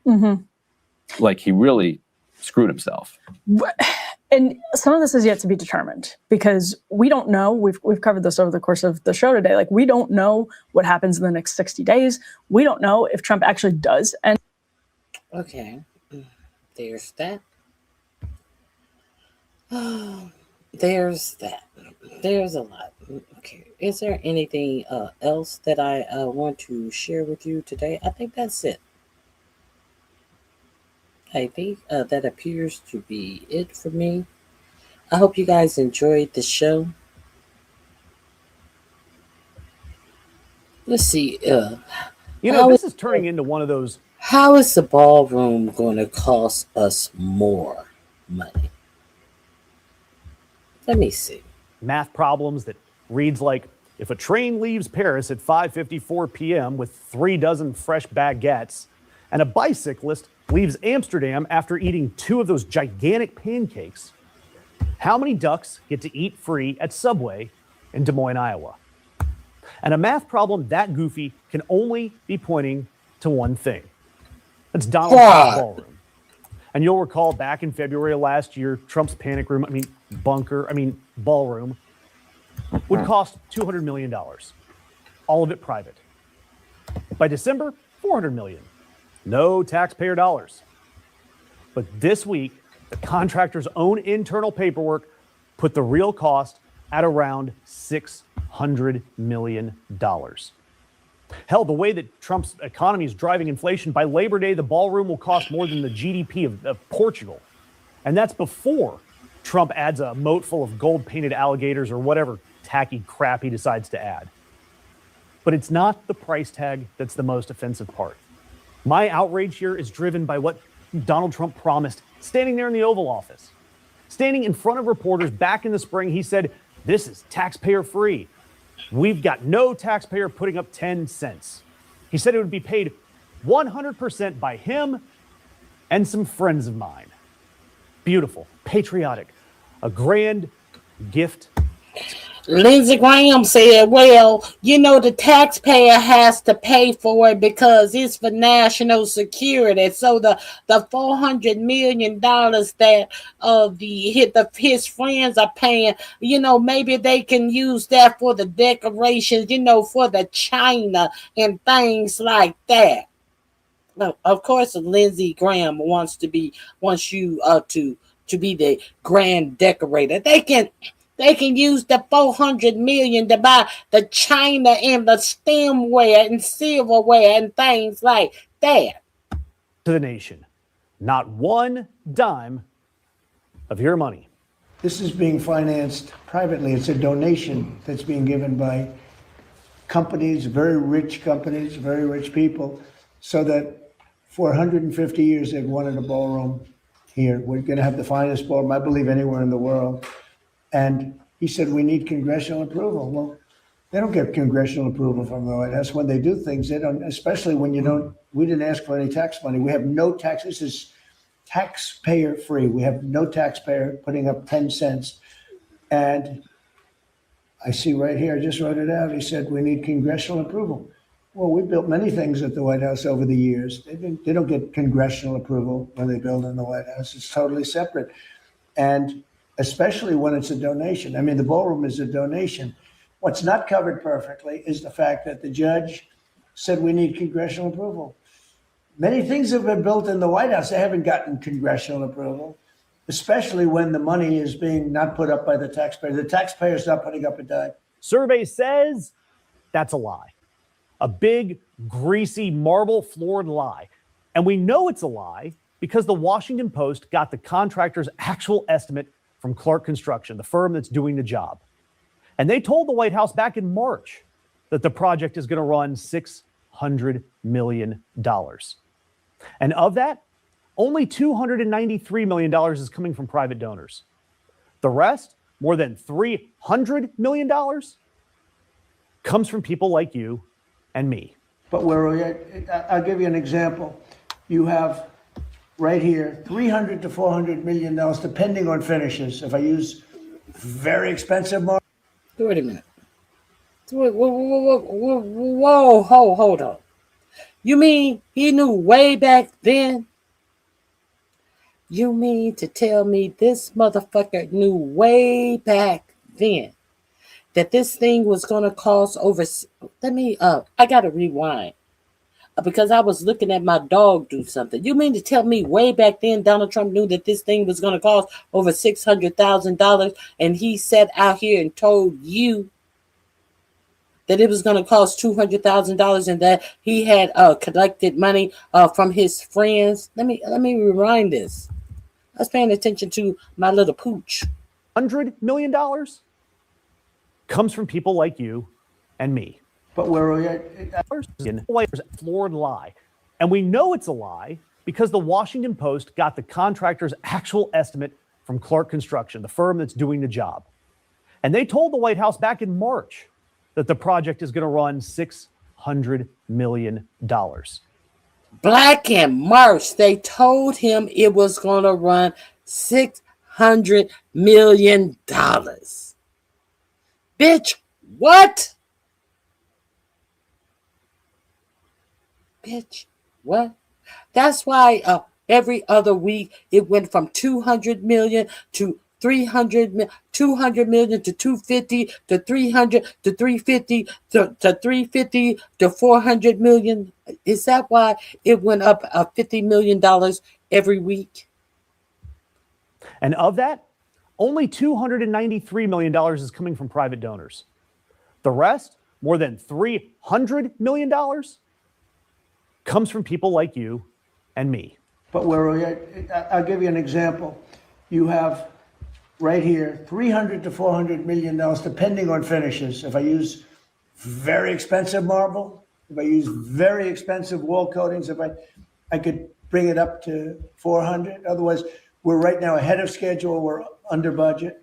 But depending on finishes, from $300 to $400 million are being given by great people, people that you all know, rich people, rich companies, big companies. So we feel, and we don't feel, we know that congressional approval is not necessary to put up a ballroom. And with many things have been built on the site, they've never gotten congressional approval. And especially when the money is all put up, this is all donations by people that love our country, that love the White House, and that feel it was very necessary. And we have sources of this taxpayer money. It's coming from other programs. $155 million out of the Secret Service. $149 million from the White House. You sure don't need that Secret Service money. The Secret Service has been doing a stand-up job by letting that guy run through the metal detectors as they were taking them down before the White House correspondent dinner even got started. Oh, the Secret Service has been doing a bang-up job, and despite the bang-up job they have been doing, fortunately, no one has lost their life. What else? What other department have they been taking the money from? House's military office. $3 million from the executive residence. Even people inside the White House. Well, the shit, Melania don't live in the executive residence. I guess that's why they tore it down. Shit, there's that. Called tapping the Secret Service for this, a real stretch of the agency's mission. You think? You've got men and women who throw their bodies in front of danger, and now they are apparently the chandelier acquisition department for Pharaoh spray tan over there. And when Congress sniffed this out, Trump's pals tried to ram through that separate $1 billion in ballroom security funding. And it was conveniently after that suspicious correspondence dinner incident. And to their credit, 7 Republicans crossed the aisle and helped the Democrats end that bill. Even Susan Collins. I have concerns. I have concerns. Donald Trump's own pledge to his donors should be kept.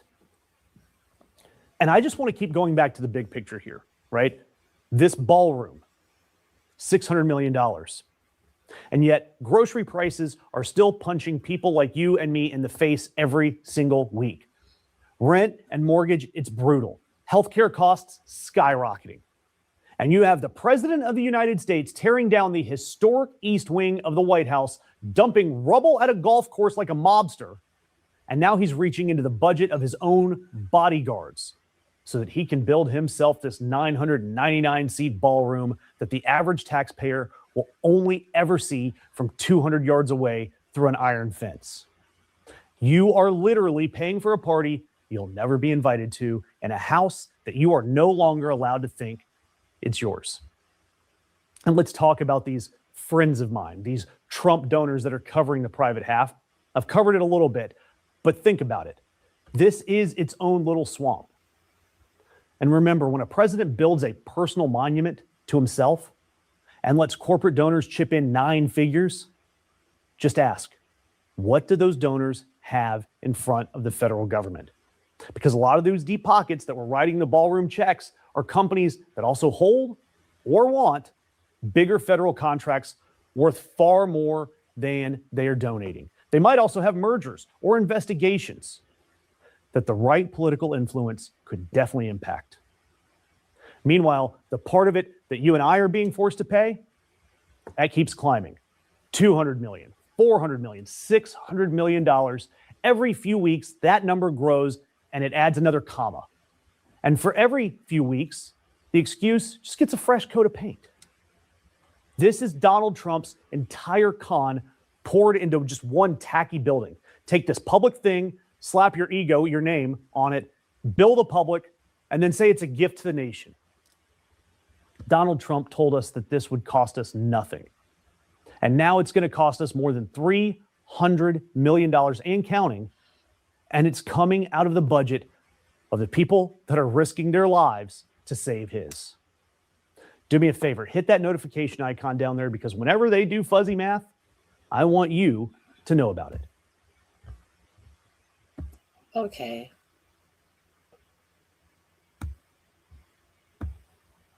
Welcome to a special edition. Levin and Megyn Kelly are still trading blows online as this conservative civil war of sorts continues to heat up. There's no signs of it letting up. Cenk, I know you did a live video on this as it was developing, but I'm curious what your 2 cents are. Yeah, so this is my favorite thing in the world. Mark Levin and Megyn Kelly, they have been fighting left and right. Let's get to the fight.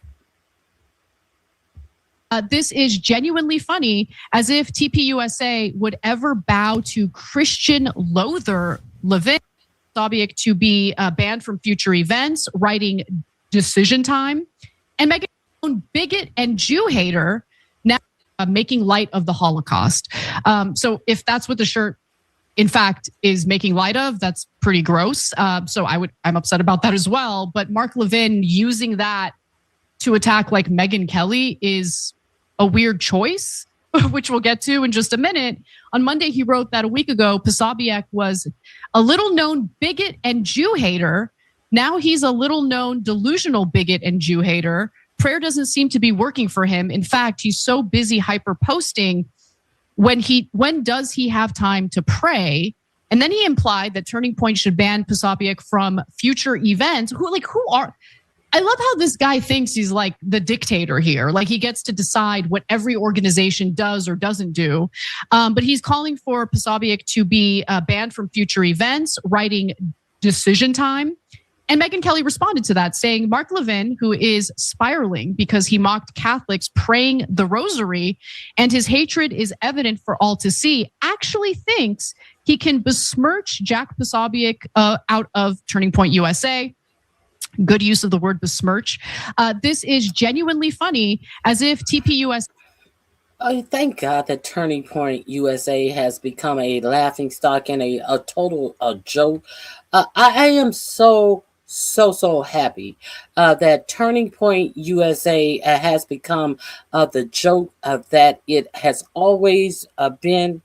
And I thank God that people have set up and used positioning of being anybody or having any position at Turning Point USA as some type of shield, as some type of ploy for power and positioning in this administration or proximity to power. And it is absolutely crumbling under the guise of this fake crying ass Erica Kirk. Thank God this whole fucking fake white nationalist Christian leadership marry as soon as you get out of high school and not have any way to support your wife and family bullshit mission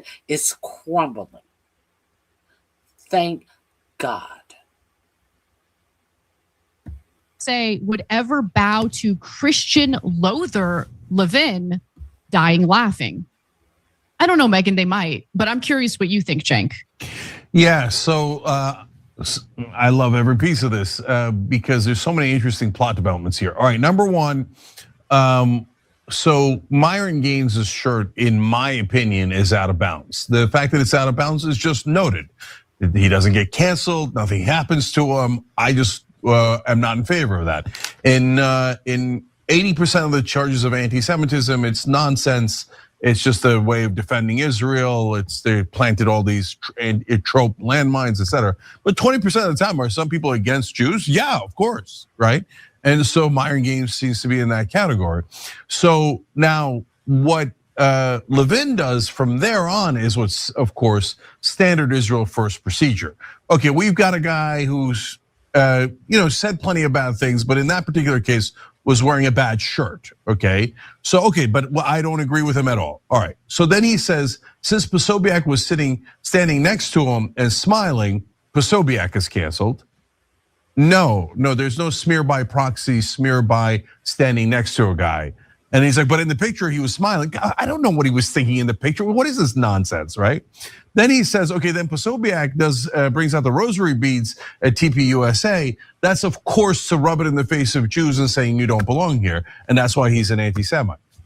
That doesn't mean that at all, okay? I don't, it is another giant step because now he has to call Posobiec a quote unquote Jew hater. And this is Megyn, now we're at the third level. This is 6 degrees of Mark Levin, right? So now we're at the third level, which is Megyn Kelly says she won't condemn Posobiec, who wouldn't condemn Myron Gaines. She's a Jew hater and she needs to be canceled, etc. Now this is so crazy. It's totally so nuts. Crazy. It's like high school drop, like this whole guilt by association. Like, can you imagine going around demanding that people condemn others that you don't like and then calling them bigots and anti-Semites because they refuse to disavow the people you don't like? That's crazy. How about you judge someone based on their own character, what they say, what they do? But no, this is like a cult. It's genuinely a cult. Anyway, sorry, continue. Yeah, well, that leads, of course, I totally agree. That leads to 2 other things. So now, the reason why Mark Levin does this is because he's used to it. And in the past, Anna, as we know, to be fair to Mark Levin, this one trick pony was the greatest pony in cancel culture history. You call somebody an anti-Semite, they're done forever. Their career is ruined, nuked, gone, right? So he's like, wait, I don't get it. I already called you an anti-Semite. Why are you still here? Because normally what would happen is the rest of mainstream media would come in and go, that's it, we officially declare Megyn Kelly an anti-Semite. She's the worst person and anyone associated with her is the devil, etc. And she would be nuked. But Laughingstock was canned for promoting blackface on Halloween. You see, she was always a degenerate bigot. That's interesting, Mark, because you never had a problem with Megyn Kelly at all until very recently. So she's always been a degenerate bigot and you loved her until now? Why? What happened? What changed? Yeah. This is why she's cool with Candace Owens and Jack Posobiec. This is why she slobbers over Qatar. Well, if she's always been a bigot, she wouldn't be cool with Candace Owens. You're mad because she is against Israel, Mark Levine. Get the fuck out of our faces. This guy is a total lunatic. She's part of the woke Reich, the queen of the modern Klan. More to come. Kelly hit back without. She's part of the woke Reich, a part of the Klan. She's part of the woke Reich. She's woke, but she's part of the Klan, and she's a friend of Candace Owens, but she's part of the Klan. Because you feel that since she's not holding the water for Benjamin Netanyahu, and she's speaking about the genocide that is going on in Palestine, and you are in your feelings about it, that she is everything that is fucking opposed to everything else. She is a polar opposite of everything that you are purporting that she is. Because she is not upholding and a cheerleading for a genocide of Palestinian people. You are such a fucking idiot, Mark Levine. And mentioning her past Mark Levine is who your president is telling you to listen to Mark Levine and go to Mark Levine show. And he is telling you what to think, believe, and understand when it was coming to the war in Iran, to understand the positioning of Benjamin Netanyahu. But I'm pretty sure that your president won't be sending you to Mark Levine anymore. Marks, you're just upset because I'm not afraid of you or your baseless slurs. You're an old, irrelevant, bitter, angry man who could never make it in the Fox News primetime. We used to laugh at you there for your red-faced tantrums over everything. Oh, that was pretty good. Megyn Kelly, don't seem like you can make it there either. Let's keep it a buck, bitch. Now, Breaking Point's host Emily Jasinski, went back and forth and basically found how Levin reacted to Kelly getting fired in 2018. So she dug this up, and I'm so happy she did, because here's what Levin had to say back in 2018. The real reason Megyn Kelly was fired by Andrew Lack. So he's sharing a piece about it. MSNBC didn't fire Joy Reid, yet NBC is pushing out Megyn Kelly. Interesting. So he's basically bringing up that scandal from 2018 to serve his own purposes today, when at the time in 2018, he was totally defending Megyn Kelly. So yeah, that's the kind of guy he is. I mean, again, the number one priority for someone like Mark Levin, it's not doing the right thing. It's not protecting vulnerable communities from bigotry or hatred. It's not about reporting the truth. It's about Israel. It's really just about defending Israel. And if you happen to be an individual on the right who has refused to disavow other conservatives who have been critical of Israel, well, according to Mark Levin, you're part of the third, what was it? The woke Reich. The woke Reich. I mean, it's just so disgusting and pathetic. So let's talk about who changed, because I'm pretty sure that the entire right wing defended Megyn Kelly on the blackface comment. So now all of a sudden, Mark Levin is a super liberal who is outraged and aghast at her blackface comment. I don't remember that. So obviously, Mark Levin changed, right? And in fact, Mark Levin and Ben Shapiro were both never Trumpers. And my God, have they changed. And in fact, if you track it, you will see them. I guess I don't care as much about this as I thought I would.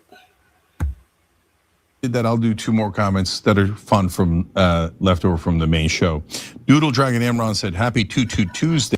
Laura Looney demands that Tucker Carlson and Candace Owen be deported. I thought that this bitch was the Israeli bitch. Well, shouldn't she be deported to Israel then? Shouldn't she?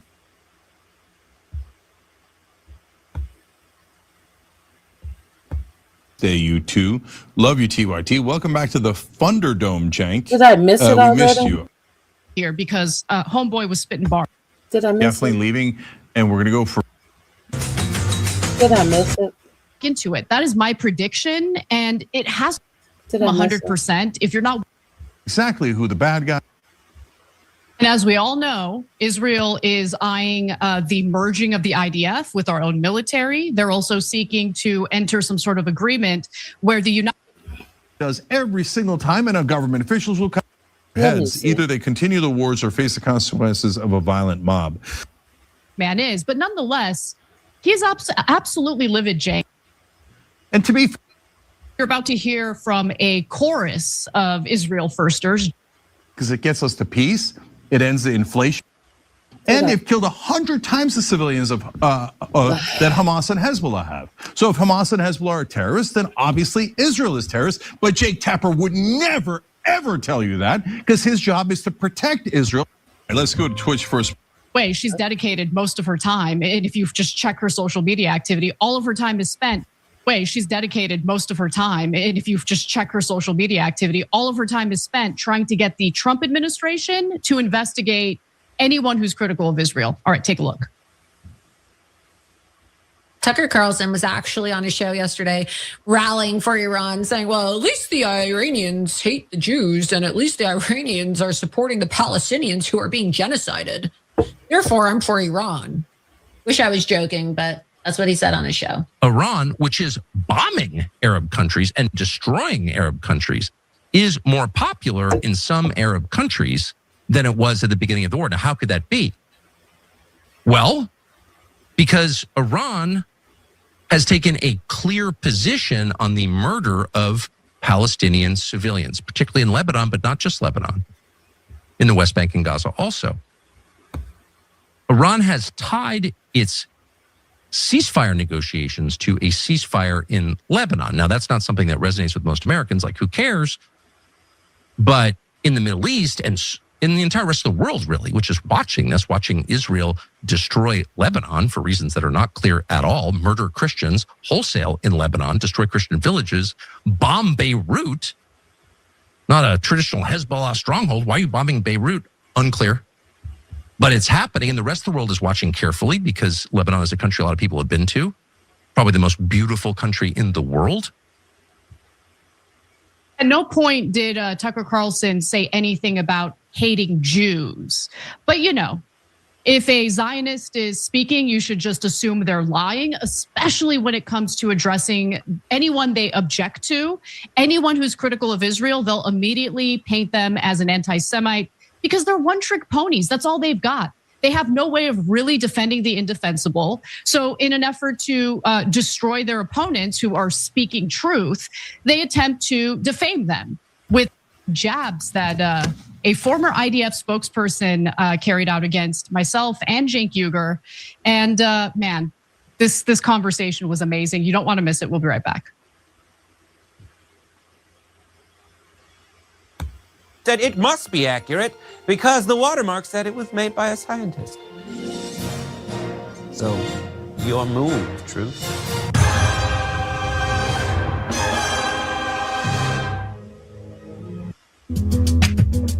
Show especially.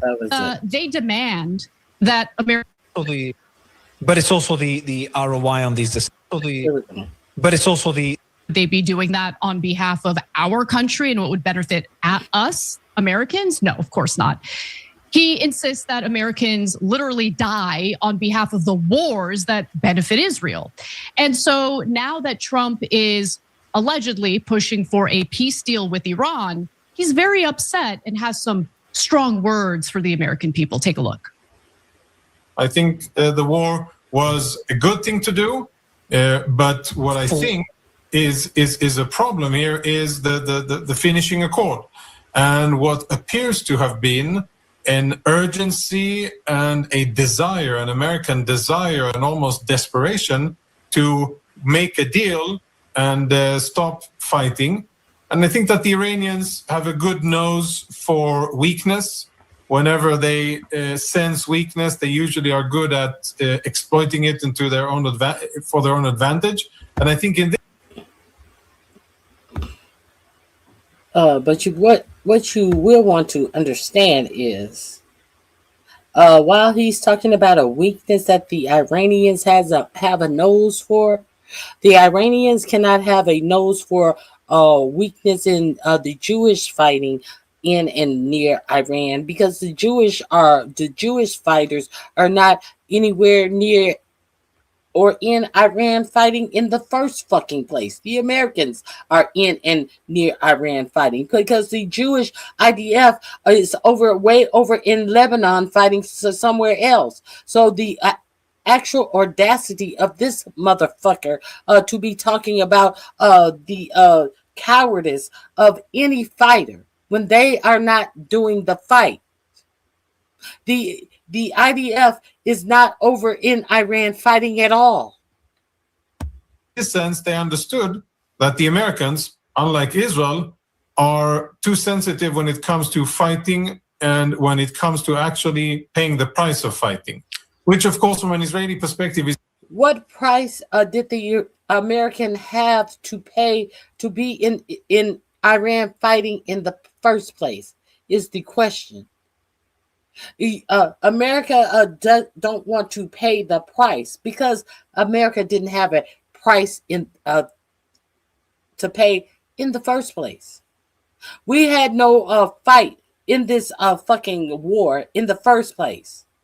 But your president decided to listen to Benjamin Netanyahu and put the lives of our soldiers at risk for no reason whatsoever. And then you have this motherfucker who sits in front of TV monitor after TV monitor. I don't see this motherfucker on any motherfucking line doing any fighting. All of this motherfucker do is sit up on TV show after TV show running his motherfucking mouth. And he has the audacity to tell you what the American soldier don't have the heart to do. For absolutely no reason. Why would the American soldier have the heart to die for absolutely no good reason? He has some fucking audacity, this one right here. It's easier, it's horrible, but we're here, we have skin in the game, and we're defending our civilians. So for us, casualties, military casualties is a... We don't have any skin in the game, bitch. We have no skin in this game. You had no skin in this game. The only skin you had in this game is that you decided to fuck with somebody who wasn't fucking with you. You put your skin in the game. And you get what your hand calls for. Different perspective. For the US... It's also the ROI on these decisions as well. Israel benefits a lot more from a weaker Iran than the US. Now, Mario, of course, is absolutely correct. But just going back to what Conricus had to say about Americans, how weak they are, how they don't have the stomach for the fight. Well, I mean, Israel is supposed to be a sovereign country. If Israel wants to fight Iran, they can go it alone, right? Since they're so strong, they're so tough. They don't need our help at all. Or do they? Let's go to the next video. Is there a possibility that Israel may decide to go at it alone without American support? So if Trump is like to Bibi, hey, you want to ruin this and fight Iran? You do it alone. We're not going to support you offensively or defensively. Do you think Israel is in a position where it would be open to such a war, or it would not make sense without American support at the moment? No, that wouldn't make sense. Interesting. Okay. It wouldn't make military sense. It wouldn't make strategic sense. It may make political sense, temporary sense, coming elections, and the desire by Netanyahu perhaps to be perceived as defying the Americans and defying the world for electoral gains. But I don't think that is a real possibility in terms of Israel. So this terrorist who gets invited onto US news programs to share his expertise has the audacity to call Americans weak because we don't want to see our soldiers slaughtered in Iran. But when he's asked, well, what about you guys? Are you guys going to fight Iran? Go it alone? No, of course not. That doesn't make sense because he knows that IDF soldiers will get slaughtered. Why get IDF soldiers slaughtered when you can pressure Americans to sacrifice their soldiers instead? And this is sacrilege to point to be disgusted by. And so if you're like me and you see Conricus for the terrorist that he is, oh my gosh, I mean, you got to get fired from jobs, you got to get disinvited from CNN panels because Conricus, as an Israeli who demands that our soldiers die on behalf of Israel, is the credible one, right? So, Jake, going back to your endless, frustration with legacy media is Zionist-owned, which is why they'll continue inviting scum like Conricus on their programs to advocate for American troops to risk their lives on behalf of their little pet projects. But what do you think? Okay, so. Okay, this link is in my description box. I don't like to tarry on TYT that much because TYT is in the same boat as for-profit media. TYT during the election, it seemed like they had a problem supporting a black candidate, a black female candidate. They capitulated to the worst nature to try to see why they should support a racist rather than a black woman.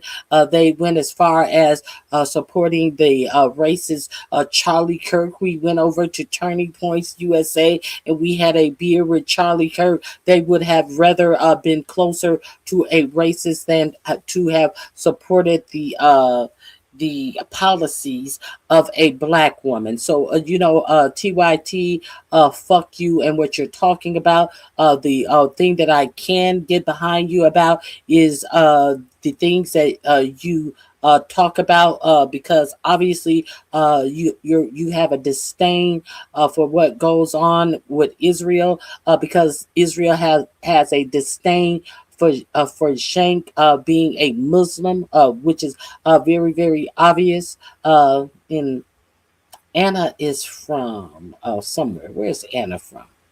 Obviously, they have a disdain from her. Where is she from? From somewhere. Where is she from? I can't remember where Anna's from.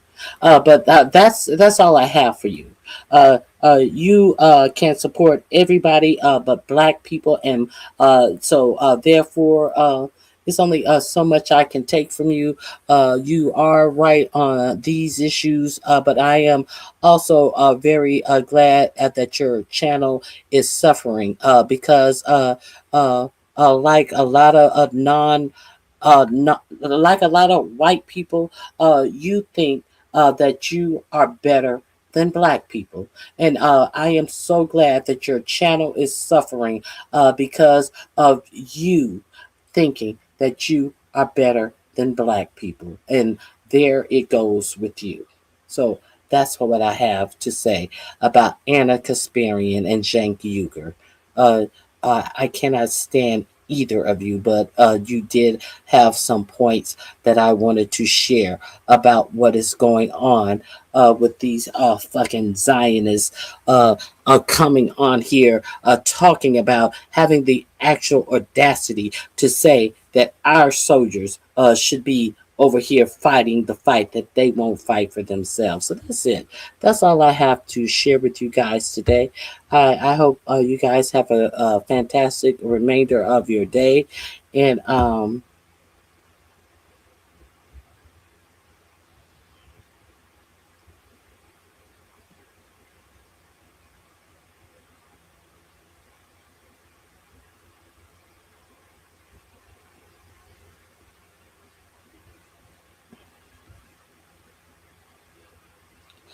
I hope you guys have a wonderful remainder of your day. And thank you for coming over. Please hit the like button. Please subscribe if you have not subscribed. I would like to thank all of my new subscribers. Just subscribe if you are coming back. If you're not coming back, if you think you might come back, if you don't think you're coming back. But hey, it doesn't take anything. It doesn't cost you anything to hit the subscribe button. Get me in the algorithm. Leave a comment after the live is over. Get me in the algorithm. I would greatly appreciate it if you would like to support the channel $ Ronnie Q RONYIQ. I appreciate your support, and I will be back on Friday for sure. But if there is any breaking news on tomorrow, I will see you in the morning at 8 a.m. If no breaking news, I will see you on Friday at 8 a.m. Have a wonderful remainder of your day. All right, guys. That's it. Bye-bye.